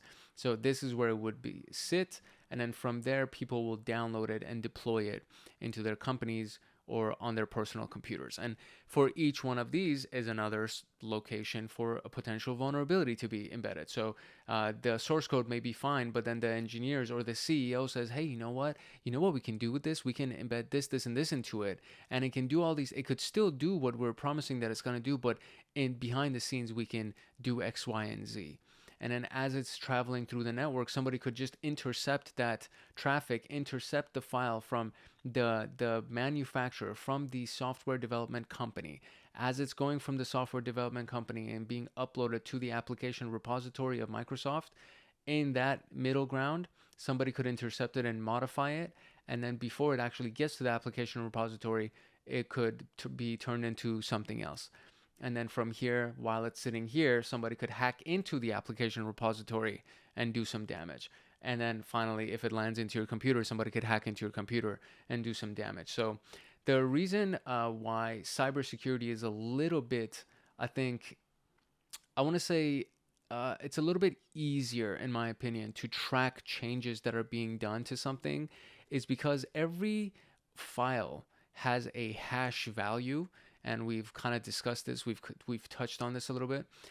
Every file has a hash value. So this file, by the time it gets to these guys, if after dealing with these guys, that hash value has been changed, or when leaving the source code, when leaving the coder says, this is the hash value of my file, and he sends it to them, and then in this little middle ground, somebody intercepts the source code and changes the source code, and then these guys run a hash check, and they see that, oh, no, wait, this hash value is actually different from what the developer, the source code guy, told us that it was going to be. So something has happened in this portion where it was changed. Or if it goes from these guys' hands and it's going to go through the network, and in this process, before it gets to Microsoft Store, Microsoft checks the hash that these guys said that it would be, and then he's like, well, this is not the hash value they told us that it was going to be. So something happened here that this product was changed. So the hash value makes it easier to track if there's been changes made to the software. So this is the whole view, the overall concept of a supply chain, right? So it starts from its parts, it starts from its raw code, from its raw parts, and it goes through the motions until it becomes available for somebody or a company to use it. And this, anywhere along this path, anywhere along this chain, something can happen that could compromise security. So that's what we mean when we say it's a supply chain. So it focuses on protecting the processes, the systems, and relationships that are involved in delivering goods, services, and software from third-party suppliers to the actual people who are going to end up selling them. Which brings us to the actual risks inside of that supply chain and the risks inside of the concept of supply chain security. So the very first one is the third-party supply vulnerability. So attackers can exploit vulnerabilities in software that's been provided by a third-party vendor to compromise organizations. So think about the SolarWinds example, right? The SolarWinds example was where the attackers inserted malware into the software update that was coming from the third-party vendor, which was the SolarWinds. So SolarWinds was coming from a third-party vendor and it was being used by the government, right? Think about that. So the attackers didn't have to hack the government, they had to hack SolarWinds, which they did. And then they ended up, as a result, getting into government systems. So that's the third-party software. And then you have unsecured hardware and devices. So another one of these things is the malicious actors embed backdoors or malware in physical devices during manufacturing or distribution. So spyware embedded in imported hardware components would be an example, and or Huawei, the phone system, that would be another example of this. So the actual hardware itself actually has something that's embedded in it. And another one is an insider threat within the supplier. So employees at the vendors, at the third-party vendors, could misuse access to steal data or sabotage systems. So you get an agent, right? So somebody gets a secret agent. Instead of getting them to go work at the actual target's location, they go and work at the target's business partner or the supplier of the target. And then now, because they're just a step away from the actual target, now they can go ahead and misuse their access to steal data from them or sabotage their systems or so on and so forth. So these are some of the very primary, some of the more common risks in supply chain security. And then we have these are still important, but I would say they would be secondary maybe. So you have the organizations that may lack insight into the supplier's security practices, making it difficult to assess the risks, right? So if you and your organization are solid, but your supplier or your vendor isn't solid, that's making you, they're putting you at risk. And then the issue is that they may not let you assess their infrastructure because they're worried about whatever, they're insecure, right? They're worried about their actual security posture, or maybe they'll look bad, or they'll lose your business or something like that, but for a variety of reasons. And they could be seemingly innocent reasons, but for a variety of reasons they may not let you look at their security practices, which leaves you at risk. It leaves your company at risk. Then there's the dependency on single suppliers. So this is another really, really big thing. So if you have only one vendor that supplies the stuff that you need, relying on that one vendor, over-relying on that one vendor, increases the risk that if that supplier is now compromised or disrupted, you have now lost your business. You no longer can operate because you only had one single supplier. So it's always good to at least have 2 or 3. And what is nice is that you can actually make them compete with each other to give you better deals. But at the very least, it's a security risk as well. It's a risk to your business operations. If you can't get your supplies, you don't have anything to sell to your people, right? So you don't have anything to build your widgets, so to speak. And then we have supply chain interdependencies. So there are complex interconnected supply chains, and they can amplify risks as one compromised entity can affect many others. So this is kind of the opposite version of this thing, where this person has one single supplier and it's a very overly simplistic thing. And then this one has a super complex supply chain where they deal with a dozen different companies to make one product. And that ends up being the reason why the business crashes, because if one of those companies goes down, or if something happens in that supply chain, the weakest link in that supply chain will end up bringing the entire business down, which is why a company like Amazon invested so much in their infrastructure, where they had their warehouses, they have their own warehouses, they have their own shipping systems because UPS wasn't giving them a good enough deal, and then they created their own hosting and cloud networking, which is Amazon Web Services, and then fill in the blank. They have their website, they have their own marketing and advertising, they have everything. It's all in-house, right? It's this massive $1 trillion company that does everything in-house, and they have controlled every step of their supply chain. So you have companies like that are actually, I would say Amazon is doing it right, which is why they're so freaking massive. So then what would be the mitigations, right? So what are the mitigations for supply chain security? And a big piece is to have a risk assessment. Like a vulnerability assessment, you would have a risk assessment for your vendors. So you conduct thorough assessments of third-party vendors' security practices before engaging with them, right? As a part of your engagement letter and your contract to sign with these people, one of your stipulations should be, I just want to see what your security operations are like. I want to see how protected you are, especially if you're in a business that is highly regulated and you're dealing with HIPAA compliance, or you're dealing with payment card compliance, or really anything. Like, you should consider everybody that you deal with, you should be worried about their security posture as much as you are worried about your own security posture. And then using standardized frameworks such as the NIST CSF, or not the CSF, excuse me, the Cybersecurity Supply Chain Risk Management. So it's the SCRMs, but NIST also has a lot of other frameworks. So CSF is the cybersecurity framework, which could be another one of those things. But using a standardized framework like the NIST Supply Chain Risk Management framework, that's the piece that you can say, hey, listen, we abide by the NIST framework for supply chain security, and I need to make sure that your business, your security posture meets up, right? You come to par with the NIST framework for cybersecurity supply chain. And then we have contracts with security requirements. So you include clauses in your vendor contracts mandating that they adhere, that they comply to specific cybersecurity standards like regular patching and security audits. So as a part of doing business with us, we're going to audit your security systems once a year, or we're going to audit your security systems once a quarter, or something like that, to make sure that you're all good. And if that company wants your business, which more often than not they do want your business, they should be willing to adhere to an audit. They have nothing to hide. They should have nothing to hide. And you should be able to just, hey, you know what, we just want to audit you, and we just want to see how everything's going. And you're also helping them. If you actually run them through security audits and you point out a location where they're weak, then you're now helping their business get stronger. So they should welcome it with open arms. And then, of course, there's continuous monitoring, which is something that is a very common idea and a common concept that we've talked about a lot, and you will hear about a lot. You're going to monitor continuously.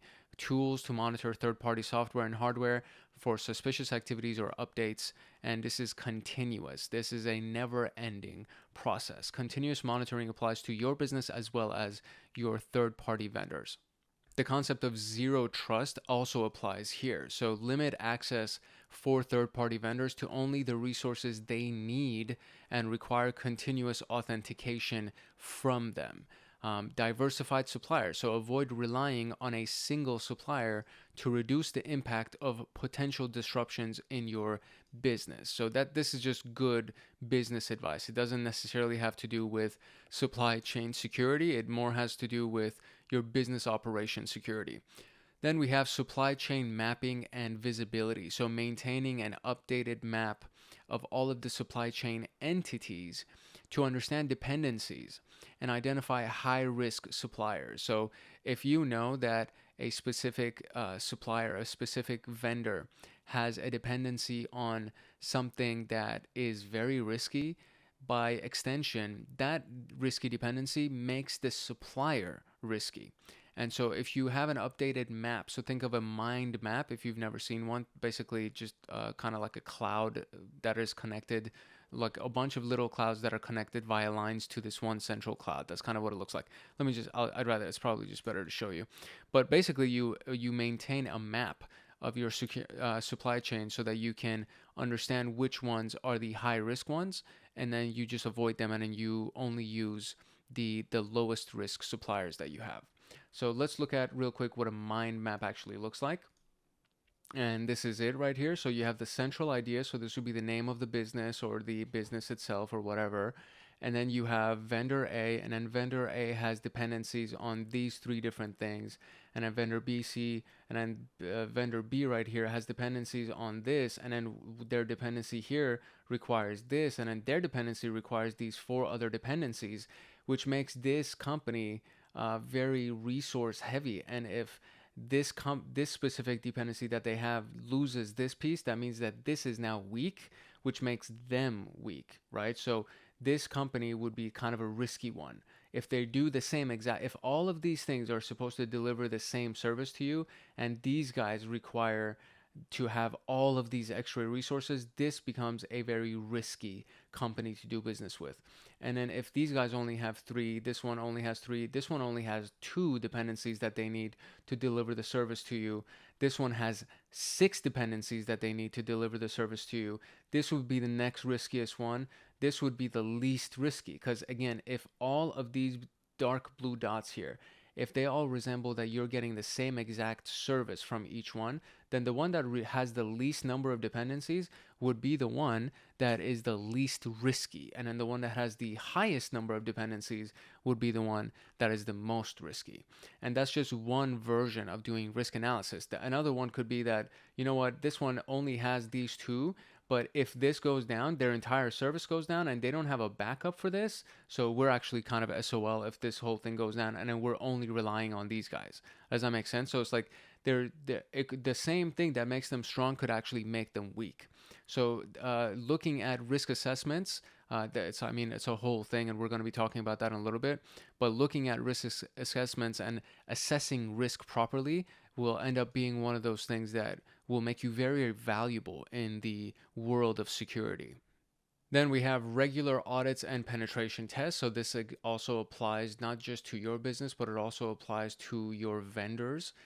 So you can verify compliance and uncover any vulnerabilities that exist in your supply chain. So you just do regular vulnerability assessments, you do regular penetration tests, and then threat intelligence sharing. So in sharing the information is very, very important. And then sharing the information sources. So if you share the platforms, right? So if you participate in a threat intelligence sharing platform, and then, if you have access to a threat intelligence platform and then you share that platform to your vendors, it makes them more informed.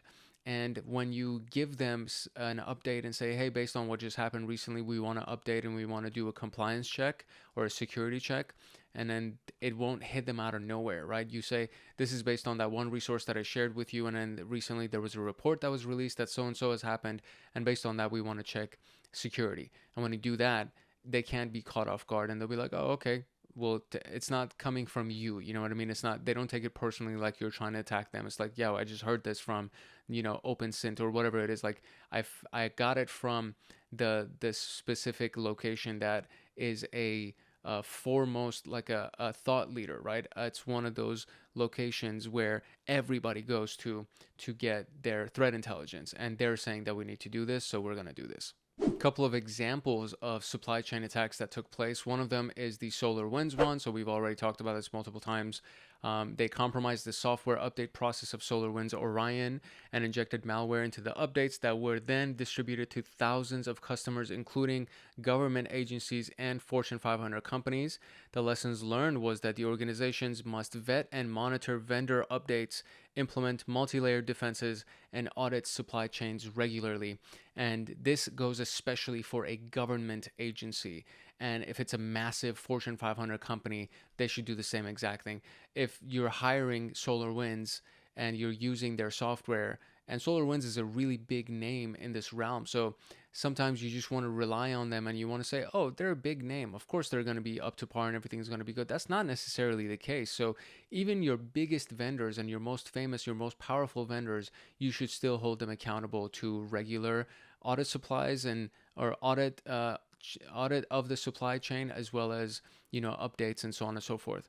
And then we have the CCleaner attack, which happened in 2017, where hackers infiltrated a legitimate software application during the distribution phase, embedding malware into the installer file.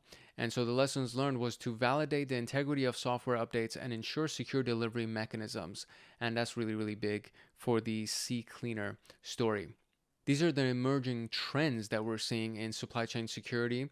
There's the shift left approach, which is the concept that security is integrated into the earliest stages of the supply chain lifecycle, focusing on securing components during design and development. So if you can think of this line, this horizontal line right here, and then we have step 1, step 2, step 3, step 4, step 5, so on and so forth. And this is step 1. So instead of checking security at the very end, you want to shift left as much as you possibly can and check security at the very beginning, ideally in the design and development process, which is the very, very beginning of it. So before you even develop something, you're first designing it and you say, we want this to happen, we want this to be the case. And so when you're looking at the design, you want to say, is this design secure? And then if the design is approved and everybody thinks it's secure, then you go to development and then you say, is this development secure? Is the source code based on the design goals that we had, is this now secure? And then you just go as far left in the development cycle as you possibly can. Then you have software bill of materials, so SBOM. And this is increasingly required by companies and regulators. And this is basically a list of all of the software components and dependencies, which improves the transparency and security. So if you're going to build software, we need to know what all of the components of your software are, as well as all the dependencies that your software requires to run. So this is the bill of materials. And there's a physical bill of materials that also applies to just physical devices and physical material or physical products that are made, where you just have this kind of bill of materials. I need to know what went into the creation of your thing. Where did you source your product? Where did you source your materials? Are these sourced ethically, for example? That's one of the big conversations that's coming up, is like, did you source this from some mine where you're using slave labor? You know what I mean? So this is the bill of materials concept, where it's like, where did you get your stuff? And where did you get your stuff to build the thing that you have that you're selling to me now? Then we have AI and ML, machine learning, in supply chain monitoring. So there are advanced tools that are in place now that analyze patterns and anomalies across multiple supply chains to predict and mitigate risks. And this is actually a concept that is becoming more and more popular, and it's something that I'm extremely fascinated in, and I'll probably start doing a lot of videos on this as well, where we're going to talk about using AI and using machine learning in enhancing your capabilities as a security professional. So you can actually use advanced tools that analyze patterns, for example, machine learning and AI, that can analyze patterns much better than any human being can, and then detect anomalies across supply chains to predict and mitigate risks before they even happen. So a quick little 7-step checklist that you can use to protect your supply chain. The very first one to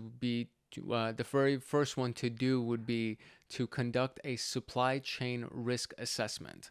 And then you want to establish a formal SCRM program, which is the NIST cybersecurity management, the cybersecurity or the supply chain management portion of it. Then we have, so this is essentially a compliance, right? So you have a formal compliance program that you're using a framework from the National Institute of Standards of Technology, where you're using that to be your guiding light for everything that you do with your supply chain. Then you work with your suppliers on improving security for your interaction with them, as well as their in-house security.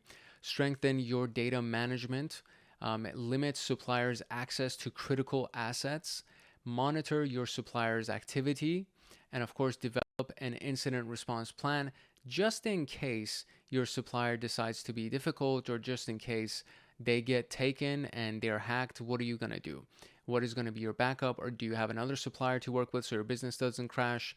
Do you have ways to protect yourself from somebody hacking their systems and trying to get into your systems, so on and so forth? And as we talked about software supply chains, we can also talk about software supply chain security. So this is the developer, and it goes from the developer to the end user here. So obviously it starts with the source code. So managing the access for your development environment. So for example, PyCharm is an IDE that is used to develop source code, to write source code. So access to those IDEs, managing the access to those IDEs, and even really securing the actual IDE itself, and monitoring, auditing the company that is supplying that software to you, and then reviewing the source code, and then source code management. All of these things are processes that are done in the development phase before they actually go into the build phase. And then you have the continuous improvement, continuous development pipeline that is, again, it's just one of the, as the name implies, it's continuous, and you're constantly looking at ways to improve and develop as you go about before you get to deployment. And then containers and registries, making sure that your containers and registries are secure in the best format and you're using the best registries and best suppliers or partners in that regard. And then the dependencies that you rely upon, or your software would rely upon to run, are those dependencies secure? And then finally it gets to the packaging and deployment. And so the SBOMs, code provenance and signatures, as well as the artifact repository. And I actually don't know what SBOMs are, so let's real quick run into that so that we can review that and make sure what that actually is. Okay, well now I feel silly. So because we literally talked about this. So SBOM, I just haven't memorized it. The SBOM is the software bill of materials, which is the dependency. So open source and third-party components, licenses that govern the components, versions of the components, patch status, relationships between components, and dependencies, and all that stuff falls under the SBOM. So reviewing your SBOM is a part of the packaging and deployment. Creating an SBOM is a part of your packaging and deployment. So you want to have a software bill of materials, right? So you want to actually create that so that you can provide it to your users should they ask for it, and you can provide it to your customers and your clients. So SBOM, it needs to be prepared in the packaging deployment section, or the packaging deployment step. And then from there, coding, code provenance and signatures to verify that this is actually something that we stamp with our seal of approval. We've signed this. It is our product. We guarantee its value as well as its functionality. And then, of course, the artifact repository. And artifact repository is very similar to the SBOM, and it's something that is it's a repo. So think about the GitHub repo. It's a repo that has all of the artifacts for this specific software that is being used, and then it's the pieces of it that somebody can go ahead and check out and analyze and switch out maybe if they wanted to. But it's the repository of all of the artifacts that belongs to this specific software. It's a part of this specific software, so that if somebody wanted to analyze it, they could analyze the individual pieces of it, the individual artifacts of it. All right, and we have now arrived at our last section of Chapter 2, which is the section on Internet of Things security, so IoT security. And IoT devices in general is basically anything that is connected to the internet. So it could be a smart appliance, it could be medical devices, it could be industrial sensors, which is a very, very big thing. That's part of the Stuxnet worm attack that happened. It was based on an industrial device or industrial controller. And more, basically anything. So a smart TV, which is, I guess, a smart appliance. While IoT enhances efficiency and convenience, it introduces significant security challenges due to the scale, diversity, and frequent lack of robust security measures for IoT devices. And one of the things that I want to share with you, and this is going to be kind of a little bit, I think it'll be shocking. I've done it in a few different videos just to kind of demonstrate how crazy this actually is. But there is a way that you can get access to people's webcams, like their security cameras and their web cameras, just by putting a specific search query inside of Google. And I'm going to demonstrate that for you right now so you can kind of see what this is like here.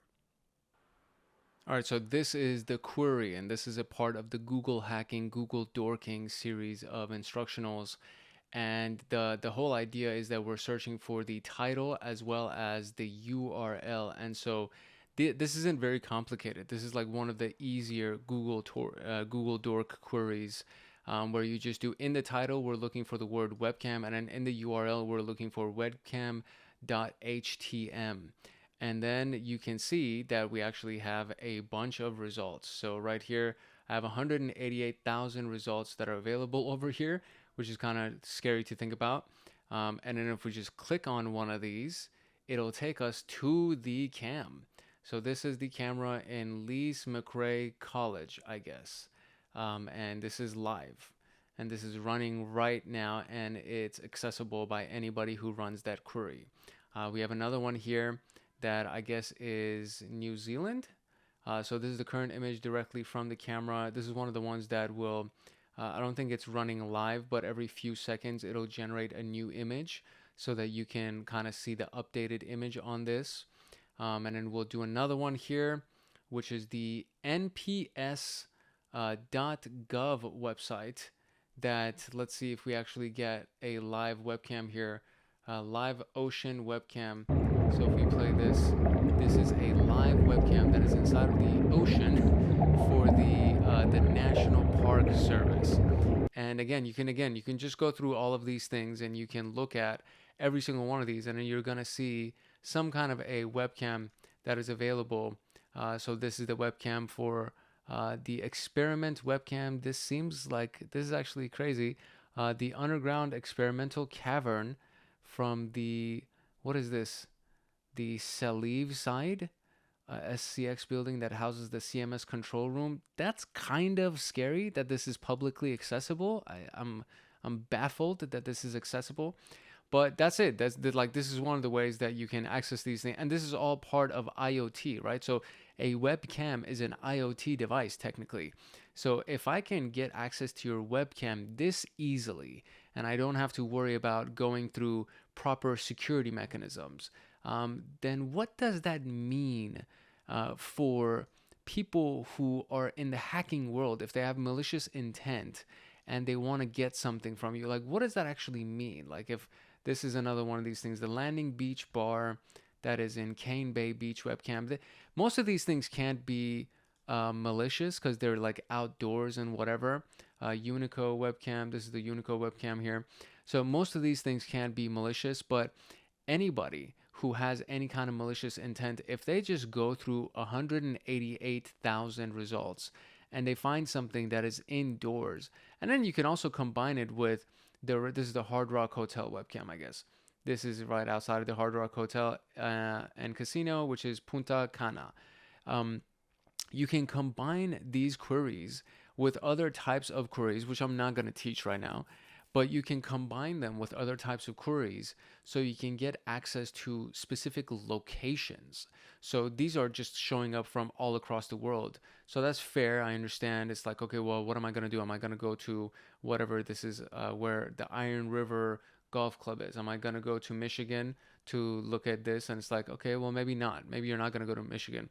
But if you learn how to look at the contents of the page and then get the actual address of something, and then next thing you know, you can probably get access to a webcam that is publicly available like this, and it's for somebody's location.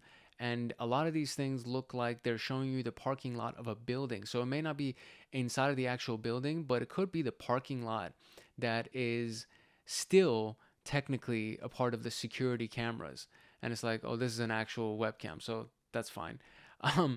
But facilities master plan webcam, that's insane. So check out the time-lapse recording of the construction of the new liberal arts building, the recording of the construction of the new fine arts building, the master plan webcam for Cerritos College. Cerritos College is actually down the street from me. This is in California. Oh my gosh, this is so anyways, this is, I'm going down the rabbit hole, but this all falls under the IoT devices. So with a very simple query like this, I don't know why, with a very simple query like this, you can go ahead and pull up the various webcams that exist all across the world, and then you just click on one of them, and then now you can get access to the actual webcam as it is running live. That is terrifying to think about, but it is actually the case for the current state of security. So now that we've gotten this out of the way, we can look at a few other examples of what IoT devices are, and then we'll just continue on with IoT security. This would be a pretty solid image to show you what an IoT device actually can be. It could be everything from your smart home and the various pieces inside of a smart home. So a garage door that is controlled by your cell phone is an IoT device. So think about that. Somebody could hack into your garage doors system via your internet, and then they can open your garage door. or everything else. They can turn on the air, they can turn off the air, they can turn on the lights, they could turn off the lights, they could connect to anything in your house via your smart home appliances.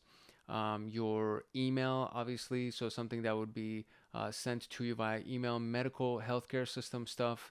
It could be the smart grid, which is another one of those things that a smart grid could be a power supply, a power source that's connected to the internet that technically falls under an Internet of Things because it's connected to the internet and it can be controlled remotely. Therefore, somebody else can also connect to that mini computer inside of the smart grid and start controlling it. You have the cyber physical systems. So big data would be anything obviously like servers and things like that. And that doesn't really count as IoT because it counts as a server or a computer. You have the computers themselves, or excuse me, cameras. It could be red lights and green lights, traffic lights. Literally anything that connects to the internet. Smart appliances, as we already discussed, your television, and a variety of other things, which means that these are all different attack vectors that somebody can take to get into your system, to get into your actual computer or your phone and get access to your financials or your other sensitive data. So these are all different locations. These are all different ways that somebody can connect back to you and your main source of communication, which could be your phone. For most people, their bank accounts are connected to their phone applications, or the bank applications is connected to their phone, and everything else is connected to their entire life is in their phone. So you have all of these different attack vectors that somebody can take to get into your phone, and these are all considered Internet of Things, IoT devices.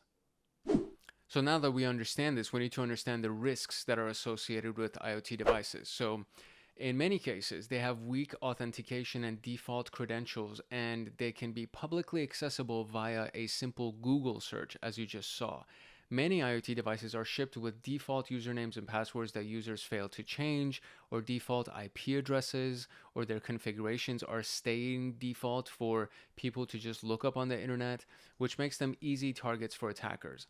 An example of this is the Mirai botnet, which was in 2016, which exploited default credentials to launch massive DDoS attacks using people's computers that had just default credentials that nobody ever changed.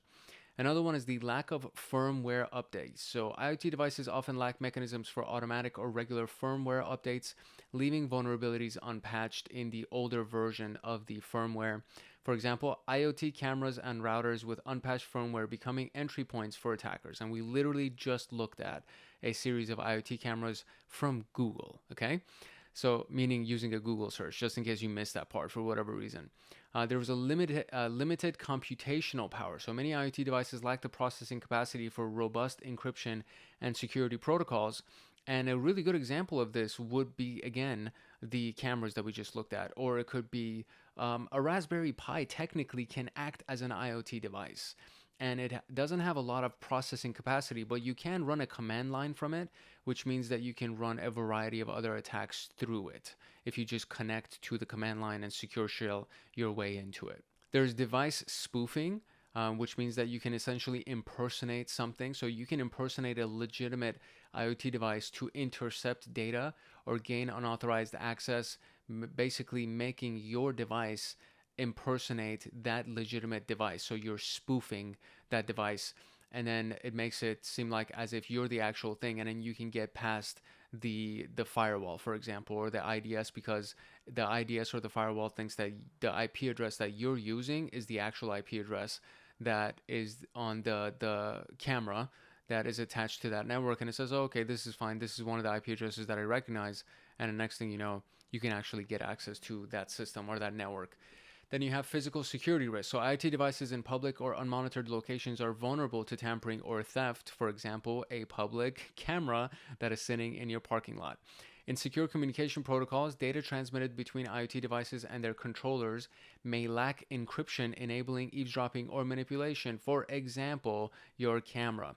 One of the things that can also patch back to the physical security is that if somebody lets you in the building by you piggybacking or tailgating them, and now the rest of your infrastructure is in public or unmonitored locations, meaning that as long as I'm in your building, I can now go into your server room, which happened actually in a a government building that I went to in downtown Los Angeles, and I had to go through security to get in the building. But once I was in the building, as I was going to the elevator, I just looked to my left and I saw that there was a door wide open, and inside of that door was their server room. It wasn't their server room, excuse me. It was their switch room, their router room. So their switches and their routers and everything for the internet connectivity of the building was inside of that room, which is terrifying to think about. And honestly, I should have just gone to somebody and be like, hey, I want a security job here.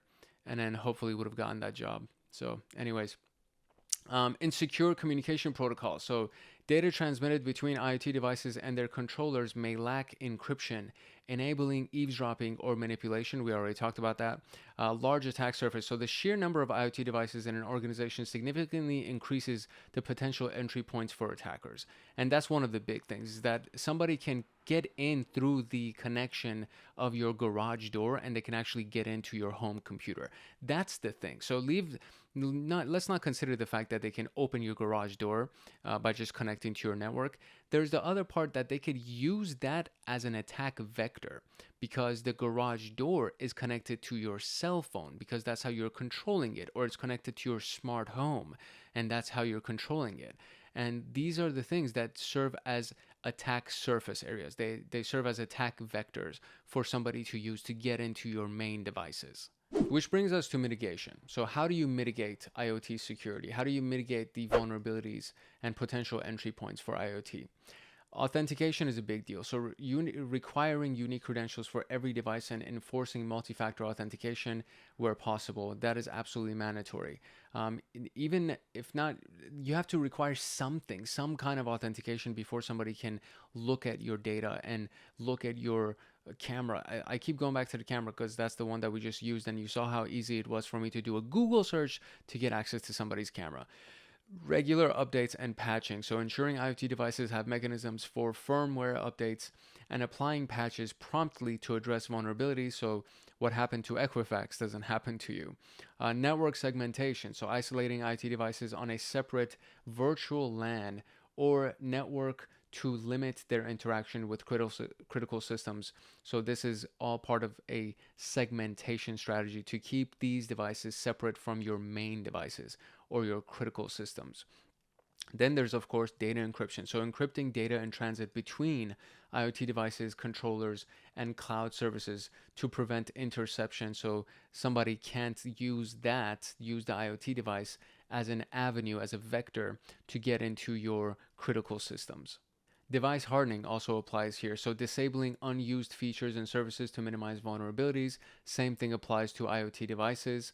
Monitoring and logging. So implementing logging for IoT devices and monitoring their behavior to detect any anomalies. And essentially you would just feed all of these logs to the same exact location, which would be your SIM. And then the SIM digests the log, ingests the logs, and then gives you a dashboard for you to look at so you can check any alerts that may come in, so on and so forth.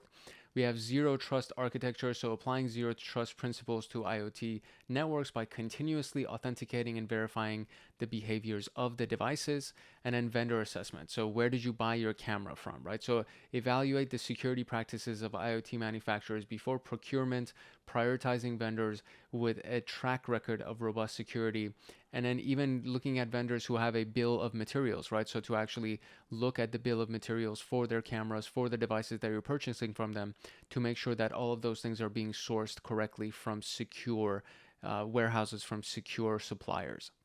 Which brings us to the stories. So the Mirai botnet, as we talked about.